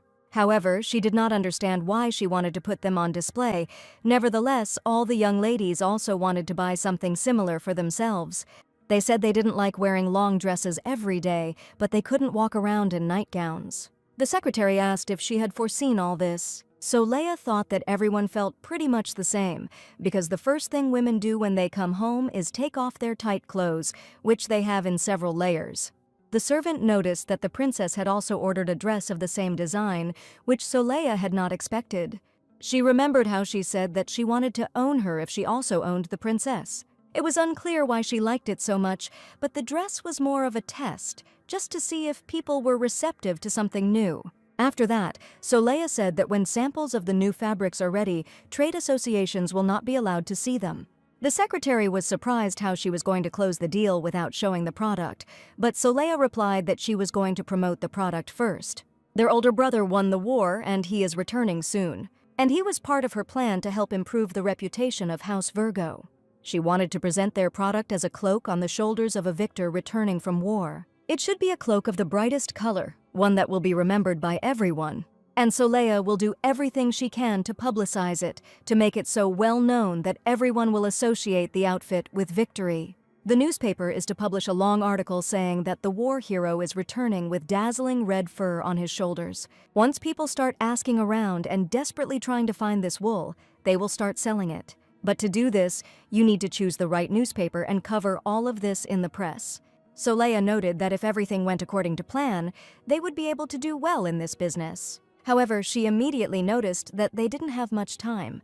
She instructed her secretary to contact the local newspaper so that publication could take place. At that moment, he chuckled a little.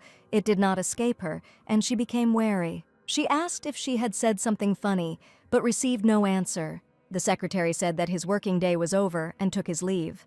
Soleil didn't understand what it was just now. It was definitely something strange. Then she got distracted and decided that after selling dyed wool, she would start promoting something else.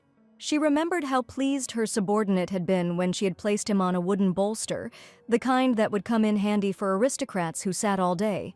Then she heard a voice that asked how they could be of use to them. She even jumped up from her chair, causing her to fall to the floor. It was unexpected. These voices appeared again. She asked directly why they came back, who they were anyway. They started whispering and were glad that they had scared her, after which they stated that they were waiting for their master to return. They had visited many places. They were waiting for him with a large supply of mana at the ready. Soleil couldn't understand if this was one of those situations where she, who had ended up in a medieval world, was actually their mistress. She decided to ask them directly if this was really the case, but the creatures turned out to be quite harmful. Having received the answer, she realized that she shouldn't have placed such hopes on him. The pink ball said that she was not their master, she was just a scoundrel. Soleil immediately raised her fists. They said that it was very scary and that it was a villain from a strange place who tried to beat them. The girl asked why she was a scoundrel and why she was from a strange place. How did they know this? They said that she was from another world and they were scared, they missed their owner. Then Soleil asked who he was. The spirits answered that their master was sleeping, he was handsome, noble, he was their master. Soleil thought her head would explode before she asked if they could take turns answering, immediately adding the word please. One of them said that she really was a scoundrel. She said that then they need to clarify something. If these guys are spirits waiting for their master, then why can she hear them? And why doesn't she see their faces? But they answered that only the owner can see their faces and usually no one hears them. Afterwards they added, maybe it's because she's a bottomless vessel, but she has no mana at all. It's scary that there's no limit to how much she can absorb. Soleil was surprised, asking if they meant to say that she was like a shaman who could be possessed by spirits. They didn't know who the shaman was, but they liked the name. They said that she reminded them of their master, they needed to be introduced. Later they suggested that perhaps she meant the word jackal. They loved jackals very much. Soleil was outraged. Apparently she was wrong again, and these creatures would not be able to help her in any way. She clapped her hands 3 times and said, 1, 2, 3, look at me. These creatures seemed to freeze. They asked what it was, after which they noticed that it was very loud, but they liked it. They thought it was a lot of fun. However, Soleil said that from now on she would clap 3 times if she wanted their attention, after which she asked permission to ask them something, which meant that she was a bottomless vessel. So she can suck out mana, but can she use herself to free Gehrman? These weirdos told her that if she wanted to help the pink-haired man like that, he would die. He has a contract with Eidolon. They are also afraid of Eidolon. Soleil realized that even these spirits could not break the contract with this dark magician. Then they could not help her in any way, so she said that they were free. They became worried and said that she would be bored without them, and if she got hurt she would need mana, she could use them. Soleil thought that without mana you die, and she doesn't want to kill anyone to save her life, but the spirits said that she is the only one who can talk to them. They said they would give her all the mana they had, natural mana, but she said she needed to read. The spirits became even more worried and began to lament that they had been bored for so long and had no one else to talk to. They kept distracting her from reading, making it impossible for her to concentrate. Finally, there was silence around her. She decided that they had left. However, they formed around her again, and they looked like little people, only very small. In surprise, she spilled the tea she was drinking now she saw them. They cried and told her to be their mistress, to use their mana, and they would protect her home. The spirits begged her to become their temporary mistress, holding her fingers with their small hands. Realizing that they couldn't be gotten rid of, she asked if they could make 100 of these logs, like Herman had done with his magic. The spirits replied that they could make at least 1,000. Soleil liked this plan. Then she tried something else. She told them to use their power to send her back to her world along with the lottery ticket. But they said that even they don't know what the diary is. They don't have all power. Soleil asked how they read her mind then.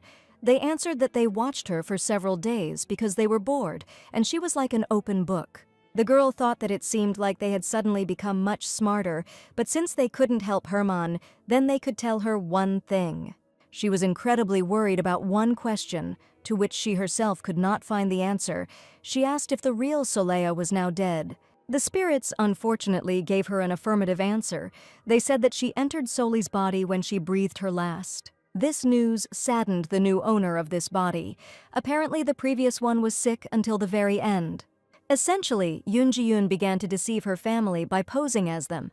Just as she was about to become sad, the spirits asked if the villainous mistress had really decided to cry. Now she had become Soleil. She decided to herself that no, even if she pretended, she would never become her. But it seemed like she had found a family that she wanted to protect. Once she has earned enough money to reclaim the duchy and free Herman, she will return to her place. The next day was no less beautiful. Soleil was grateful for the good weather that always reigned here. The day was interesting in another way, as she spent it having tea with a famous person, and the princess said that she really liked the casual clothes she had designed. She is very popular, although most of the time everyone wears matching outfits, and Soleil takes the opportunity to offer her a log, saying that she probably has a lot of work. She said it was a wooden roller and it would help ease her muscle pain. The princess was delighted with such a gift, especially since Soleya was worried about her health. However, in reality, she wanted the princess to tell about him if he was effective, and she could not believe that she was voluntarily allowing herself to be used. Soleya asked permission to show how it worked and call the servants away. Quite interesting screams were heard from the castle. The princess screamed that she was in pain. Soleya reassured her that this was only at first. She needed to be patient. At this point, the servants were ready to run into the room, but the princess said that everything was fine. There was no need to enter, but continued to make interesting moans. Afterwards, the servants heard many more heart-rending screams, but the princess did not call for help. They already had a lot of assumptions, since most often such voices could be heard during rather intimate actions. Soli's maid wondered what they were doing there, and her mistress herself, knowing her thoughts, told her to stop reading those books. After this, the wooden rollers were snapped up like hot cakes among the aristocrats. People gathered in the empty hall they had chosen for the sewing workshop. The women standing there wondered why the employers wanted all the embroidery masters to come here. The ad said they were looking for people who could embroider like no one else, with experienced workers preferred. While the girls did not understand who had called them, a man appeared and thanked them for coming. However, the girls said they didn't have time to chat with strangers. They'd rather add another stitch to your work than waste another second here. The man gallantly blocked their way, which scared them a lot, but at the same time said that the door was heavy and he could help them open it. The girls became embarrassed and hesitated. The man in black cries looked rather strange and even threatening. However, there was a young face hidden under the hood, and the girls decided that it was worth listening to the end. At this point, another character appeared. Soleya asked why Gray was trying to scare adults. He replied that he was just trying to help. She said that she would do everything herself and asked to move over. One of the women finally asked why they wanted to see them, and it was time to explain. Soleya snapped her fingers and the show began. It was as if something started to fall from above. The girls stood in shock, not knowing how to react to it. However, it wasn't scary, just the fabric almost fell on them. They were brightly colored, and the eyes were dazzled by the abundance of bright colors. One remarked that she had never seen such luxurious wool in her life, and her opinion was echoed by the others. After such an effective demonstration of their product, it was necessary to explain what was happening. Soleya moved forward. She needed to show everything. She had been preparing for this for a long time. After taking a couple of steps, she gathered her courage, but she had already gone over this in her head more than once. As she walked past the fabric she was pushing aside, she prepared to introduce herself. Finally, she took off her hood and said her name. This shocked the embroiderers, but she said that she called them because she wanted to hire them. The girls were still recovering from the shock of why the Duke's daughter wanted to work with people like them.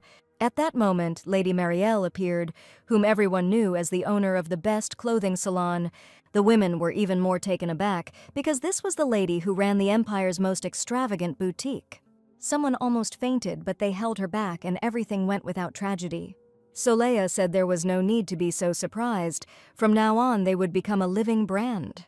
After which it became clear that they wanted to produce high-quality wool, which would be embroidered by skilled craftswomen, and their business cards would be included with the finished product. When the girls asked why such insignificant women were given such a good opportunity, Gray replied that people should be respected for their abilities, regardless of their background.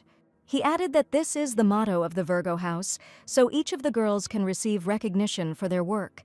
Soleya confirmed his words. The girls said that they would do everything possible, even if it meant selling their souls to the devil. The Duke's daughter was jubilant.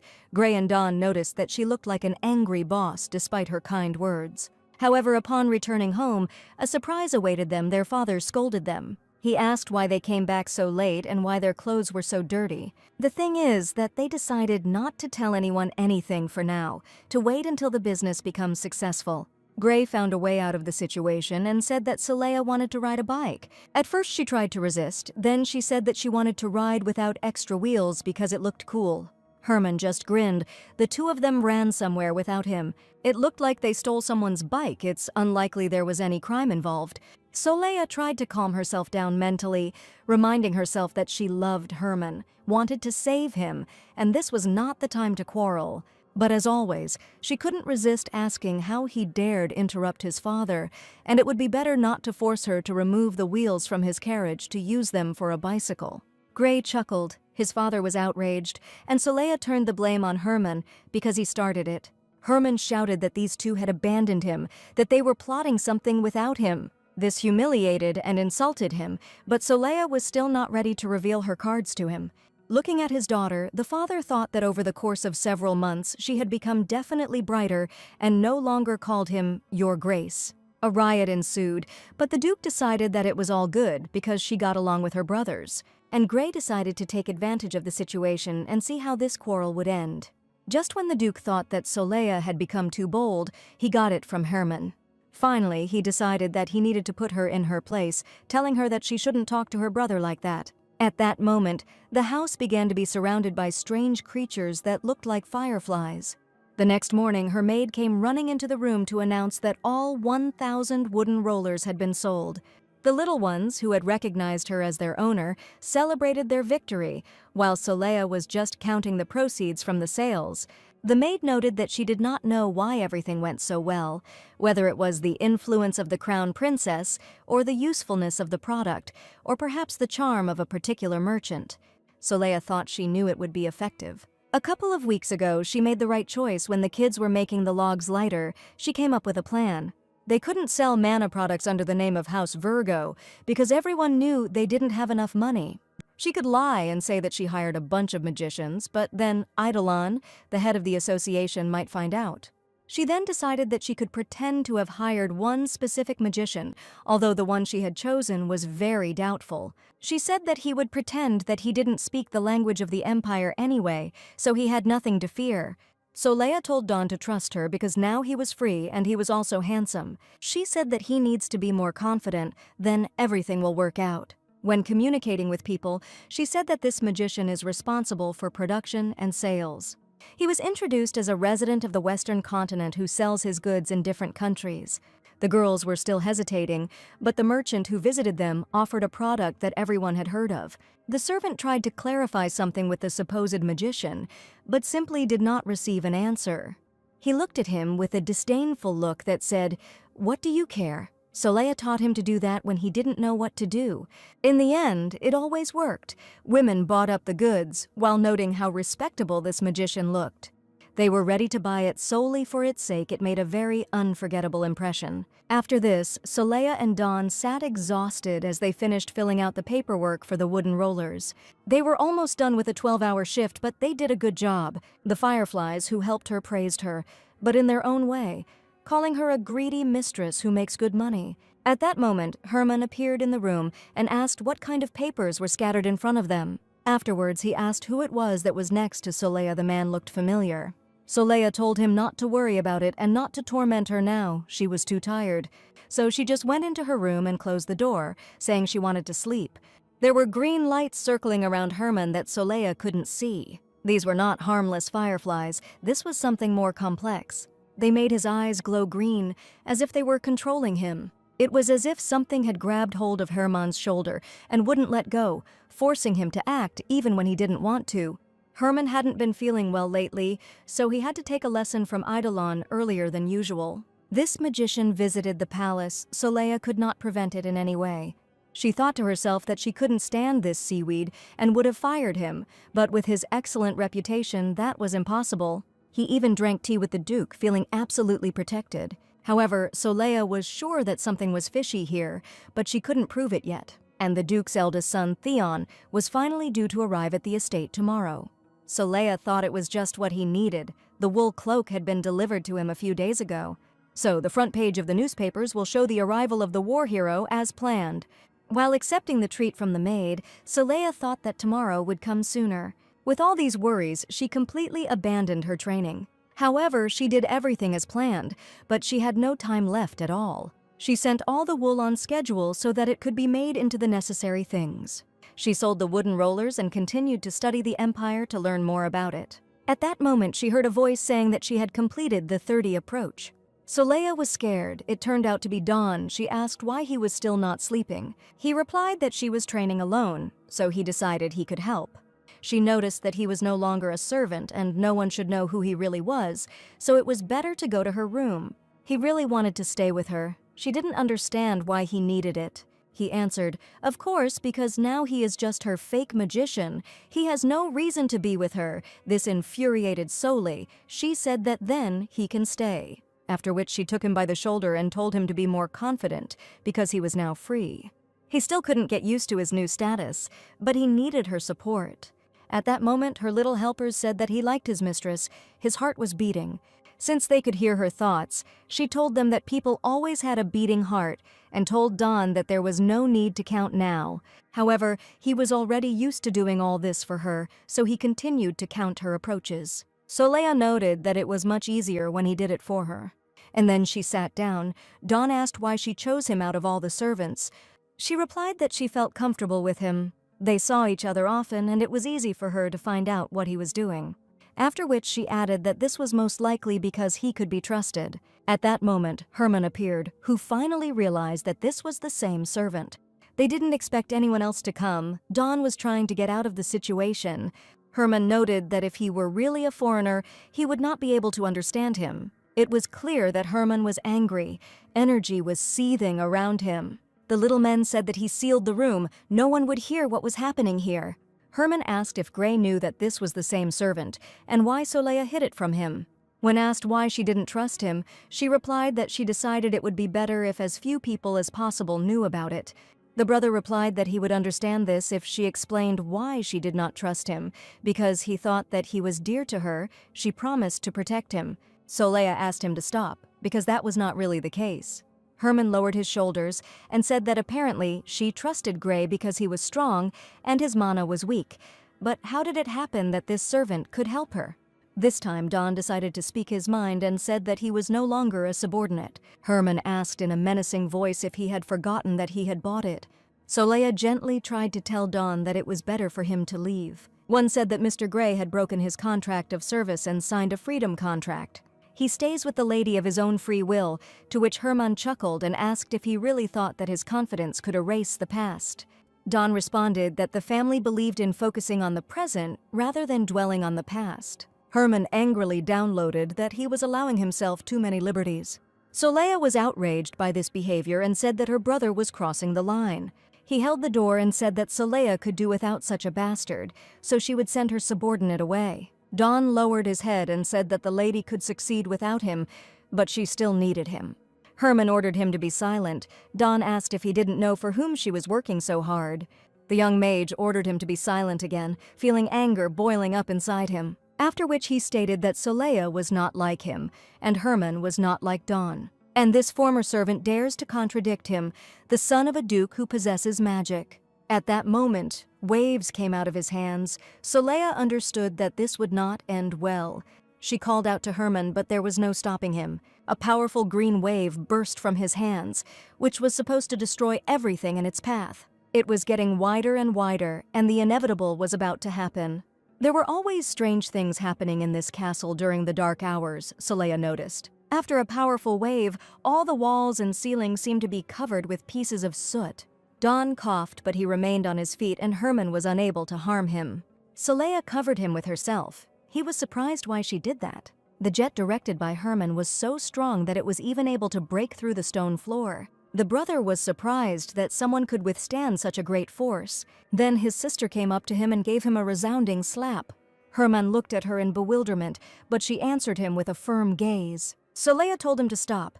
You can't judge others by their background. He held his cheek with his hand and asked why his magic didn't work. She reminded him that mana didn't work on her. Herman said in an almost tearful voice that she had trusted him before. She had always accepted his mana. Why was it different this time? Why was she disappointed in him? After which he asked if he was really more worthless than this servant. Without Soli's protection from the slightest impact of magic, he simply fell. And her assistant said that there are green beetles here, and there are a lot of them. Solea turned to Herman, who continued to appeal to her pity.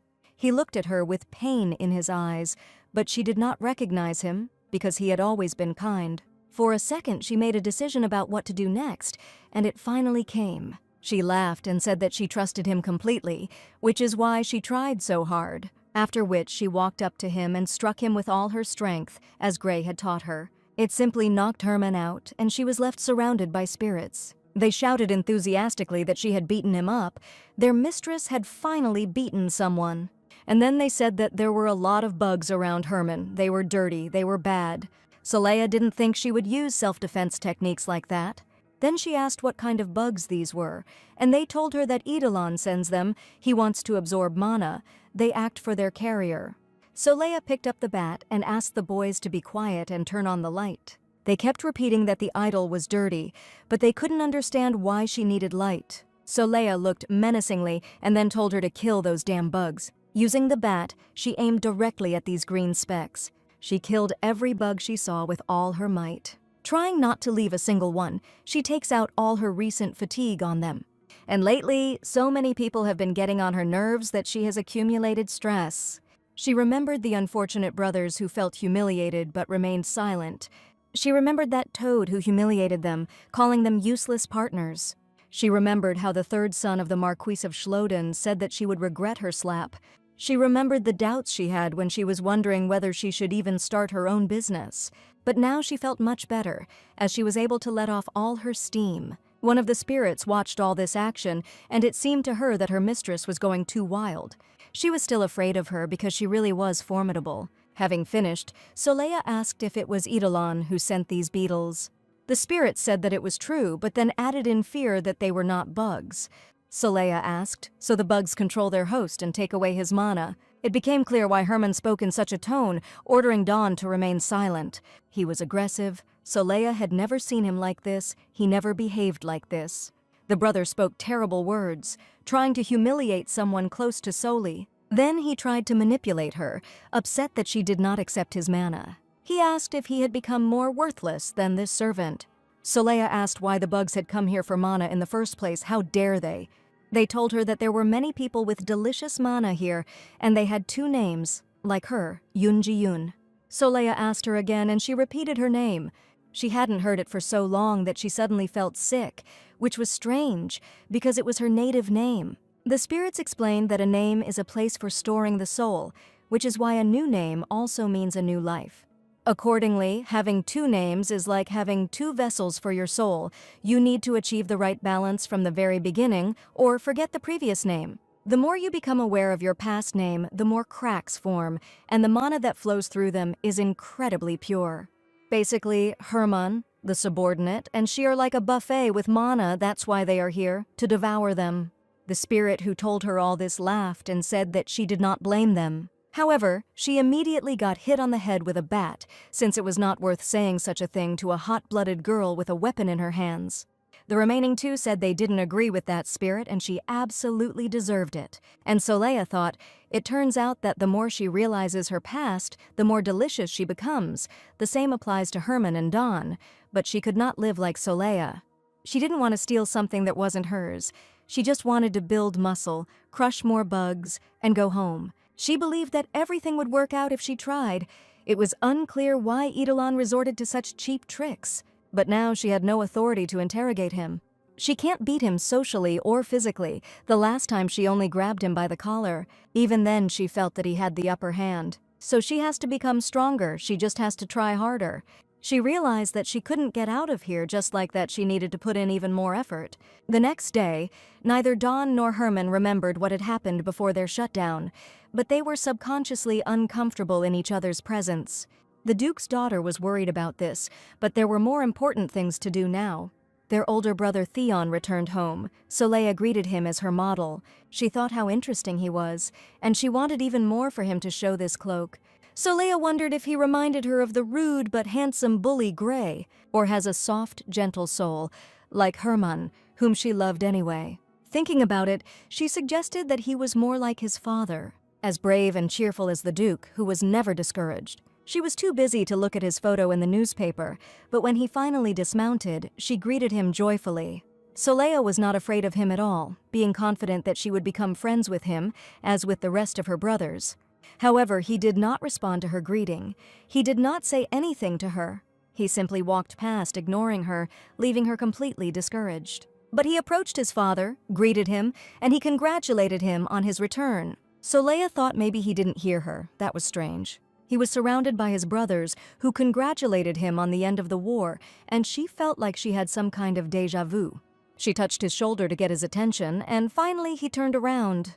Theon greeted her, calling her Lady Solea, and she stood there, unsure of what to do next. She thought that he would take care of her like the other brothers, but apparently this was not the case. Solea stood there, not knowing what to say next, and the conversation never got off the ground. The next day, while studying in the park, she asked her maid if she was on bad terms with her older brother. She replied that before she was inconspicuous and hardly spoke to him, but there was no hostility between them. At this time, the nightly order of Theon passed by. Solea decided that she would ask them everything, but when she asked if everything was okay with her brother, she received a strange answer. At first, the warriors simply looked at each other, then answered positively. Solea didn't understand why they were so tense, but then one of them couldn't take it anymore. He said he was on the battlefield, although how could the great heiress of the duchy know that? Solea asked why he was being rude, and he answered whether she expected too much from someone who had been among the corpses, and why she was worried about their captain in general. Then he noticed that she was trying to act as if she cared, but she said that for the captain's sake it would be better if he kept his mouth shut. Who knows, she might even cut off his head when she became a duchess. The warrior noticed that at last her ladyship showed her true face. While the captain was on the battlefield, she did not send him a single letter because she was seriously ill, but as soon as the war ended, she miraculously recovered. But she sent him a cloak to promote her business. All the newspapers wrote about it, so it turns out that first, she threw him into the epicenter of danger. And then she decided to put it on display for the sake of her business, and now she's even asking how the captain is doing. The boy told her to give up all this pretense because the longer the war dragged on, the more their captain's mind weakened. After some time, he stopped distinguishing between his own and others, and whenever he heard the clang of swords, he headed towards the enemy line. And he killed anyone who came his way, no matter if they were his own or his enemies. He asked what the lady wanted to hear, but Solea did not utter a word. At that moment, another of the warriors asked her for forgiveness and stopped the guy, saying that they had just returned from a long battle, after which he was glad that her ladyship was already better. Then he expressed the hope that she could find in her generous heart the strength to forgive people like them. After that they left. Solea remained in silence. Annie asked her if she was okay. She was worried about her condition. However, Solea knew that she couldn't deny it. Everything this guy said was true. She didn't pay attention to Theon. She didn't care about this war, just because this place sometimes felt like a computer game with good graphics. Even though it was a nice day outside, Solea didn't leave her room. She lay in her room and thought about what she had learned recently. The name is a place to store the soul, the spirits told her. That is, now she has two names, but the memory of the past destroys her present. She needs to get the balance right or forget the past, otherwise the mana will leak through the cracks. Solea couldn't understand, since her past name was her real name, why she should forget it. She was Yoon Ji-yoon, not Solea. She couldn't become Solea simply because she already had her own destiny. The spirits around her became worried and asked why she was not studying. One of them replied that it was all because of those nights. Another said it was her huge brother Bear's fault. They couldn't believe he just walked by. They also called him a goat, but Solea said she didn't need to be consoled. The spirits still asked how he could treat their temporary mistress like that, and still not be able to distinguish between his own and others. One of them suggested that he simply had poor eyesight, that there was nothing wrong with his brain, and that he just couldn't see. Solea asked again, and one of the spirits noticed that her brother was constantly squinting, probably from old age. The second spirit answered that indeed, he looks very old. That was unlikely to be true, Solea thought, asking them not to jump to conclusions. Then she asked again if he was really squinting, they weren't imagining it. She remembered her brother and realized that he did this every time he looked at her. The puzzle in my head began to come together. Let's think about it. In the Middle Ages, the visually impaired were simply equated with the blind, and no one even thought about improving their condition. There is even a famous Korean fairy tale about a blind man, Mr. Sim Hak Kyu. Glasses were still a rarity here, but they still existed. They had already appeared in those days. They just weren't offered to everyone. Solea thought again, trying to remember and reconstruct the puzzles in her head. Her brother only reacted when she touched him. It was then that he deigned to greet her, but maybe he simply didn't see her and didn't recognize her. She recalled being told that the captain's mind had weakened. After some time, he stopped distinguishing between his own and others, but maybe he just didn't really see them. The puzzles in Soli's head were all mixed up, trying to fall into place using scraps of memories. The captain rushed into battle every time he heard the clash of swords and killed anyone who got in his way. He just didn't see it. Apparently, he just has problems with his eyesight. He probably only recognized her after he took a closer look. What if he always threw himself into the thick of the battle because he simply couldn't see who was an enemy and who was an ally? But at the same time, he was brave and remembered that he was at war, remembered that he had to fight. Soleil suddenly decided that she needed to get him glasses. Tomorrow there would be a celebration in honor of Theon's return, and she would give him a present. She also remembered that she had sent him the cloak to promote her business, but she had not thought about the consequences then, and she didn't mean anything bad, so she's not going to blame herself. She firmly decided that this time she would get a real gift that would help him. Already in the dark, she was in the shop where they asked her who would wear glasses. Soleil replied that they were for her older brother.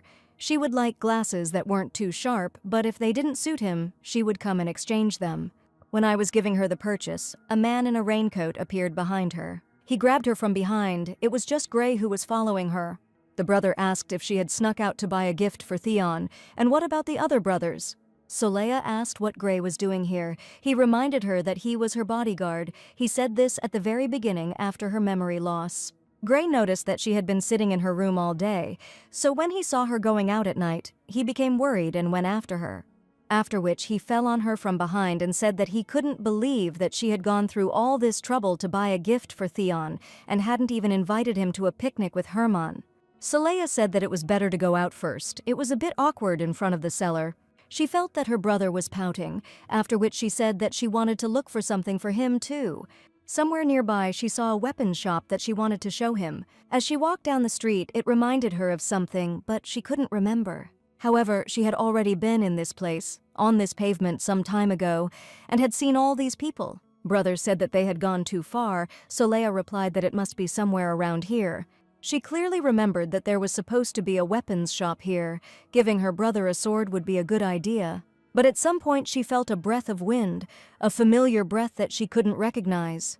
She found herself as if in front of some kind of altar that she had never seen before. Gray asked her what it was, but she didn't know, but continued walking, guided by her feelings. This wind seemed to be calling her. She knew that it was not just harmless, it seemed to give her strength. They came to some altar that looked quite old. Maybe it was an ancient religion. The brother said that he had no idea what God was worshipped or worshipped here. However, Soleil looked more closely and thought she recognized the shape. It looked like a dragon. Gray asked what a dragon was. She answered, didn't he know? But a woman appeared next to them and asked if she knew what it was. The brother and sister were very scared, but they asked for forgiveness for their behavior, and the woman said that she had something for them. The spirit said that she looked at them, she kept looking at them, maybe she sees them. Gray asked where this old woman came from, because he didn't even notice her. The place they headed to appeared to be a gun shop. Gray pointed out that if Soleil didn't want to spend money on it, she could have said so, but she knew that usually such rundown places were real gems that later ended up in documentaries and TV shows. The brother again did not understand. She spoke to him in some strange language, but they followed the elderly woman. She was looking for something in the box while they looked around. Gray noticed that there were quite a lot of rare and valuable things there, but Soleil was attracted by something else. She looked at the sword, which looked rusty and old, but the woman said it was made from dragon scales. The old woman crept up as quietly as no knight could. She claimed to have seen a dragon when she was younger, and so did her grandmother and great-grandmother. Only their family knows about the scales that grow down the dragon's neck. But no one believed them. Soleil said that there was probably a legend, but then she remembered that she saw a dragon in a dream when she first came here. Then it was some kind of mess of incomprehensible creatures, but the dragon was flying. It seemed to her that this was some kind of madness, just a collection of useless pictures. She even thought when she woke up that it was a crazy dream. However, she suddenly had the feeling that she had forgotten something. It wasn't from a past life, it was something more important, something she needed to remember. No matter how hard she tried, she saw only vague outlines, but she could not remember until some voice told her not to forget him. They would meet again. However, Soleil, whose brain was already boiling from the effort, could not reconstruct the event. And the old woman handed her something and told her to take it with her, after which she added that she looked so fragile. At this rate, she wouldn't be able to ride a dragon. At that moment, a girl came out of the door and asked why Mom didn't tell her that they had visitors. Soleil asked why she needed to ride a dragon instead of a car. It was somehow strange. The daughter attacked her mother and said that there are no dragons. She replied that not everyone can have dragon scales. The squabble continued for a long time. Soleil took everything that was offered to her. As they left, they listened to the continuing screams. The girl said that this is why all the visitors were running away from them, and the woman shouted at them to take everything and leave. In the end, they had a sword, some piece of paper, and they heard snippets of abuse, a woman screaming, "Didn't the daughter see the dazzling aura of that young lady?" The daughter replied that it was simply because she was dressed beautifully. The mother said that there were twinkling stars around him. The brother said that he didn't expect his sister to give him a free sword. It would have been better if she had bought him something tasty. At that moment, she unfolded the paper. The word Amos was written on it, but it meant nothing to her yet. Gray asked her again, but she still didn't understand, but something in her soul stabbed. They walked away from the altar, not paying any attention to it. There was indeed a dragon drawn there, flying, with claws and quite detailed.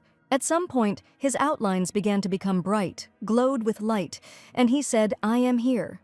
So Leia heard a strange voice that echoed in her soul, but she could not understand who it was. It was as if someone was calling her, but not out loud, as if it was responding both in her heart and in her head.